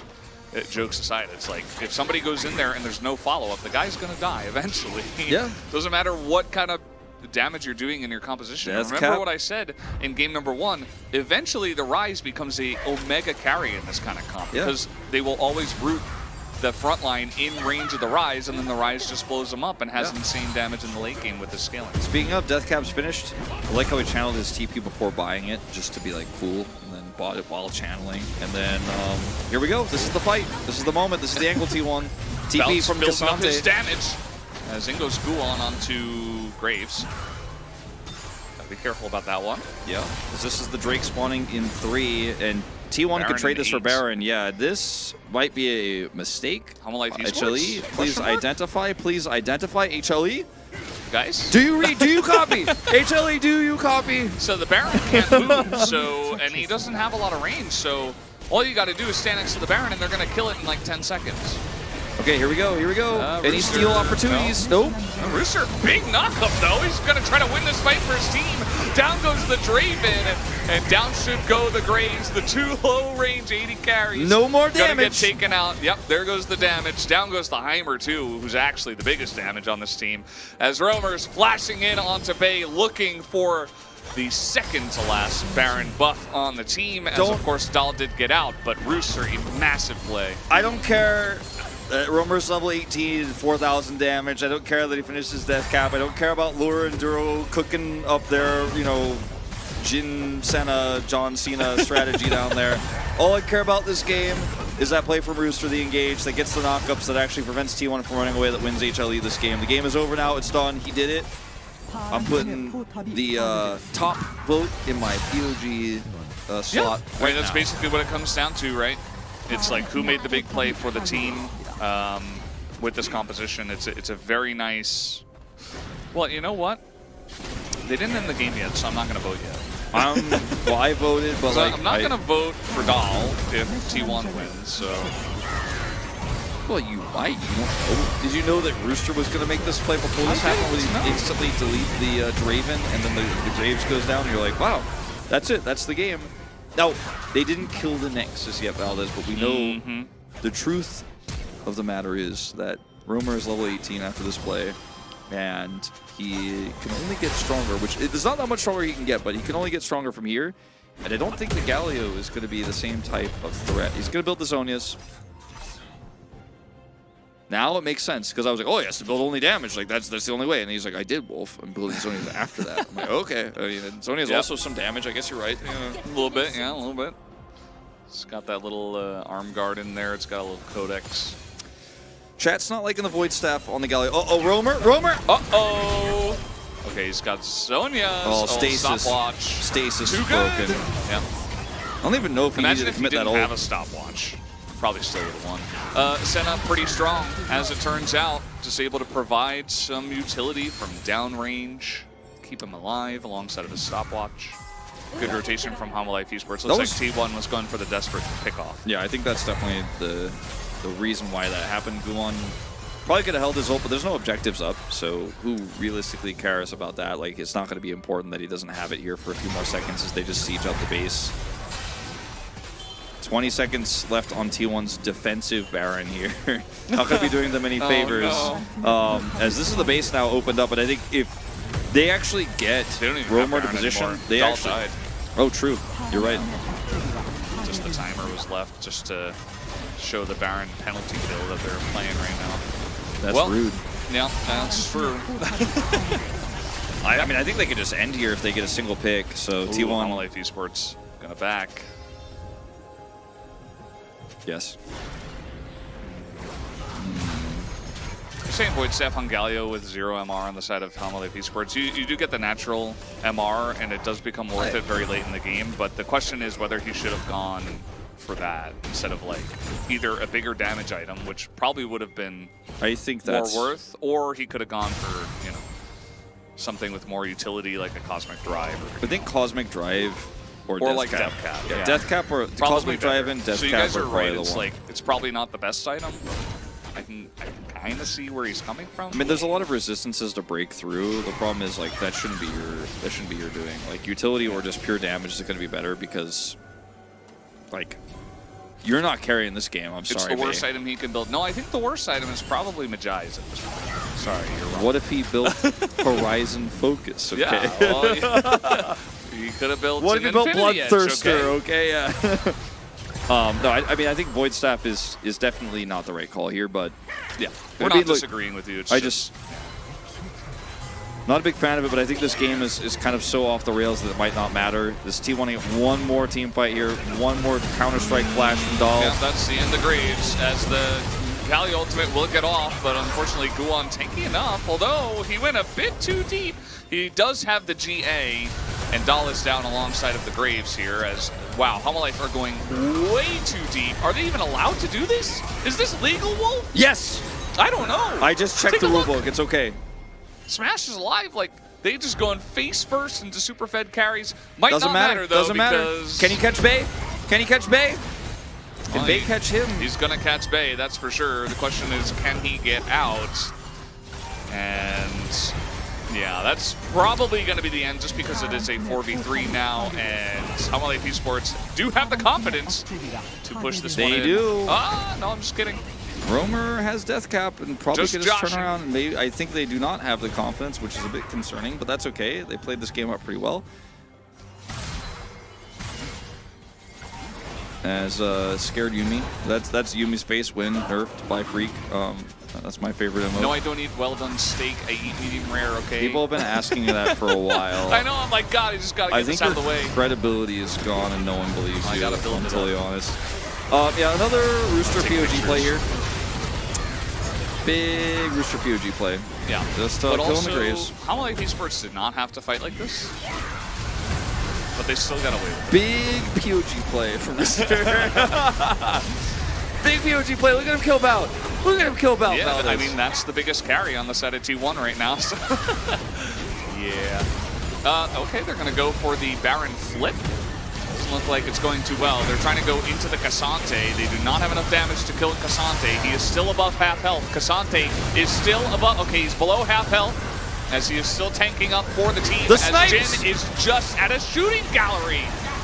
There's just no front line for this T1 team. They are too far behind now. They go for the desperate Bye-bye. Baron play. It was, you know, what else are they going to do at this point? But, yeah, that might just The do it. flash. Dahl is going to get Senna to death. G. Wow, Homolife we- Esports will be able to push into the mid lane and end this game. We actually saw a 2-0 here from HLE. The game looked like it was in a bad place. There was not enough of a lead. One miracle fight. And unfortunately, Wolf, this does kill the 9-game day dream. But it is a huge win for Homolife Esports. The 2-0 over T1 with a very cool composition So that two- T1 could just not understand. 2 upsets back-to-back here. KT Rolster winning against D+, and now HLE taking an upset win here over T1's Challengers team. We're seeing some big movement in the standings. These are some of the toughest matches you're going to play in the first round robin. And going into the second round robin in a few weeks, you're feeling really good about how you've ended some of your toughest opponents, right? Because now you have easier ones before that second round robin starts. And T1 understandably looking a little bit disappointed with this loss because you had a nice lead. You had those Drakes stacked up. The Senna wasn't getting too much value. It looked like this comp wasn't going to work without the Maokai, but Forrest really overextending in some of those critical moments. A lot of gold given over suddenly to this Rise, and he does 30,000 damage in this game. Yeah, again, I mean, you have to get in range of the Rise to do damage as T1, right? So, oh, I got to vote for POG. Yes. Forgot about that. Well, that's pretty obvious. But yeah, you have to get in range of the Rise, and the Rise was super overfed. So there was, you know, the one team fight that went T1's way, and then Homolife got one team fight in their favor after that, and that's where the giant dip comes through on the graph there at about 25 minutes. Unless your name is Viper or you're playing the the Draven Callista, which has been very survivable and very strong and very bullying in the lane. You said survivable. I did say survivable. Someone tell Atlas. Max could be mad. That has a lot of survivability. Draven right now is in a really weird place. You need a really strong front line, and his range is so low. There's so much CC in the game. There's so many threats that whenever I see the Draven locked in, like I think a lot of people get hyped because like, oh, Cashin's going to be an exciting game. Like Draven's back, but for me, I'm always a little bit worried. You know, like, and he was picked so many times. So was Forrest. I think Forrest is like he had a good start to the game, but he's going to get some clips to be watching tonight about like where is Vision, where are we moving, what are we doing? You're Graves, you're a squishy, you're not a tank, you're not playing a tank in this game, you don't have an escape, you're Graves. Like, got to think about this a lot. So, oh man, some great iron level takes from YouTube chat. I love it. Yeah, this was a Omega stomp, especially. I mean, game number 1 felt like T1 were suffocating, and then T1 was like, you know what? I'm okay with this. I'm going to draft maybe even... Okay. all right. 4,407 CC score? They are just trolling us now. That cannot be real. That is a troll, okay? We are just Production, getting you got trolled. us. You got us, okay? Like, hold on a second. Hold on a minute. Hold on. I'm going to have to take a picture of this one if I can get in there quickly enough. Hold on. This can't be right. This can't be right. I'm like taking a few different angles, like just to make sure it's real. Yeah. World record CC score. I just don't know if there's... I mean, I said there's a lot of CC in the game, but there's not that much in the game. Is this bugged? I think so. I think it is. I think somebody might be adding some extra digits by mistake. Yeah, I don't think anyone has ever achieved 44 CC, I could get behind that. Yeah. 440, I'd be like, okay, so what are we counting as CC? 4,407, I'm like, if you counted each one of his autos as a CC, I don't know if we quite get there. More than that, like every step he took in the game. I'm like, I just don't know if that is... like 44, I'm like, wow, nice, good work. 440, probably not real. 4,407. Just gonna have to be playing some a different game. text messages about this one. Yeah. Well, CC score aside, Rooster absolutely deserved this one. Regardless of game 1, which he also played well in, he's got the best hair in League of Legends right now. He's got the best top lane in the top side. Venusaur's getting in there. Yeah, he's... I don't have anything else to say to you. I'll honor him, and he said he didn't think Draven and Heimerdinger have much synergy outside of pushing the lane. I think there's certainly some aspects of that are true, but I think Heimerdinger can support Draven very well with turrets, and pushing the lane is basically the goal of the Draven in the early parts of the game. So yeah, I think you're giving him more credit than his original statement as well. I think he just said like My understanding was that because they were pushing the lane, it is bad, which would be kind of a unfortunate take. If it wasn't that, then I apologize. I think it just means that they work very well together outside of lane, which I think is not necessarily true, because I think Heimerdinger turrets give a lot of space to Draven, but extra 4K CC score for his beautiful hair. That's the reason. I mean, I can get behind that. Credit card score.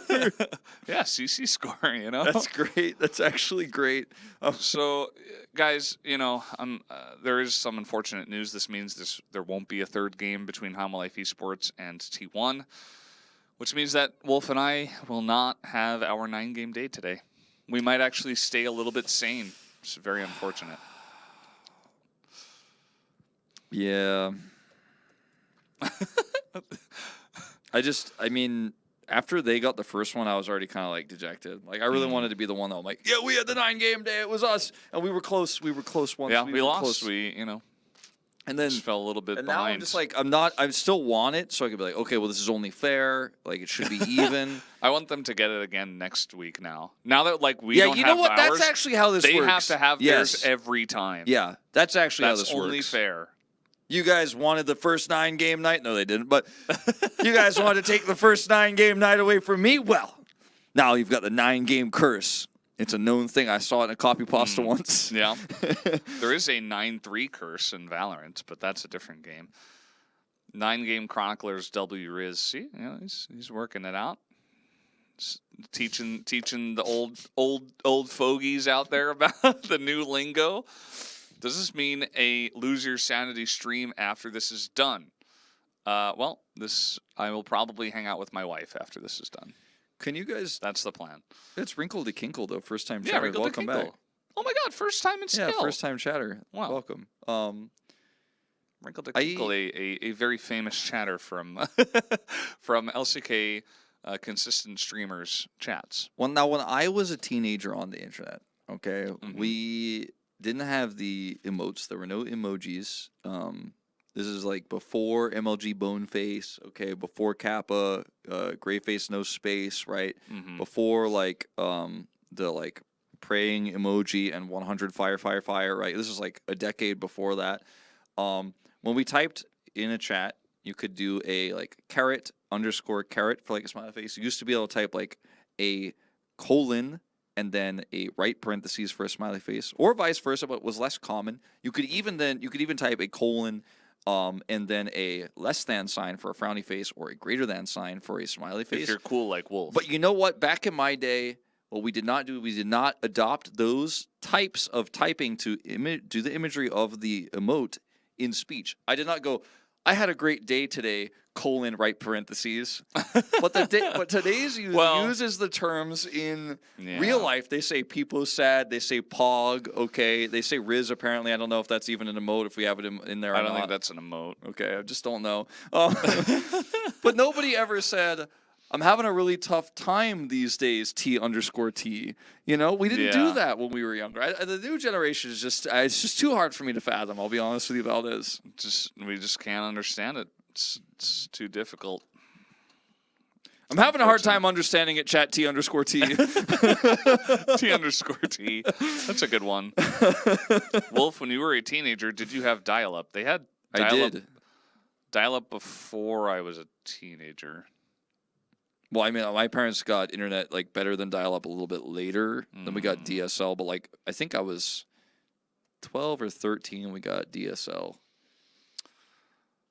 Yeah, I was around that age as well, actually. But 11 is not really a teenager; it's like preteen, so it doesn't really count. Yeah. I guess so. There was the one place where you could use emojis, I guess, when I was younger, was like AOL Instant Messenger, where like there was a button you could press and it has smileys and stuff, and it sometimes automatically becomes a smiley. But nobody used that. Most people turned it off because it was pretty cringe. It was honestly, it was kind of cringe. It was a little bit cringe, yeah. We didn't say that back then. No, we didn't say that, but it was like, we would say like, that's pretty lame. That's what we used to say. Pretty lame. It was like, that's pretty lame. I remember when my older brother told me about the new slang on the block, which was fat. Like PHAT. Yeah. I was like probably 7 or 8. Your brother was ahead of his time, honestly. He was, he was just hitting, the cool kid stage. He's like, "Lil bro, I just learned this new word. It's fat." I mean, just like really, it's really cool. I'm like, whoa, that's really cool. Did you ever go through the period where like you had the really angsty away message, where like you'd put up the away message where you're like, no one really wants to talk to me right now, so I guess I'm just gonna like that. No, but I mean, you know what I mean. But like, that's not what you said. But like, you'd be like, hit me up if like you want to chat. I'm probably nearby. AKA like, please talk to me. I'm very lonely. Hit up the phone if you really want to talk. Something like that. Guys, unfortunately, we did get the message that we have to stop talking. So that's going to do it for this second series. We do have a third one later on. Make sure you guys join us in about 30 to 45 minutes, and we'll see you then.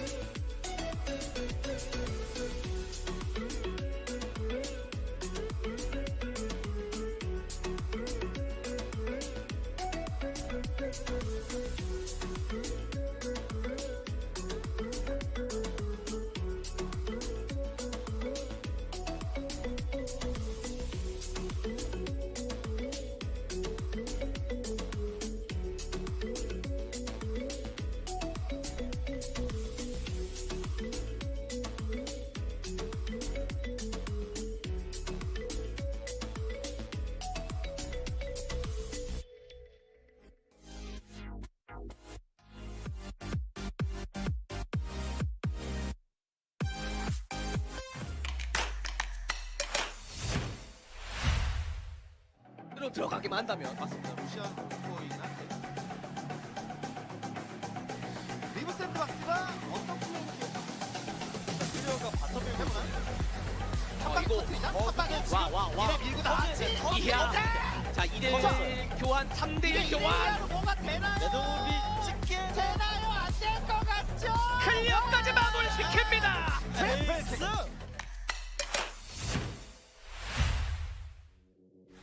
안 보여요 지금 젠지 글로벌 아카데미는. 그렇죠. 젠지 입장에서는 패기롭게 한번 밀고 들어가 보는데요. 대전의 마수 한번 묶었고 그리고 아칼리 왔는데 뒤에서 퀴드가 뒤. 퀴드가 뒤. 아 근데 카르페가 살 수 있나요? 카르페가? 더 갈 수 있나요? 이게 아, 랜서가 아, 이렇게 정리당하면 이거 랜서가 또 미쳐날 때 그렇죠. 답이 안 나오는 더블 킬이 했어. 남은 거 퀴드. 따라갑니다. 퀴드까지 퀴드 잡히면 잡힙니다. 피오라의 맹활약 로스프까지 잡히기 일보 직전. 에이스 1번 직전 야하. 와 있거든요. 그리고 빠져 있고요. 그렇죠 타라투스 선수가 중요해요 지금 사이드 전멸 다 되고 있고 체크 안 된 거 같아요. 발견이 잠깐 너 몰라요. 들어갑니다. 찌릿. 포레스가 잡아냅니다. 그리고 이후에 헤넨이 잡히긴 했지만 근데 근데 혹시 베이 숨어 있긴 한데 근데 한 방에 이게 뭔가 녹일 딜이 붐할 수 있나요? 위협적이 붐이 안 되잖아 안 돼요, 이게. 조합으로 뭐가 되나요? 한 방에 펑! 뭐 이렇게 돼야 네. 되는데 핵폭탄 떨어뜨리듯이 붐 이게 안 됐어요 디플로스 기어는 뭐 그리고 때려봐야 풀백과 이거 스타일로 이런 느낌이고. 자 드래곤 싸움. 아직까지 아, 대충 특히 지금 애쉬도 굉장히 거슬리고 리산드라가 위쪽으로 돌고 사이드 있습니다. 앞에서 열심히 맞았는데 어느새 바퀴예요 그렇죠. 아니, 지금 체력 사이드 이 거자고 사이드 아니면 체력관리 안 야, 되니까 진짜 한타 끝났어요. 대승. 애쉬 잡은 거 대세 큰 지장 없고요. 사이온까지 잡히고 바루스도 풀어요. 완전 잡아냅니다. 풀백. 디플로스기야. 네 플러스 기아 1위 자격이 충분합니다 와. 그렇습니다.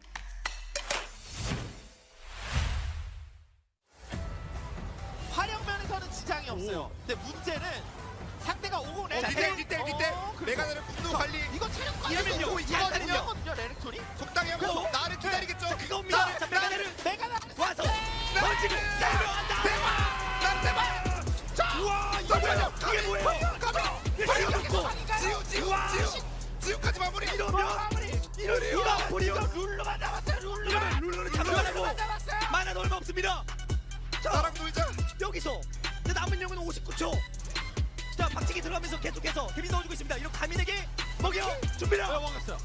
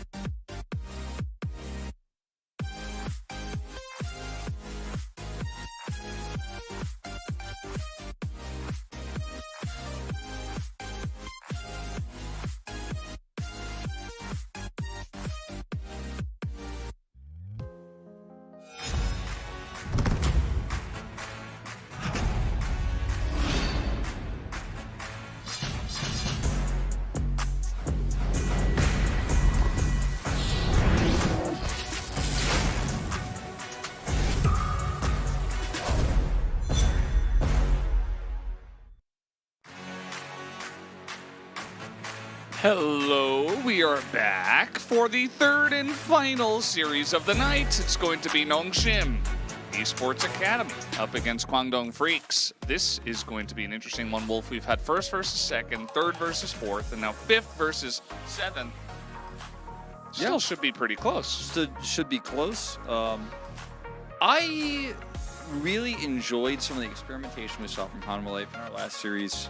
Second game looked pretty rough. Didn't work out as well without the Maokai, but, you know, they made it work anyways. Yeah. With some good plays from the top laner. And going to this one, expectations definitely a little bit lower in terms of level of play, but I think we'll actually get some more back and forth gameplay. Might get to play our who do you think will win if you had to pick right now kind of game. Yeah. We could have done that in the second game of the last series, I guess. Yeah, but it didn't seem like that was going to be a fun game at the time. Like, we would both just been like, well, yeah, we're going to game 3, obviously. Yeah. And it didn't happen. Unless I was like, no, actually, I knew it was going to Yeah, I read the script. You know, I have access to such things, so I know who's going to win, how many games are on a certain day, if there's going to be a pause, who's going to get POG. Whether or not they can say Giga Chat in the chat, like he's got control over this. Yeah. Yeah. I don't have control over that, no. Is it raining tomorrow or no? No, See, he knows everything. it's not raining tomorrow. I checked my files. Cool. All right, here's our standings. So with that win for Hanwha Life, they actually passed T1 and will take 3rd place. So top 3 looking pretty interesting here for challengers right now. And on the side of Kwangdong here in our 5 versus 7th, they're on the lower part of this, but with a win, they can get one step closer or a game ahead right now. So will not actually be passing anybody just yet, but they'll be able to, you know, get closer to DRX. We'll play later on. Tomorrow, if I'm not mistaken, actually. So we'll see how this series goes. Nongshim, I think, kind of underperforming this season so far. Our expectations were high for them based on the roster they replaced fully going to this season, and their start to this season against DRX was very good, but a little bit of an underperformance. Still a relatively unknown roster. I actually do not know if Calyx will be starting again today. I assume so. I haven't checked the paper. On paper, he should be starting, but I actually haven't checked the paper. Okay. We haven't been notified, so... Yeah, I'm going to say that he is... I'd say a pretty good chance. We'll find out very shortly here, so... Based on this other paper that I have, seems like a yes. But Nongshim Red Force up against Kwangdong Freaks. Both of these teams do use a slightly red color. There he is. Confirmed. I just know these things, you know? I just have access to all the information. He's a very young player. One of the younger players that people are really excited about coming into Challengers right now. And I do believe that the potential is definitely there for this guy. He had some kind of shaky laning phases, but his decision-making going into mid and late was pretty amazing, honestly. Silas is a scary thing to face. I believe he played Syndra as well, and it was, you know, that was not as impressive for me. But on this roster, I think a lot of people looking at Bull as a big standout. Lancer now replacing Ilma in the top lane. He's been the consistent mainstay. I don't know what is happening to Ilma, where he is in terms of where Kwangdong puts him. But Courage is the player I look out for always on this team. I think Courage has a lot of potential as a jungler. I shouted him out as one of the, you know, if I had to pick like maybe one player who might be in the LCK soon and might make a very strong career very early, like Courage is one of those guys to me. As we're getting some Team details. stats, Wolf. This is pretty. It means there's cool. no key players, which is I think we have some mismatches across the rift, and maybe we would have taken mid, but Calyx is so new, doesn't have a lot of Kwangdong stats. Freaks end the game quickly. They also lose the game quickly. They have a very low average game time. The average in Challengers is, I saw it earlier, it was like 32 minutes, 40 seconds. So Nongshim a bit above the average, Kwangdong below. Significantly the below. average. First blood, both sitting at 7 first bloods of the total games. So it's a stat that in really snowballing metas like the one that we are maybe on our way out of is very important. So I want to keep an eye on both of these teams, again, below it average in terms of stats as well. 3-3, 2-4. Nongshim can actually move from a neutral record to a winning record if they can take this one here. So moving to the draft, see if the trends do continue, as Maokai still continues to be a menace. Yeah, Maokai should be very much permabanned in my mind. I mean, there are so many strong picks, but Maokai seems to be one of them, and it just feels like the longer we go, the more that becomes a thing. As both Caitlyn and Varus banned here by Nongshim, maybe some Zeri action from them, or maybe just good old Lucian. Could be. Hard to tell at this early stage. Is no Akali for Calyx. And there's the Ashe, so kind of removing all 3 S-tier bottom laners / support in the Ashe case, I suppose. Is do see the Elise ban now, so 2 jungles against Soundy here. Pretty easy Rise first pick if you just want to play reactionary, but you can also try to level out the jungle field. We've seen a lot of success with Wukong even on the previous patch here in the LCK. Oh. That's pretty high prio for Mihai. Pretty high prio on the Cassante. Pretty wide open. Yeah. You can see the Kwangdong players a little bit surprised by this. We don't normally see this that high up in the draft. Yeah, seems like it gets banned pretty often against Mihail. It is his most played, 7 games. He's 4-3 on the pick. So it has been going pretty well for them. Could just be a Lucian setup here for Kwangdong Freaks now. Take the Sejuani Lucian. Could also see a setup with, you know, something like a Lucian and Wukong if that's what you want. But they want to make sure they get this Gnar here. And just want to react to the AD carry setup here because Yuumi not very strong right now. But the Wukong pick does kind of lean towards potentially a Zeri setup. Problem is you're not going to get your support here, so this is going to get really awkward. They're like, oh, I picked Zeri, and it's like, you can't have Lulu, but it's like, well, you can't have Nami. And what's going to happen? So I think we're going to see something interesting here in the bottom lane. Yeah. Just go ahead and pick Ryze or Sylas. You were talking about Calyx's Sylas. He's going to get his hands on that pick already, and it was wide open with Gnar being picked. Not a big fan of this one. This is a interesting choice. Well, there's the Instalock GG. Yone into Sylas. Very good matchup for Sylas. Don't think we're going to be seeing Gnar mid. Don't think so. Also, you blind picked, well, you didn't blind pick Gnar, but you picked Gnar when Sylas was available. We've already seen that's a big issue in the LCK. I would imagine that these players can also, especially Calyx, who has already proven as Sylas is pretty cracked, as the kids are saying. Yeah, and you've already locked in Sejuani as your jungler, so this is not some moment where you can go like, okay, we're getting like the Nidalee Yone, like old school Yone release kind of comp here. Very much trying to figure out what this means. As obviously the Karma, the Lulu, the champs that are going to pair well with the Zeri, kind of taken away. You take away Wave Clear here, take away the Lulu for the Zeri, weakening some of the meta AD carry picks instead of trying to guess what those AD carry picks are going to be. The Heimerdinger ban is also kind of like, well, if you ban Heimer, we got to ban Karma because we don't want to lose that war of attrition down there.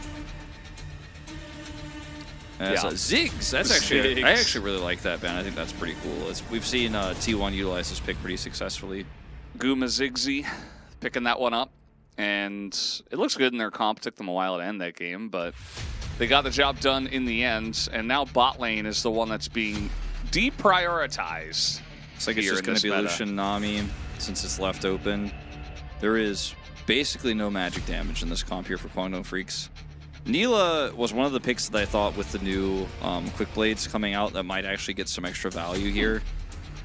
This game, by the way, get ready for fireworks. Like, this is not going to be one of your sit around and it's late first blood, low kill game.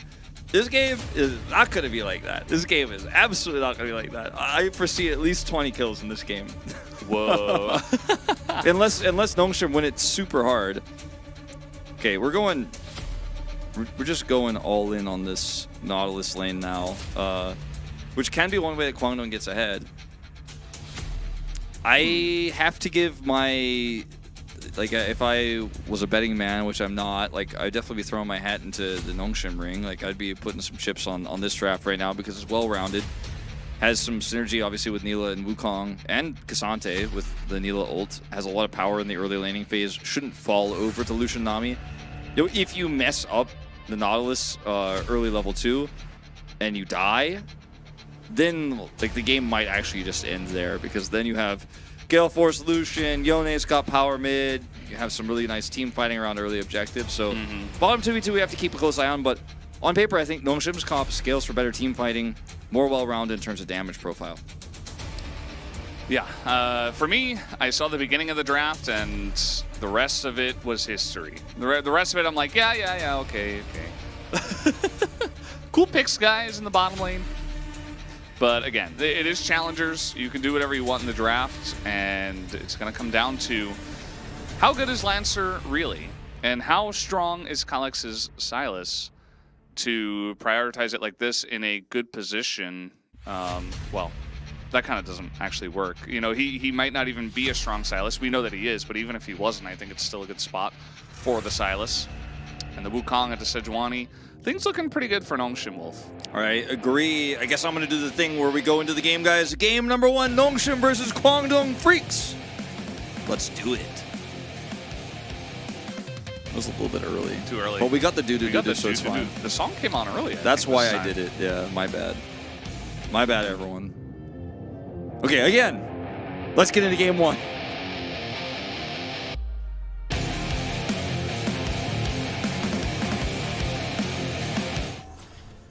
Oh, I thought we might get the double do-do-do-do. Oh no, we only got the one do-do-do-do. Unlucky. Today is just, you know, no 9-gamer. We did get the do-do-do-do a couple times though, so I guess that's lucky actually. Yes, guys, it is very cold. It is very late. Not everyone can make it to the stadium on a Monday night. We do have a lot of audiences, usually earlier in the day. Wolf, stop using logic. It obviously means that this game is dying. That's it. Dead Yeah. game. Stop using logic, okay? Never would have thought. You're here casting challengers. 미니언들이 생성되었습니다. No logic involved. I guess that's it. It's confirmed. Yeah. Damn, I was like really looking forward to it. I thought this was one of my big years of League of Legends casting. Found out it's dead already, man. Yeah. By the way, Lancer 5-0 on Gnar. Seems pretty good. The guy I mean, has just replaced Illima, and he's played a lot of Gnar. and Kwangdong are 2-4, and yet he still has 5-0 record. He wins a lot of one game off in the series, he gets banned. Yeah, you do not My want sheet to. says 4-0. What does it Which one is true? Is it 5 or 4? You know the one way to get hooked by a Nautilus is to stand within range of his hook. Hide on bush? Yeah, just stand within range of his hook, and then show the Lucian. And like, as HH here, if he is not in the bush, oh well. If he is in the bush, nice. Nice. That'll be some consumables. Thank you very much. Yeah. Lucian Nami, we have seen it even begin to slightly struggle into like Yumi lanes, as this is going to be a good hook right on target. Ondil has a little bit of trouble, but they are going to turn this around pretty nicely. And so it is pretty good trade actually for Kwangdong's bottom lane, even though they were down a level. But yeah, Lucian Nami definitely has a lot of power once we do see that first item for the Lucian, and can trade pretty well after level, you know, at least 2 or 3, but for that can get bullied a little bit. Neela gonna help you get level 2 first, and then level 3 of course, and then later on level 6. These are the spikes you're looking for with the early Nautilus pushing with the Relic Shield. Being aggressive, level up, but eating the Ignite. A little bit indecisive in these calls, but that's okay. As now the Wukong a little bit behind in terms of clearing the jungle, so not actually going to be able to come over here and deny the Sejuani from getting onto blue buff, nor be able to make an impact in this land. Now you're very far up, so Sounda, this is courage. I was telling you guys about this guy's good. He checks the ward. Yeah. Gonna look for that Scuttle Crab. He's just waiting on it. He's definitely going to get that one.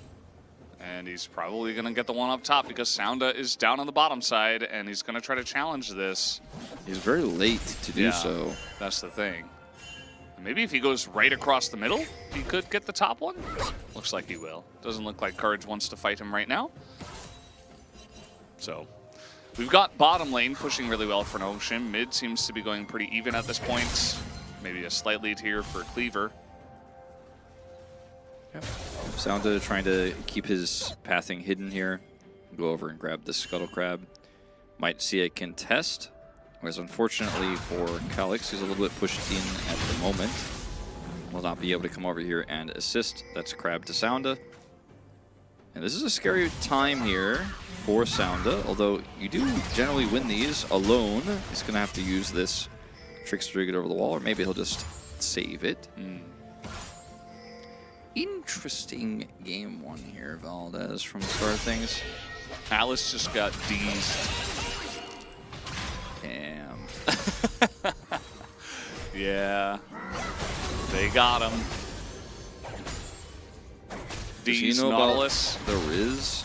He probably does not know about the Riz. I hope not. It's good to have some knowledge. Speaking of which, we do have Ignite onto Ondil. He cannot get away from Mila, so Any that is dash his first enjoyers? blood. A lot of dash enjoyers here for Nongshim on the bottom side, as Ju did not pick up the kill. Actually, it did go to the Ignite of HH, so still a really nice start for the Nongshim bottom lane. Yep, already level 5. We'll have level 6 for the Herald fight easy. Should be totally fine. Looks like he wants to grab that last minion. If the back timing here is... Yeah, Andal... very greedy. Will go for a flash, but he's got another dash. Yeah. Flash for dash, Ghost comes through. You think these players kind of like forgot what it's like to lean into Nautilus every day? I kind of did, to be honest. Like, I haven't seen Nautilus in my solo queue games for like about 6 months, feels like. Yeah, I mean, there's that, but there's also just this weird aspect of like, you've played so much Lucian Nami against enchanters where you're like, no, I step up here, it's fine. Yeah. They can't, are they going to auto me and not Lucian? Like, he kills them. Like, what a silly group of guys down there on the bottom side. But then you kind of do forget, like, oh, wait a minute. There are other champions that do a lot of damage early. They do exist, and they will punish you, and they will hit level 6 fast, because that's what Nilo does. Sounda also going to be hitting 6 fairly soon here, so there's a really big team fight opportunity for Nongshim here. Going to Herald. 6 already there for HH, as you guys can see. 2 levels up on Andil. Early game Nila things. And the Rift Herald fight here for Kwangdong Freaks is normally strong. Like, normally, you know, if you have this Lucian comp and you want to send the Lucian top side, it can be really strong. But you have a Yone at level 6. You have a Gnar. We can get some prio here. The Cassante not going to be too impactful at this stage. The CC of the Gnar very good. But when you consider Nila spiking here early with the Nautilus, I think that just kind of takes away the win from your sails. Now, if they just take Drake instead here, if Kwangdong Freaks can identify this, there is definitely a window to push over there and get control. But the timing of this actually kind of works, where they might be able to do both. It's kind of a rough spot for Kwangdong. I really feel like they need to get ahead in a decent fashion pretty early on in the game as well, because eventually you're going to be mostly AD with Sejuani as AP and Nami. Let's not forget Nami. And Don't forget, never forget. Yeah. On the other side, there is like a decent amount of AD on the side of Nongshim as well, but then you've got like insane amounts of CC as well, so you have to build, you know, who knows what boots you're going to build against that. Whereas it's very easy for Nongshim to itemize here, and if they get ahead, it's like, well, your Lucian loses value, your Yone loses value. It's going to be really difficult, I think, for them to set up some plays where their carries can actually lay in some damage. Grouping up for Herald now, Kwangdong Freaks definitely have a team fight comp that, if there's no Nila here, can win. Nila can try to all-in again bottom side with the Nautilus, but not really getting much out of this outside the first Drake with the experience advantage. And it looks like they're just going to let this one go for the time being. We do see a rotation over of Calix now. So slow. So it looks like it's just going to be a 50-50. I don't think so. Okay, he's going to flash in, but just a bit late on that one, as they are going to get the Rift Herald and also get out. 50-50. Yeah, Kwangdong really just leaving it up to chance. And, I mean, they were able to sneak it essentially before Nongshim could reply. Yeah, but I think, honestly, as much as it was kind of greedy from Kwangdong the way they held it and tried to smite it down fast, I'm a little bit more worried about Nongshim's late arrival, because that means that there's a little bit of a, outside of the laning phase here for Nongshim, like lack of understanding of where this comp is at its strongest. Like if you're gonna contest, you better go there fast, and that's like you're all in on this objective. You are committing. You don't kind of go halfway. It's okay. They're trying to all in onto the Nautilus. Well, can they do it? Here comes the Yone. Gets a lot of damage in their courage as well. It's gonna get pretty low. Can Kalix go 1v3 essentially? The heal comes in as our young mid laner from Nongshim gets baited into that one, and Ondu will rightfully take this kill. All right, that's going to be that Herald that they won the 50-50 on, crashing through this turret with a lot of minions. Sounda here has to come over and drop his wolves to try to defend, but that's going to be a... That was a really good Caster Curse Chronicler, well done from the comfort of his own home, saying that, you know, Nongshim just, there's no way they can lose this, and then this happens. Yeah, well, you're out there, you're knocked up. Cleaver's got the damage. He ults there. Really nice ult from HH, but he has the ult follow-up, and like the Nautilus depth charge was really good, but it's not enough to save him. And then Permafrost with Yone. That's the synergy showing through. Yeah. He does the auto attack really fast. And she's getting Freezy Freeze. Yeah. And that's that. Just a little bit of miscalculation. So much crowd control. Looking at the gold difference now. We didn't really like the Yone pick that much. We were raising our eyebrows at it a little bit. But now he's 20 CS up. He has a 900 gold lead. Nearly 1,000. They got the Herald. He got some plate gold. Kind of changing our tune a little bit here. So I want to play a game that I really like to do at this. Nongshim.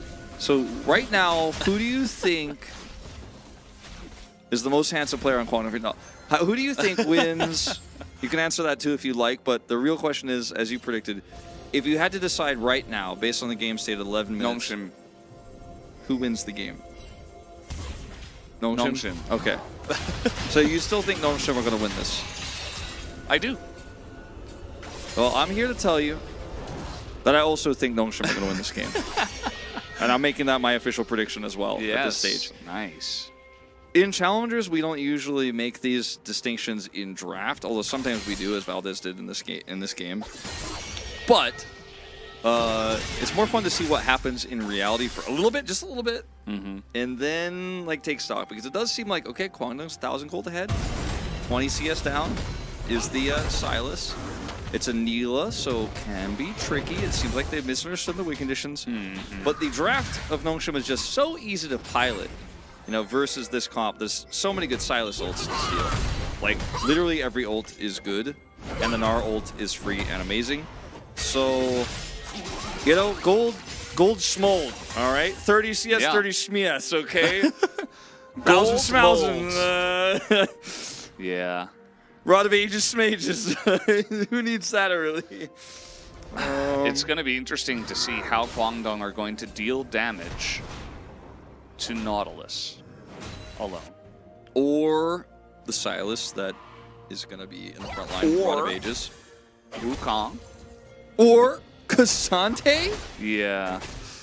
Look at his starting items as well. It's like, well, I'm going to buy these and they will be useful for the entire game. I will also buy this cloth armor because this will also be used for the entire game.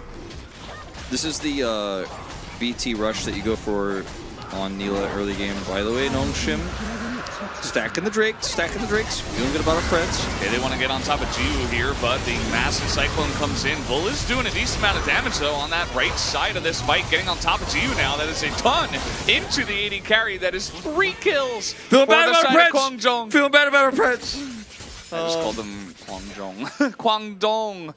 Yeah. Well, well, the Neela did ult a front line. It was not very powerful. Because the turn here is very awkward. Like, Ju here is caught, instantly cleanse, and then comes back in here and he's like, ulting a Yone. There's a Sejuani in the fight. Bull is getting maximum value untouched. Silas wasn't there. Now, does this team fight really articulate any of the points we made about the weaknesses of Kwang Freaks' draft and their inability to do damage? No. However, did they secure the Drake? No. However, I'm getting to the real point here, which is, we're gonna watch this one more time too. Did we miss this at some point? Yeah, I think so. We must have, right? Because I don't think this happened on our screens as Cleaver just is showing Calyx up. That is also bad. That is also not a thing that is why we predicted Nongshim to win this. But this fight was not about comps. It was really just about Nongshim being greedy, not having control over the Drake. And Neela, despite being strong at this point in the game, isn't able to do damage to the enemy AD carry, who does free damage to the entirety of the fight with a good front line there. So, man, I've only been wrong at this game once. Might be time to double my losses. Because now the gold lead is so massive, it does shore up some of those compositional problems, doesn't it? That's what I said. You know, like, they have to get a lead. If they can get a lead, they could definitely still win this, but it wasn't very likely, as Ju is going to get a big ult, but how long will he survive for? Well, it turns out a pretty long time.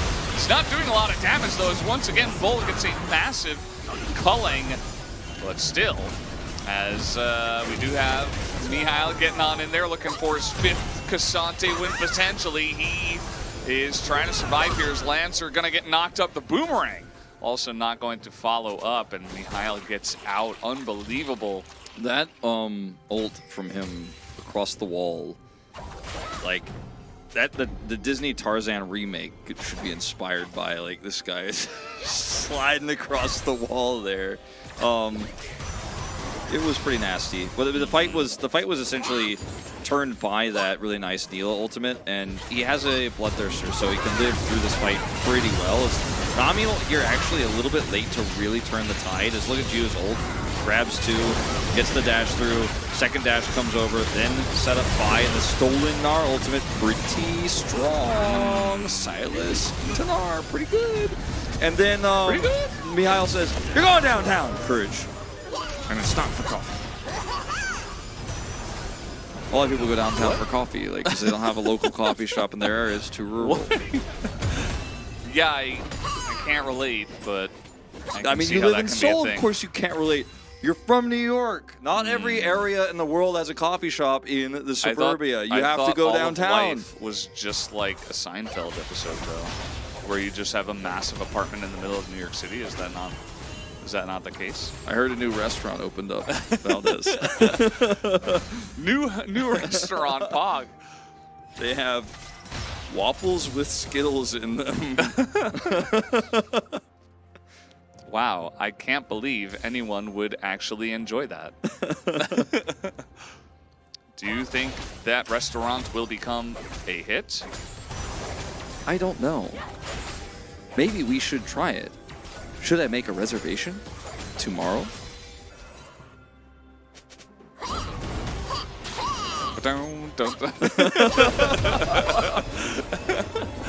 People don't get it. People don't get it, Valdez.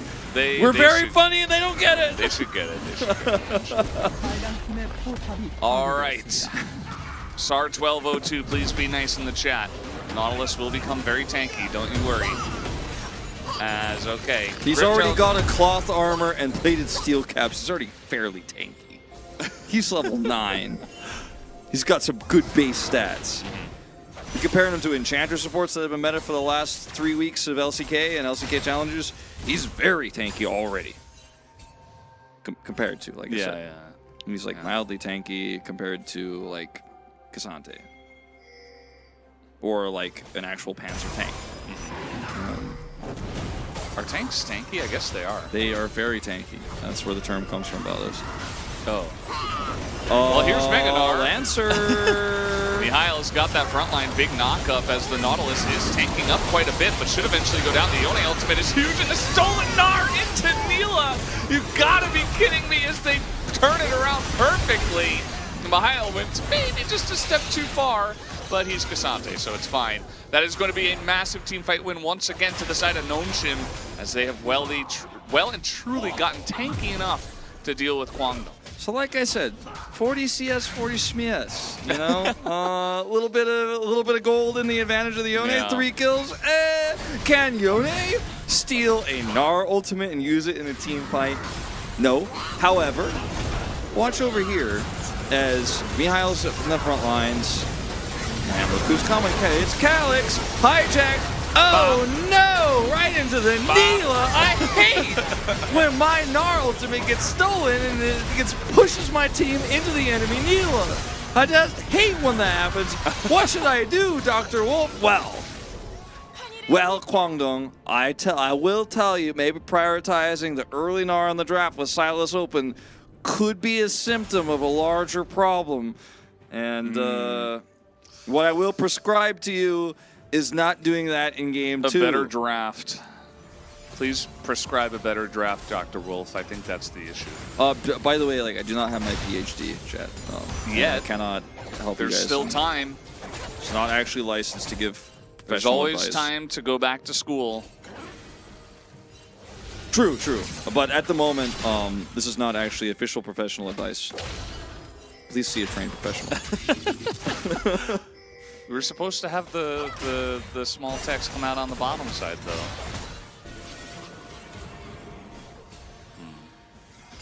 Unlucky. Please call your doctor if Silas scaling occurs. Silas scaling. Oh, no. If your Rod of Ages completes before 10 minutes, Yeah. please call the Poison Control Center. All right. This is, I'm feeling pretty good about our Preds again. Yeah. I mean, feeling pretty good about our Preds Kwangdong again. needed to win like 1 or 2 more team fights, but they kinda just got boomed on the second Rift Herald instead. And after that happened, it's been rough goings for them, and now they're going to be going into Mountain Drake, which makes this even worse because everybody is stacking armor against your all AD team. It's actually it's insane that they have. Now they have Mountain Drakes. Even Neela's got steel caps. Watching the Lucian shoot the Neela, who's 2 levels up, who's just walking up to, like, G was just walking up to Bull and hitting the turret, and Bull's like, please get off the turret, and G said no. He's just like, I don't actually care, you can't hurt me. You can't hurt me at all. Only very mildly. Very small hurting. Yeah, just a little bit of chip damage. Everybody's a tank. It's not fair. Okay, that's a cleanse. Yeah, they got a bunch of ultimates for that. As uh-oh, here comes Silas, gonna steal the Sedge ultimate. It looks like nice Yone, but unfortunately they don't deal damage, Wolf.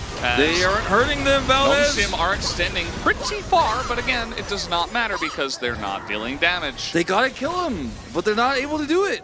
It's a problem. What's the deal with all this armor All right, anyway? look, so they can kill this turret, and that's going to be a little bit of extra gold going over. Look at the damage in the team fight. Yeah, when the Cassante is out damaging the 80 carry, it can be problematic. Now, they're coming over here very late. Yes, please see a trained physician if that happens to you. As here comes Meganar, I'm not sure they care because he doesn't deal any damage. This is also a forced 3v5 for no reason. You were never going to get into the pit and steal away the Baron. You don't even have a jungler. All right, he wasn't Valdez, there.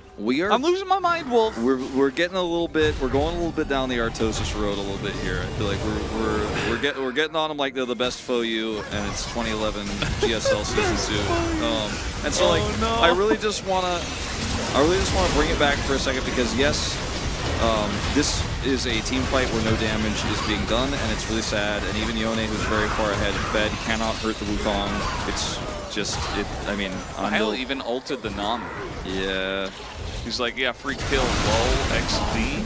Thanks, Riot. And then this is when they kill the turret, and we're not going to watch him go back, because that part of the fight where I think is like where the realization sinks in as the 1,500 gold ahead Yone can't actually be an R, so it's pretty problematic.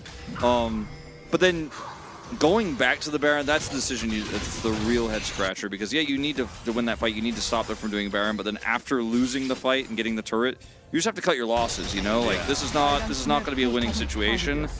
And walking back into that after using most of your engage is where like the shot calling on this team seems to have fallen apart. Yeah, that's the thing about Guangdong Freaks. Like you mentioned, individually they have some really great players. Like even Bull's a great player. We've seen him pop off. Courage, great player. Lancer, obviously replacing Ilima. He's a great player. And what's happening here? What is the draft and what is the way that this game is being played?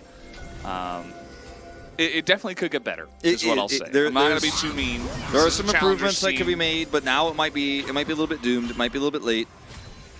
As you pick Yone usually to get mid prio and to win early, but into Silas could be a problem as well. Oh. Well, they are throwing everything into the Sejuani. Maybe this is an opportunity for Guangdong, but the Mila ultimate gigantic once again as a 5-man Gnar into the wall. They all group up for it, yet it does not matter. Well, however, it does not matter. All 5 of them are still alive with more than half health, okay?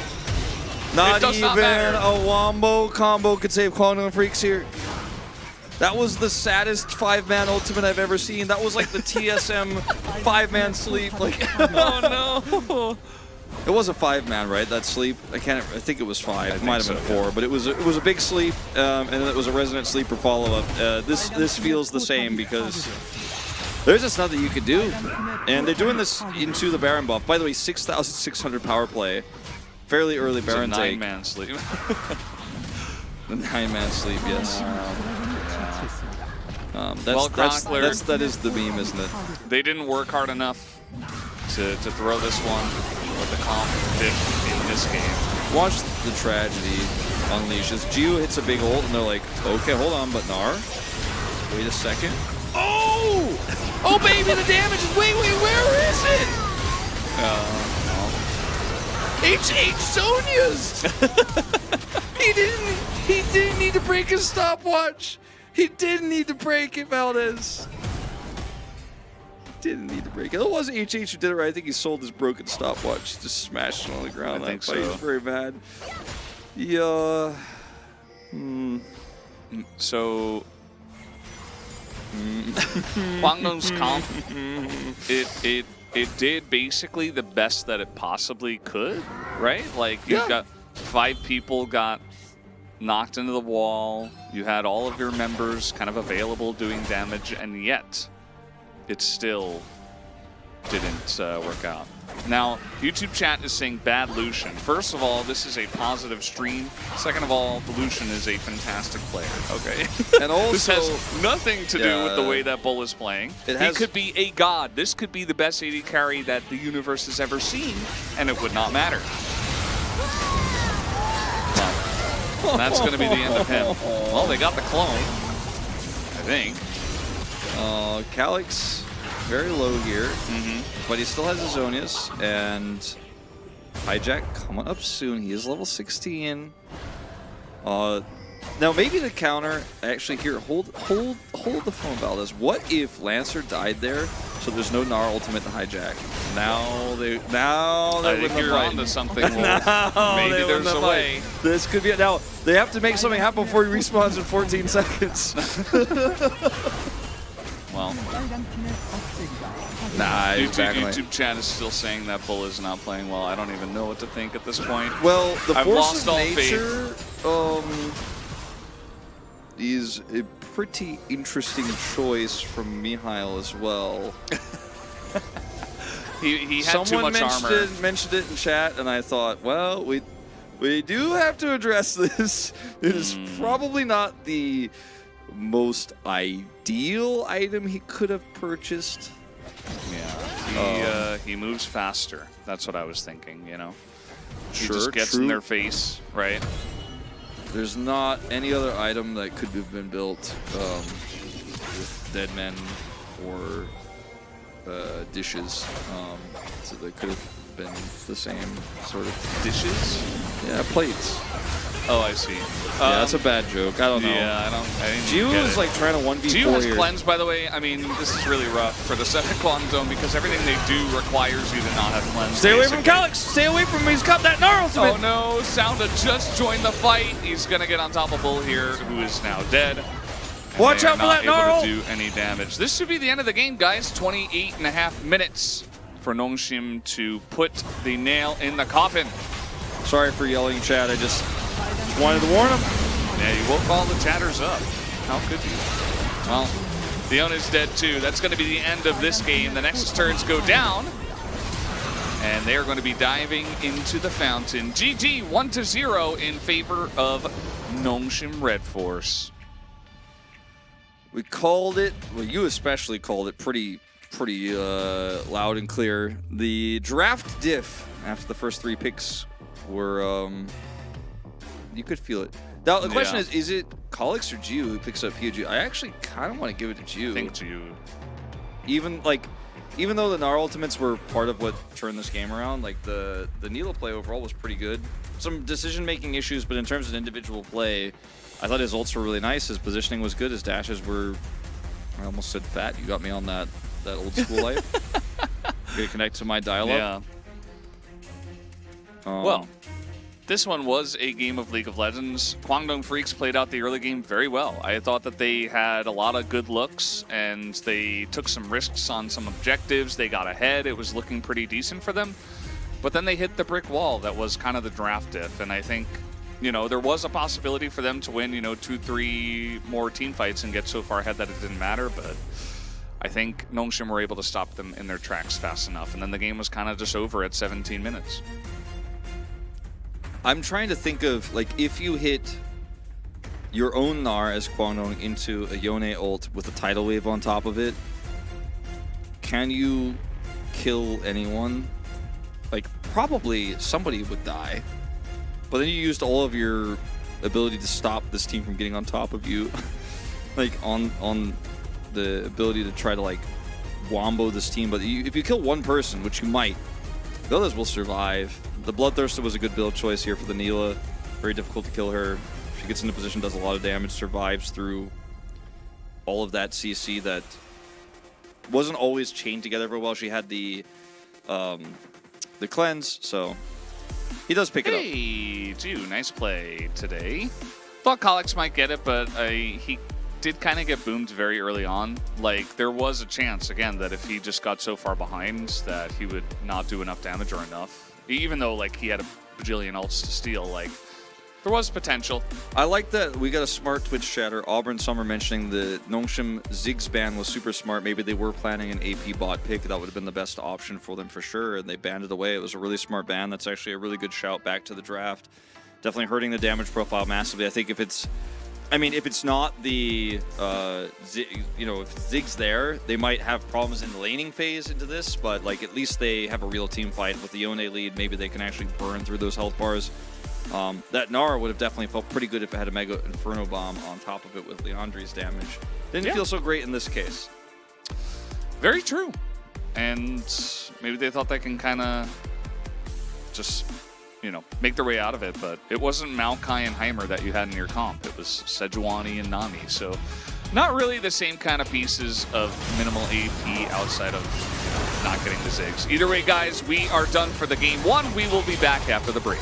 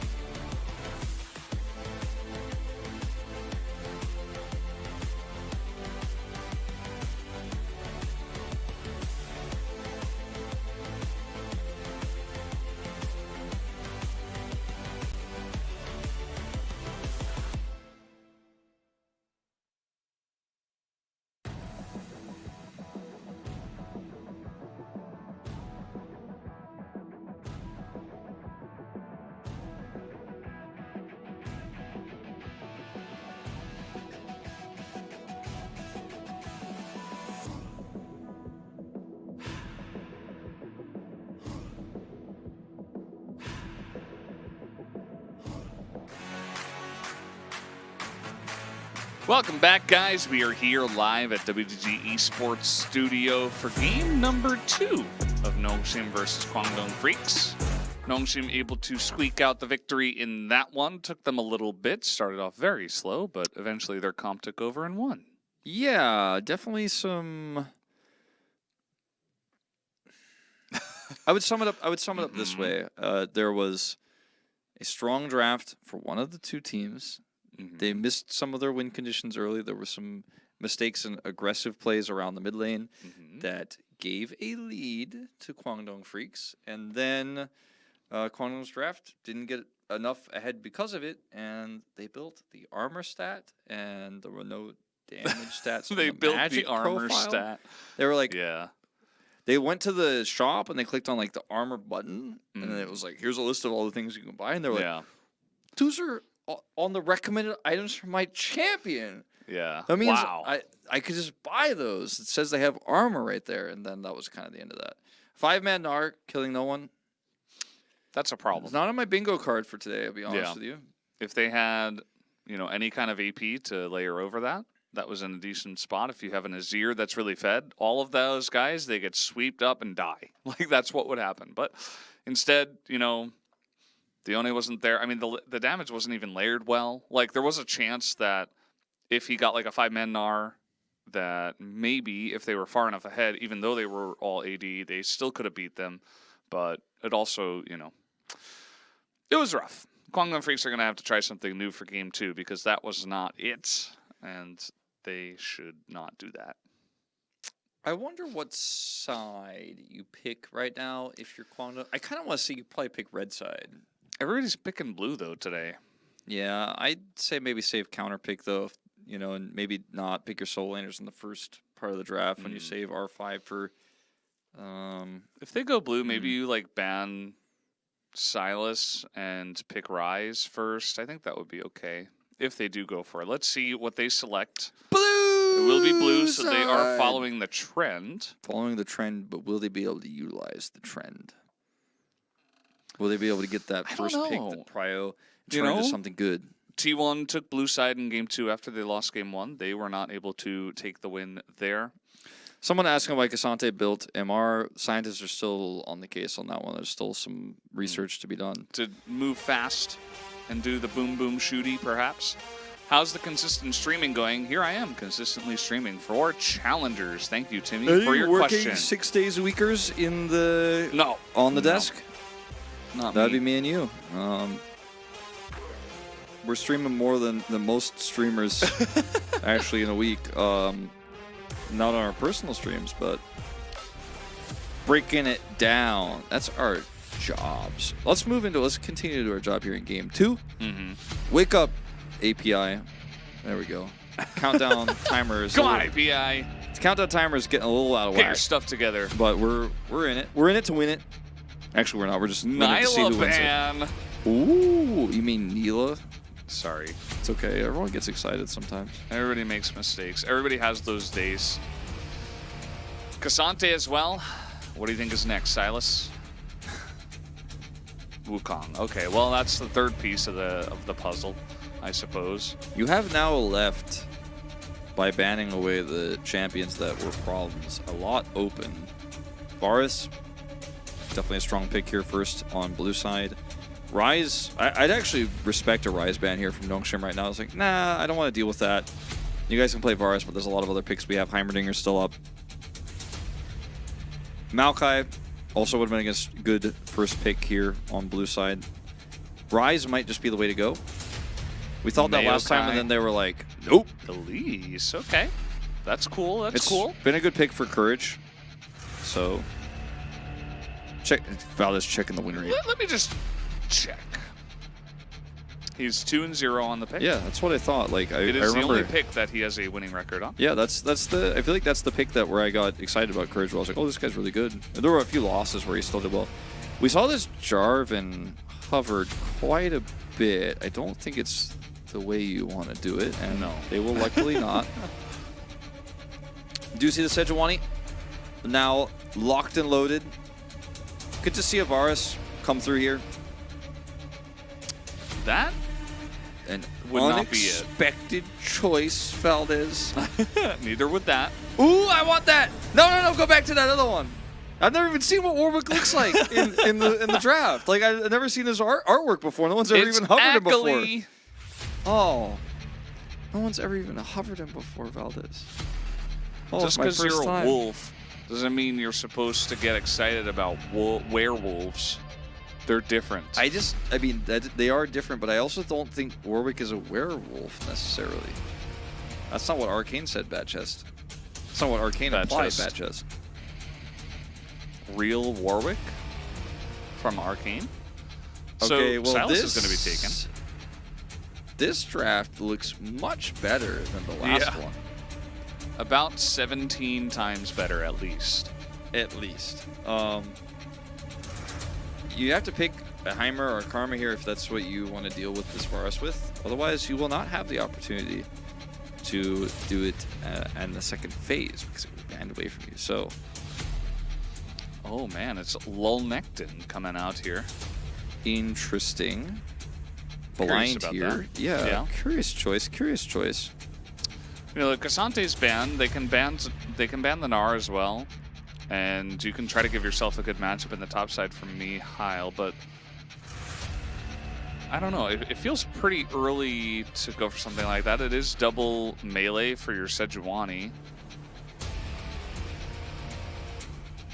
I mean, that's true. The Sejuani's going to get some power from this, but... And Mihail's kind of just going down the checklist for him. This is his second most played champion behind Casante.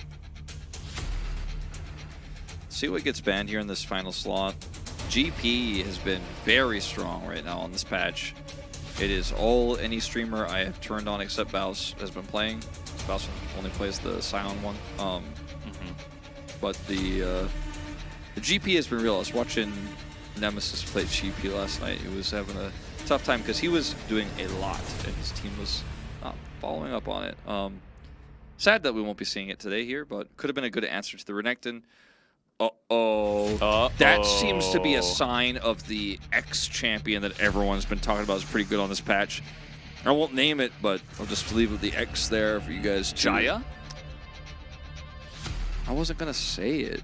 I didn't say it either. I actually... I also... I actually also thought it was a Rakan lock-in. I didn't realize it was Zaya because of the way the art came in. Yeah, so that's why I was saying X. I was like, oh, I think we know what the other one's going to be, but it's actually just the Zaya, which doesn't... The Rakan is not very strong in this meta, so we'll see. Especially into Nautilus, which... Yeah, and into Silas. Huh. Well, I feel like the tables have certainly turned in terms of which draft we like better this time around.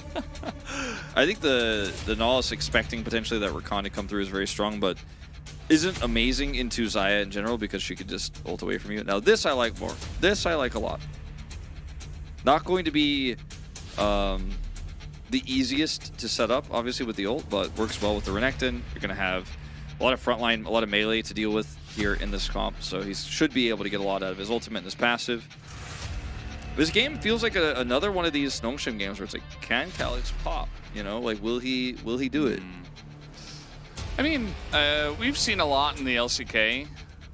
I did a little chronicler there. Did you notice? I was like, we did this. We saw this a lot in the LCK where Akali is struggling into Silas just because the Silas kind of gets a free lane and then just gets too tanky for the Akali to really take down. True. But there are some other champs that she can definitely assassinate on the enemy team. Yeah, sometimes the Silas struggles to keep up with the Akali too. She can move faster on a flank, she can get over walls, and Silas wants to both engage and be a front line, but has to be detached from the back line in comps like this. Now, there's only really one squishy member who's going to be easy to take out with this Akali. The Elise can be that target if she gets found alone. It's really just up to Calyx to identify these weaknesses. Needs a lot of vision on the map. And with 2 melee supports here, 2 tanky supports, a lot of vision to fight over in this game. It's not just going to be the, oh, we're ahead. The enemy enchanter could do nothing, and I will wipe them off the map. It's not going to be that kind of game. Yeah, absolutely. I'm with you, Wolf. I think this Brahma is going to be pretty good for the side of Nongshim. But again, as we saw in game number 1, anything could happen in the early game, and will dictate where we do move on from there. This is Challengers, after all. As I have said about 5 or 6 times today, we did get one doo-doo-doo-doo there, as they have started the music early. We'll see if we get another one as we are moving on to the Rift for game number 2.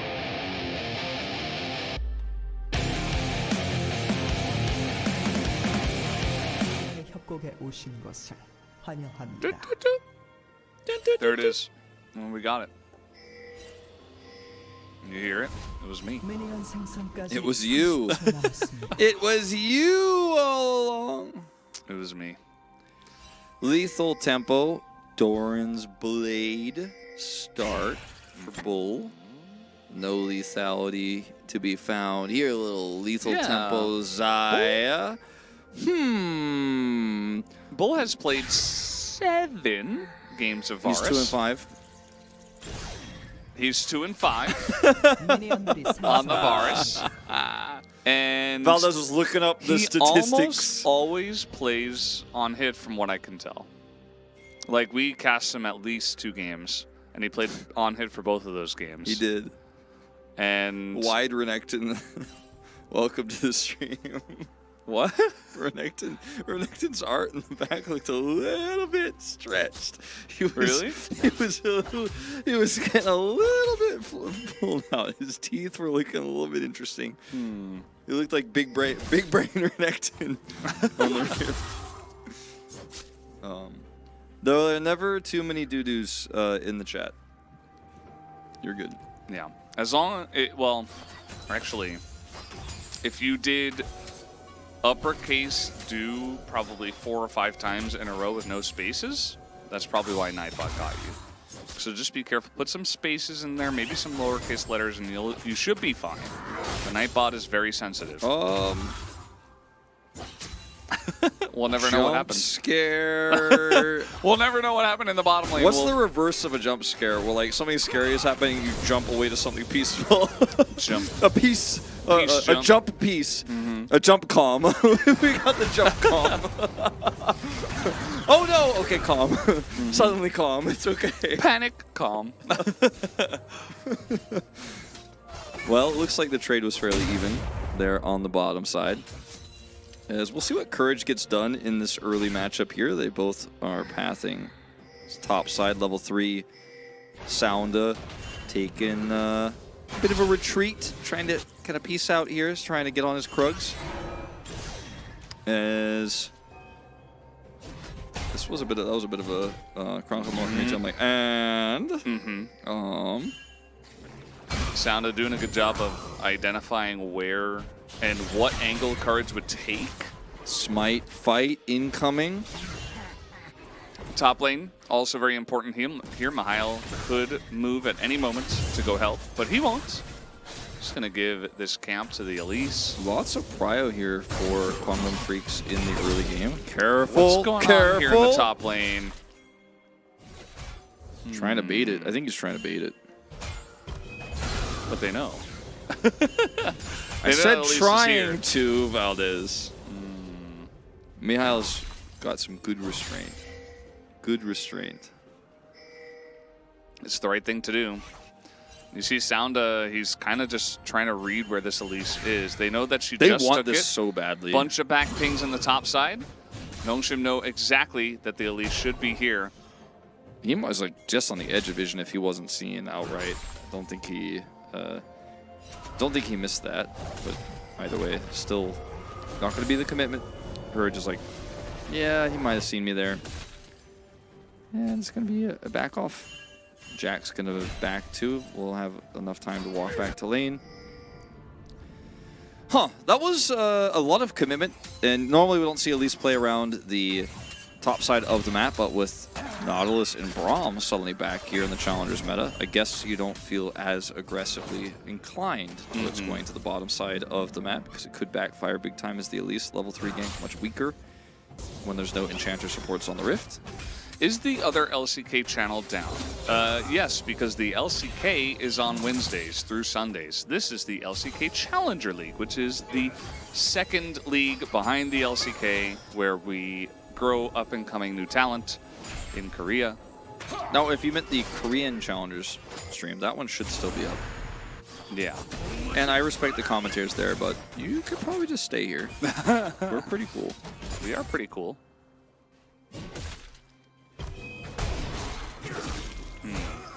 Well, I might have a small little say. The bottom lane doesn't look like it's going to have any action anytime soon. I mean, Nope. Andil did try, but then he was like, oh, wait, it's a Braum. Wait, hold on. Hold the phone. Actually, you don't need to hold it. A little bit of alcove gaming setup here. Nice angle. They're going to try to burst down Andil. He gets pretty low and frozen, and now Courage not really able to do too much. In jumps HH looking for the front line against Courage. And now in this 3v3 lane, looks like it's going the way of Nongshim. We also do have the top lane. Mihail consistently taking good trades there. He did just teleport back to the lane and will be able to freeze it. Look at this position. Yep, very nice. This is really unfortunate for Lancer. Not going to be able to get much out of this. That was a really nice gank from Sounda. Does get the flash out of Andil. It does have Hex Flash, but very powerful angle there. And unfortunately, the counter gank, you could call it, from Courage there. The Cocoon is used so late that there's just no follow-up damage. It's early Varus with lethal tempo. Not going to be hitting any fat damage there off of that Cocoon. So it was a little bit of damage, but, you know, the advantage goes to the person who pulls the trigger first in this case, as they did. Courage really spending a lot of time trying to camp lanes. Yeah. I mean, it is the Elise way, right? Yeah. That's what you got to do. You got to exert that early pressure. How about an early Sejuani gank to the top side? Not super early, but very unfortunate time to go for it. As the lane is just totally in a awful spot for them to actually gank. So he's just going to invade the jungle, I suppose. Successfully gank a lane challenge. Impossible. As yeah, another lane, very difficult to gank here for Courage. He's going to complete this back. Was waiting to see if there was an opportunity for someone to overextend. Not going to happen. So yeah, the lull state continues. Now, Valdez, we've heard a lot of talk about this, and I've made my opinion pretty known, but the Oblivion Orb into Silas here from Calix. Thoughts?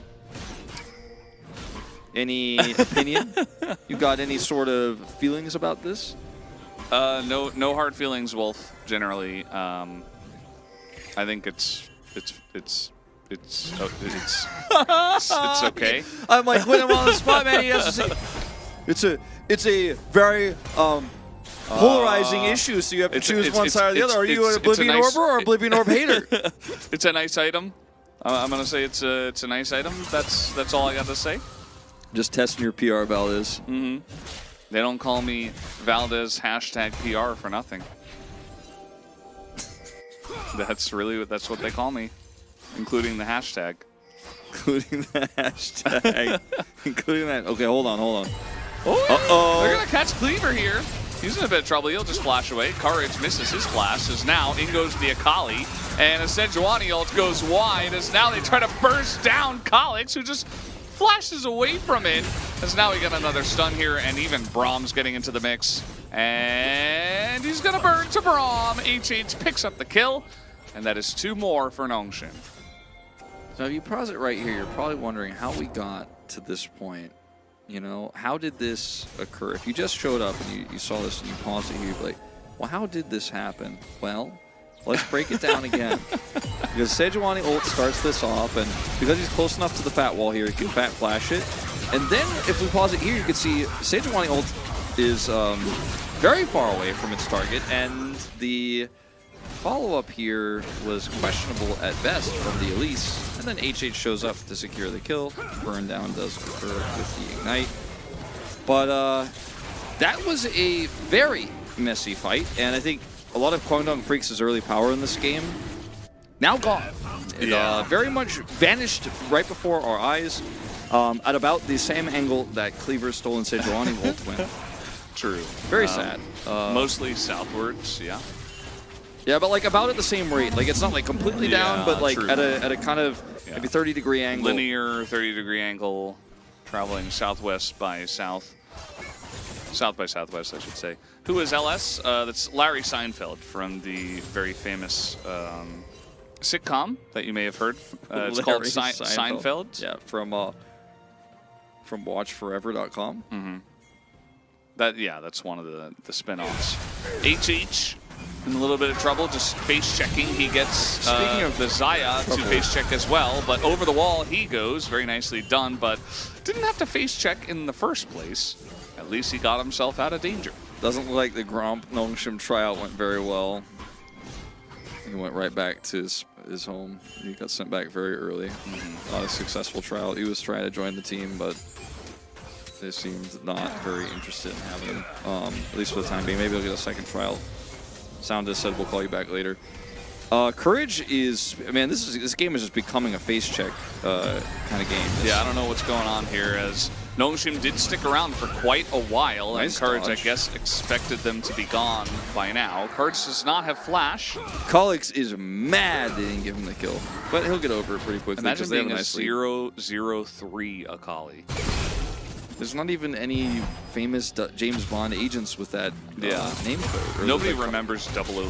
Like, what is that? Yeah, is there even? I don't think there's even a good 003 character in the whole franchise, unless I just missed one because I only watched it once when I was a kid. Yeah, but you don't even remember him.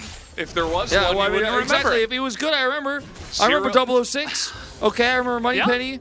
I know M. I know 007, obviously. I know 008 that one time, but 003 feels bad, man. Why didn't they give him a kill?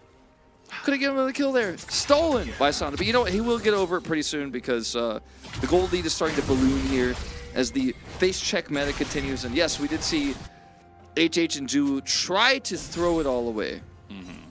But then there was a pretty big turnaround. It was all just an elaborate bait.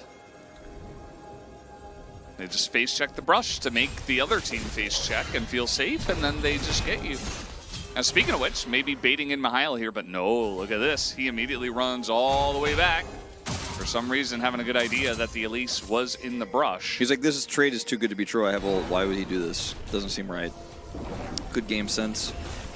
Over here, Rift Herald just going to be casually dropped as a kind of consolation prize for Colix. His kill was stolen again, so they will give him the plate gold. Could have given it to Zaya, but, you know, feels like it's time for reparations here in the mid. It's only fair. I mean, Zaya doesn't have anything, but that's fine. Akali is definitely more important. I mean, Akali was in KDA. Was Zaya in KDA? I don't think so.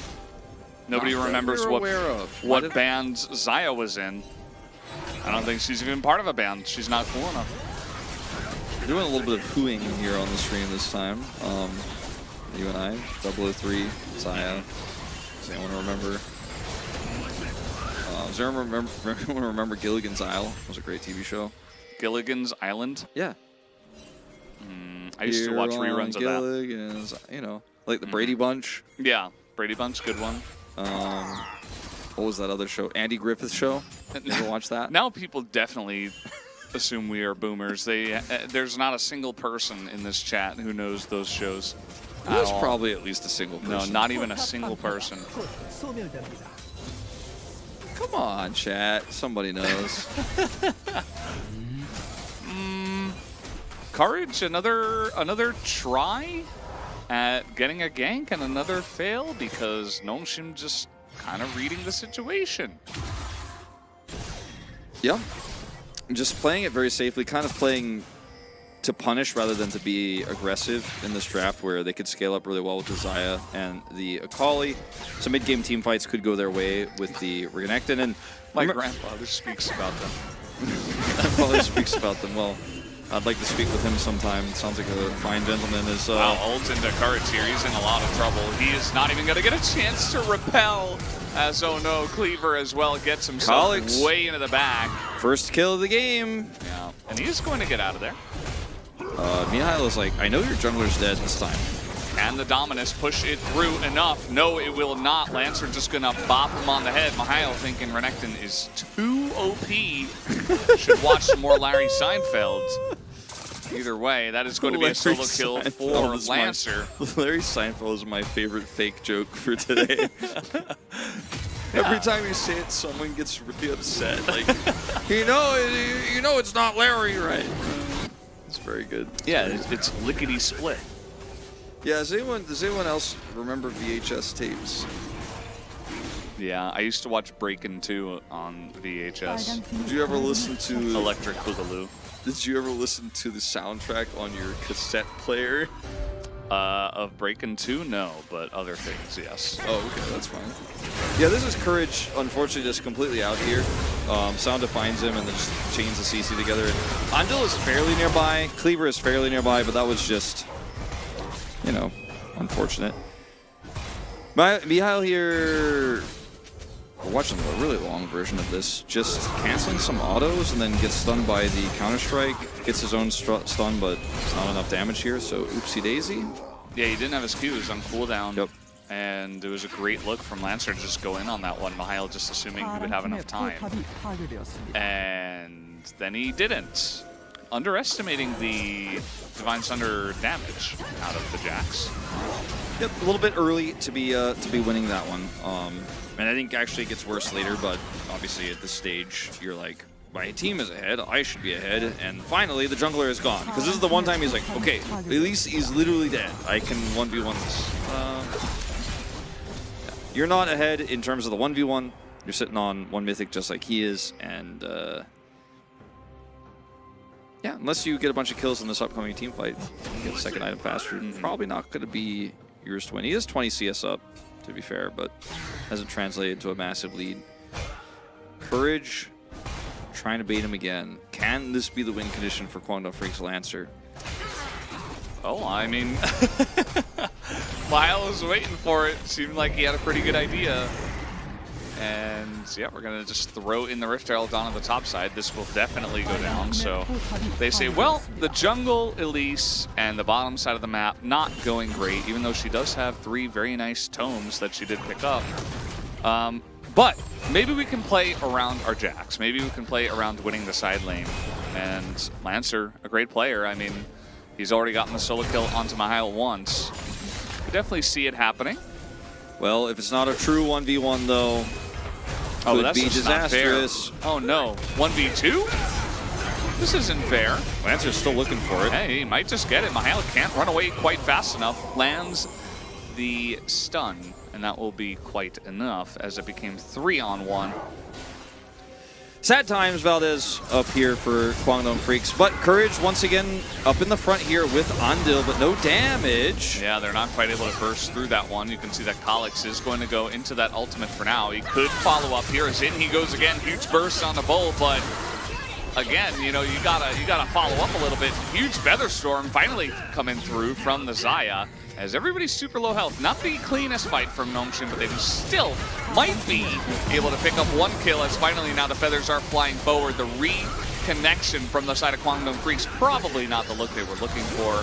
And that is going to be 4 kills to the side of Nongshim. Maybe it was all just a bait to get their Jax even more fed, but as you can see, Brahma's got a door. Mihail is pushing the inner turret at the moment. Boy. So it's all coming full circle. I'm a bit sad. Mihail's like giggling a lot. I feel like Kwangdong are a little bit mental boom at this point. Yeah, I mean, they're just tunneling a little bit. Like stuff like this where you're trying so desperately to pick. Who are you trying to pick? Sounda is a Sejuani.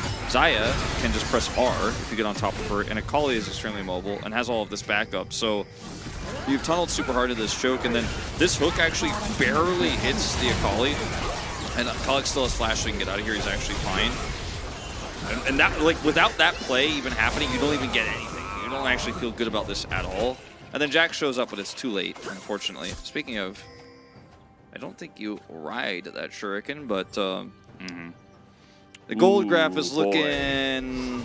It's getting worse. It's getting worse. And the 2,000 gold on the Sejuani is because Sounda stole some kills in the early game and then kind of ran away with jungle control. Yeah, I think it's also because Courage just hasn't been able to be on the map because he just keeps dying. He probably gets my PUG vote, I think, right now, Sounda, but... That's fair. 8 out of 9 kill participation. He's been hitting all of these over and over. Bull doesn't have flash, so he's just dead once again. The Sejuani ultimate is perfect, and even though it is cleansed right away, it does not matter. Wolf is looking like a short one now, man. Yeah. Notion are really running this lead as far as they possibly can. Baron spawn is actually probably a good time to just take Baron right now in this comp with the control they have. Respawn here is still pretty low, but even a respawn isn't going to be enough. We don't have enough damage. I think I missaw. Maybe chat can let me know, or maybe Yundo's going to let me know, maybe even in chat, but it looked like Sejuani has so far in this game out-damaged the Xayah, which is pretty hilarious if I saw that correctly. By like maybe like 100 damage or something. It was very close, but Ju's also like doing pretty well. He's like 5-1. Lancer in a little bit of trouble, but he's the only guy who's got any I may have of misread items. it, but I was like, or maybe it wasn't damage, maybe it was some different status. Oh, he's boy. got it. Oh, okay. Well, even Lancer at this point, he's like, well, I'm pretty fat. I should be okay, right? No. Get Oblivion orbed. Yep, that's the answer. It all comes back to that early item. That's what this game is all about. No, it's actually about the Sejuani just completely controlling the early game, and unfortunately, Courage fishing for a little bit too much and getting punished several times. 0-4 this game. And Courage is my boy, man. He's the one I've been talking up so much. Yeah. I've been saying he's really good on this pick. He's been one of the shining lights for this team, even in losses. And this is, unfortunately, looking like it's going to be his first. Yeah, it's looking like it's going to be his first loss on at least this season. But Well, let's see if they can stop this Baron to start. It is a 10,000 gold lead here for Nomshin. So definitely not going to fool you guys into thinking this is a close one, but they are going to go for the fight here and give it one last go of it. A big root onto multiple members there as Lancer's looking for the angle, jumps onto the Dominus, immediately tries to jump out as a massive Renekton is right in the back line, and this wallet is so heavy, you would not be able to pick it up. ooh, I believe we're just going to get out of here, and Anvil is he's just left to the wolves. And I'm not talking about the caster. well, I'm not saying anything bad about him or anything. So like, Oh, leave him alive. Oh, come on. delaying his respawn timer. He overwatched him, Valdez. What is the Nautilus gonna do? Just leave Wait, him hold there. on. Let me see the. Oh, hold on, let me see the total damage. Well, it's definitely past him now. I mean, with these numbers here, it's definitely he's definitely past him now. But maybe at that time it was still pretty close. All right, Wolf, it's time to put your pog vote in. I'm gonna put my pog vote in. That's what I gotta do. I just did it. Yeah. 파랑팀의 포탑이 파괴되었습니다. Well, viewers, we could have had a 9-game day instead. Life took a 2-0 over T1, and now Nomshin looked pretty primed to take the 2-0 over Kwang. This is without Collix, by the way. This whole fight. No Collix. Is he there yet? No. Is he there? No, he's not No, there yet. he's still. Is he there? No. we're still waiting. He's How about now? Still, yeah, he's not quite there. Is Now he- at the very end, oh, Not at the end of the replay. not at the end of the replay. Very true, Valdez. Yeah, he was not in any of Okay, the replay. he's only 2,000 damage behind. Actually, I think I was right. I think he Wow. actually was ahead in damage when we saw that graph earlier. Holy guacamole. Mihail, where are you going, buddy? He wants to kill the minions. He almost got the minions! I mean, he got sliced one- and then he diced. Yeah, he almost got one. Okay, he got one there. Good job. Just baiting in the team, I guess, as the Baiting rest them where they of kill- trade- Nomshin. Trade half a Nexus No, or half a okay. health bar for a Nexus. 1/3 of a health bar for a Nexus. No. Any takers? Any takers? Empowered recalls. Hey, Kevin Kim, yes, Nila was picked in the second, no, in the first game. A little bit of an outlier in that one, though. Kwangdong kind of did not have the best draft. But you can watch. That is Collix. He's just going to Zonya's the Nautilus ultimate and say goodbye to that one. It does, in fact, disappear. It does not go into orbit like Ash Arrows. That one just goes into the ground, and we never see it ever again. It's very sad. Yeah. This one looks to be pretty over, guys. 24 minutes. Nandil's still trying to hook, but he's only going to get minion at this point in time. Lancer and the team desperate to not get 2-0'd, but it's looking pretty doomed. As Cleaver stole the Xayah ultimate, that was pretty cute, but not able to do anything with those feathers. So that's going to be the end of it, guys. 24 minutes. Nomshin put the hurt on in this best of 3 and make it 2 games that Kwangdong will want to forget. Yeah, really one-sided affair here. I mean, game 1, I feel like game one was worse because it was just so desperate. There was a lead in terms of money. There was a lead, it felt like, in terms of momentum, but you and I both knew itemization-wise they were never going to be able to convert on that lead. Game two just felt like there was a lot of opportunity that was missed, and Courage, he had tried his hardest to define the game, and he did. It just wasn't the way he wanted. Yeah, a lot of these players, they're still very young, and Courage definitely, alongside of a lot of the Kwangdong members, they still have a lot of potential. They are great players in their own right, but one of the big things that they struggle with sometimes is consistency as they get more and more used to the pro scene. And Courage has had fantastic games, and then games like these, which he'll probably want to forget. And it'll be up to him and the coaching staff to kind of get through it alongside of Kwangdong and try to bounce back from this. The Sejuani damage was real. He really he really hit his ultimates. He was where he needed to be. The double melee solo lanes really helping him out in terms of setting up those permafrosts. That was pretty solid game. It's the kind of gold graph you want to see if you're a Nongshim fan. Is just converting your lead into a bigger lead, taking that early Baron. Sorry, I was reading chat, Wolf. It's okay. Kevin Kim, he's a big Neela fan. He thinks that it is a very strong pick right now. He could have been so smug about it being banned in Game 2, but he missed his chance because he wasn't watching Challengers. Whose fault is that? Kevin, honestly, I had Kevin in like my top 3 Challengers / Academy fans, but he didn't show up today, so I don't know. He might be sliding down to like maybe top 5. Because I think like the 4 of us now, we're top 4. You know. Yeah, true. He was busy. Well, Challengers isn't gonna wait. Sounds like you need to get your priorities straight. Challengers waits for nobody. Yeah, sounds like you need to get your priorities straight, Kevin. I love you, man, but explain the goal difference graph. So the x-axis is time, the y-axis is how large the goal difference is. The red color indicates that it's Nongshim's advantage. If there was for a moment, as you could see, around 6 to 7 minutes, a small spike there for Kwangdong Freaks, about maybe 50 gold or so. You could see that was a little bit more Kwangdong colored.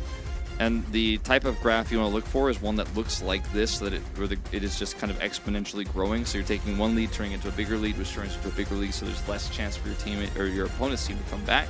Hopefully that answers your question. Yeah, it kind of reminds me of like entrance into the ocean. You know what I mean? Like how it like starts off the as continental a beach. shelf. Yeah, exactly. I forgot the name of it. The continental shelf. Earth science enthusiast. Okay, so here. this guy almost got out-damaged by the Sejuani who carried the game, and he stole POG. We're gonna have to have a little talk with Korean commentators next week. Media. Gonna have to have a little. Are you here? Little chat with them next week. I mean, he had a good performance on the Xayah, no doubt, and he did a lot of damage in the later parts. And he actually baited, arguably, like some of those bad team fights at the bottom side of the map. It was all a bait, though. Yeah, maybe he had Featherstorm. He's like, you don't remember what Xayah does, right? Kwangdong are like, nope, I don't know.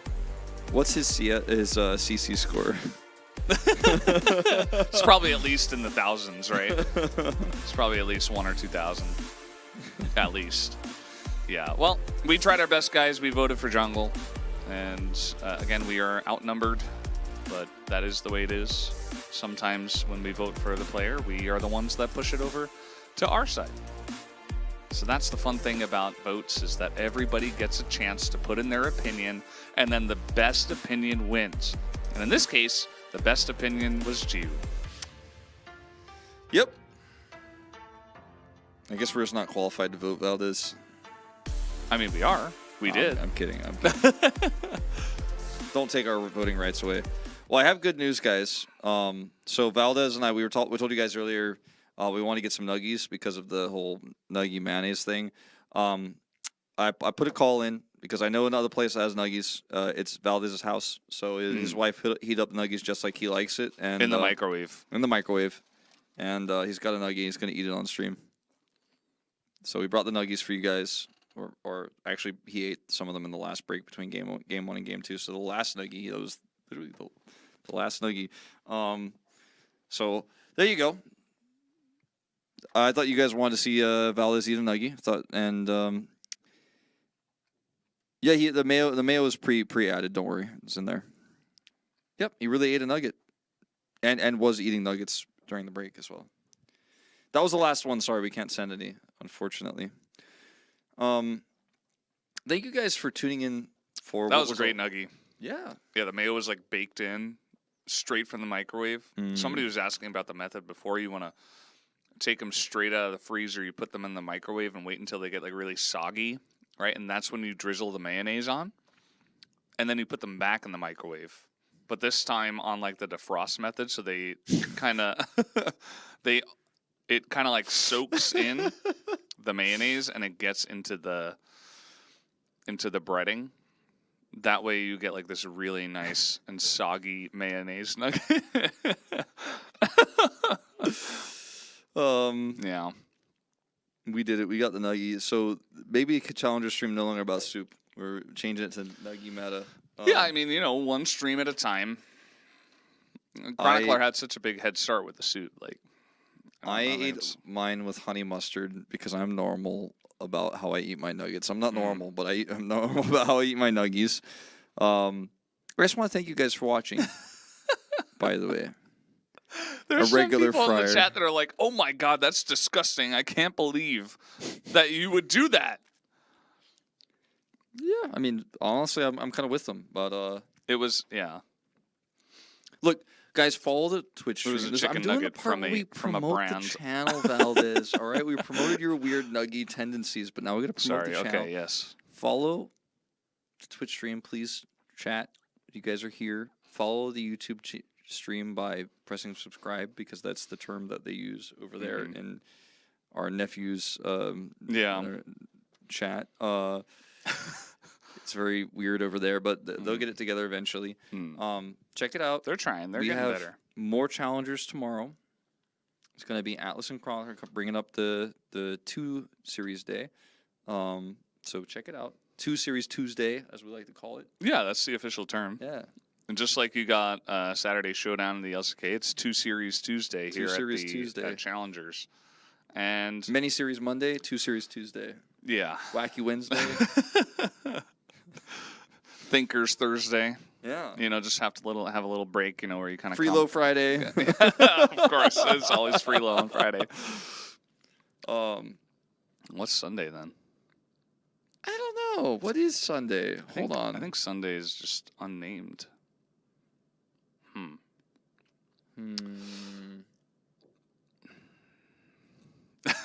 Yeah, I don't know. Not Yeah. Sassy Sunday. No, it's a good idea, but I don't think that's what it is. Yeah. Pretty sure it's called something else, but it's a good idea. You can follow the two of us on social media if you want to keep This up with feels us. like we're doing Pro League in 2014. I'm Proxy Wolf. He's at Brendan Yeah. Valdez. We do True. occasionally tweet about League of Legends. We do occasionally tweet about non-League of Legends. We sometimes, We both have cats. we do on Instagram. You can find all sorts of things about, find all sorts of things about what we eat, pictures, videos, cat interactions, social media, Instagram. Where's my VHS tapes? You can follow me on Where's my TikTok. 8-track player? Do you still both play StarCraft? I do. I wouldn't say, like, before the season started, I'd play pretty regularly. I don't have time to play at all right now, but Yeah. Can your cat floss? Of course. I Definitely. do get my cat's teeth checked pretty regularly. Well, that's pretty much the end of the stream, guys. Pretty much. If you're here at the Not end, this completely, is like but, the bonus almost. content, It's like the secret like ending at the end of a movie, like all the credits rolled. Like we saw the POG, we talked about the stats. Generally this stream would end now, and we say, okay, thanks for watching. But now you're just kind of watching us sit here and talk. No, I mean, Heverton, we can work on getting you a Brazilian localization for this stream, but I guess you're stuck with us for now. Yeah, sorry about that. Too bad. Very I guess. sleepy. Unlucky. Very, very sleepy. Oh, it was It's been only a 8. long It was day. less than 8 hours a day, actually, though. Yeah. We have been here since At the end of the day, it was 12. only 7 games. Yeah, no, it's an easy day, Oh, man. almost failed the math there on stream. 3 Yes. plus 2 plus 2. That was difficult. It's a pretty easy day for us, but unfortunately a pretty rough day for T1 and Guangdong Freaks. The first series ended up being the best one with the upset win for KT Rolster. And these are our results for today. I do wonder if KT can keep up the momentum or if D plus Kia with the robust sister team in the LCK can actually bring it back, because it was a close series. But maybe KT are going to be the favorites for this season. I mean, they were able to kind of knock down D plus in a couple of games in a row. Like, it was a rough game one for them, and then they immediately turned it around, and they looked much better, very dominant in 2 games. So, yeah, maybe just a weak day for D plus. Maybe they were trying some stuff. You know, they tried to run back game 1 comps, so perhaps they just wanted to see if they can make it work. It's still very early on in the Challenger League season, so yeah, you know, it's definitely difficult to call, you know, who's going to win the whole thing or who's going to be dominant. But KT gave a great look. They keep improving. And you and I, we've kind of been on this KT Challengers hype train for a little bit now, a couple weeks. And I'm curious to see how far it can go. Yeah, I think they have a really solid roster, and their decision-making is getting better. Guangdong Freaks, I think this is kind of a down week for me, for them, at least in this beginning, the first match of the week, because I had a lot of faith going into this series that they were going to keep it competitive, and both games kind of fell flat for me. The drafting a little bit weaker in this series than we've come to expect from them, and then just the execution of the early game, some overextensions from Courage, uncharacteristic mistakes. Tomorrow, though, some bangers. 2-match Tuesday. Yeah, 2-match Tuesday from the east side of the bracket here. Some Breon versus DRX. Breon coming off their first game win of the season, and then Gen.G's Global Academy takes on Loop Sandbox Youth. And those matches will be at the times listed here for Korean Standard Time. You can convert them into your own local time zone if you want to know when they are for you.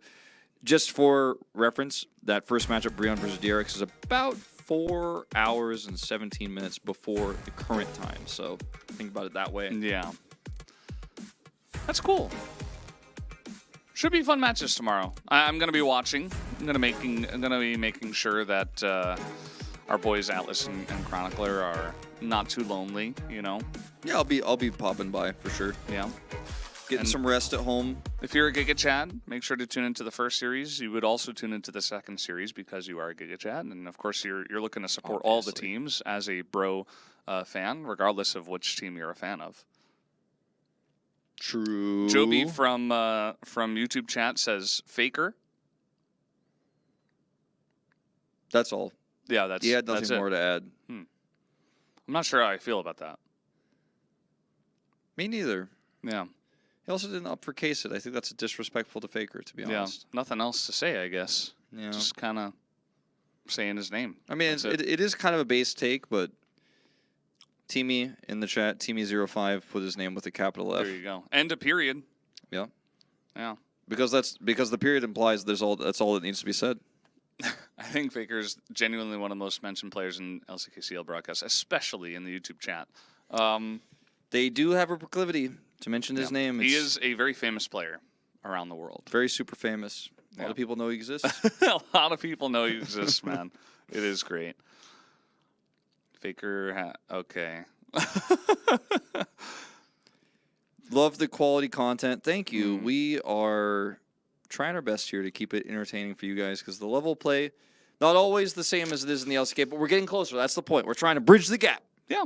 We're showing off some of the best players that aren't yet in the LCK. So if you were here for the entire broadcast, you are amazing. If you were here for just a single second and you just joined now, you are also amazing.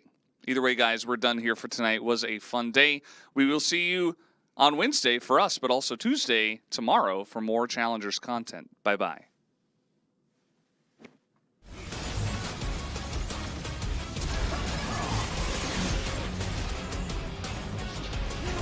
빨강 팀의 포탑이 파괴되었습니다.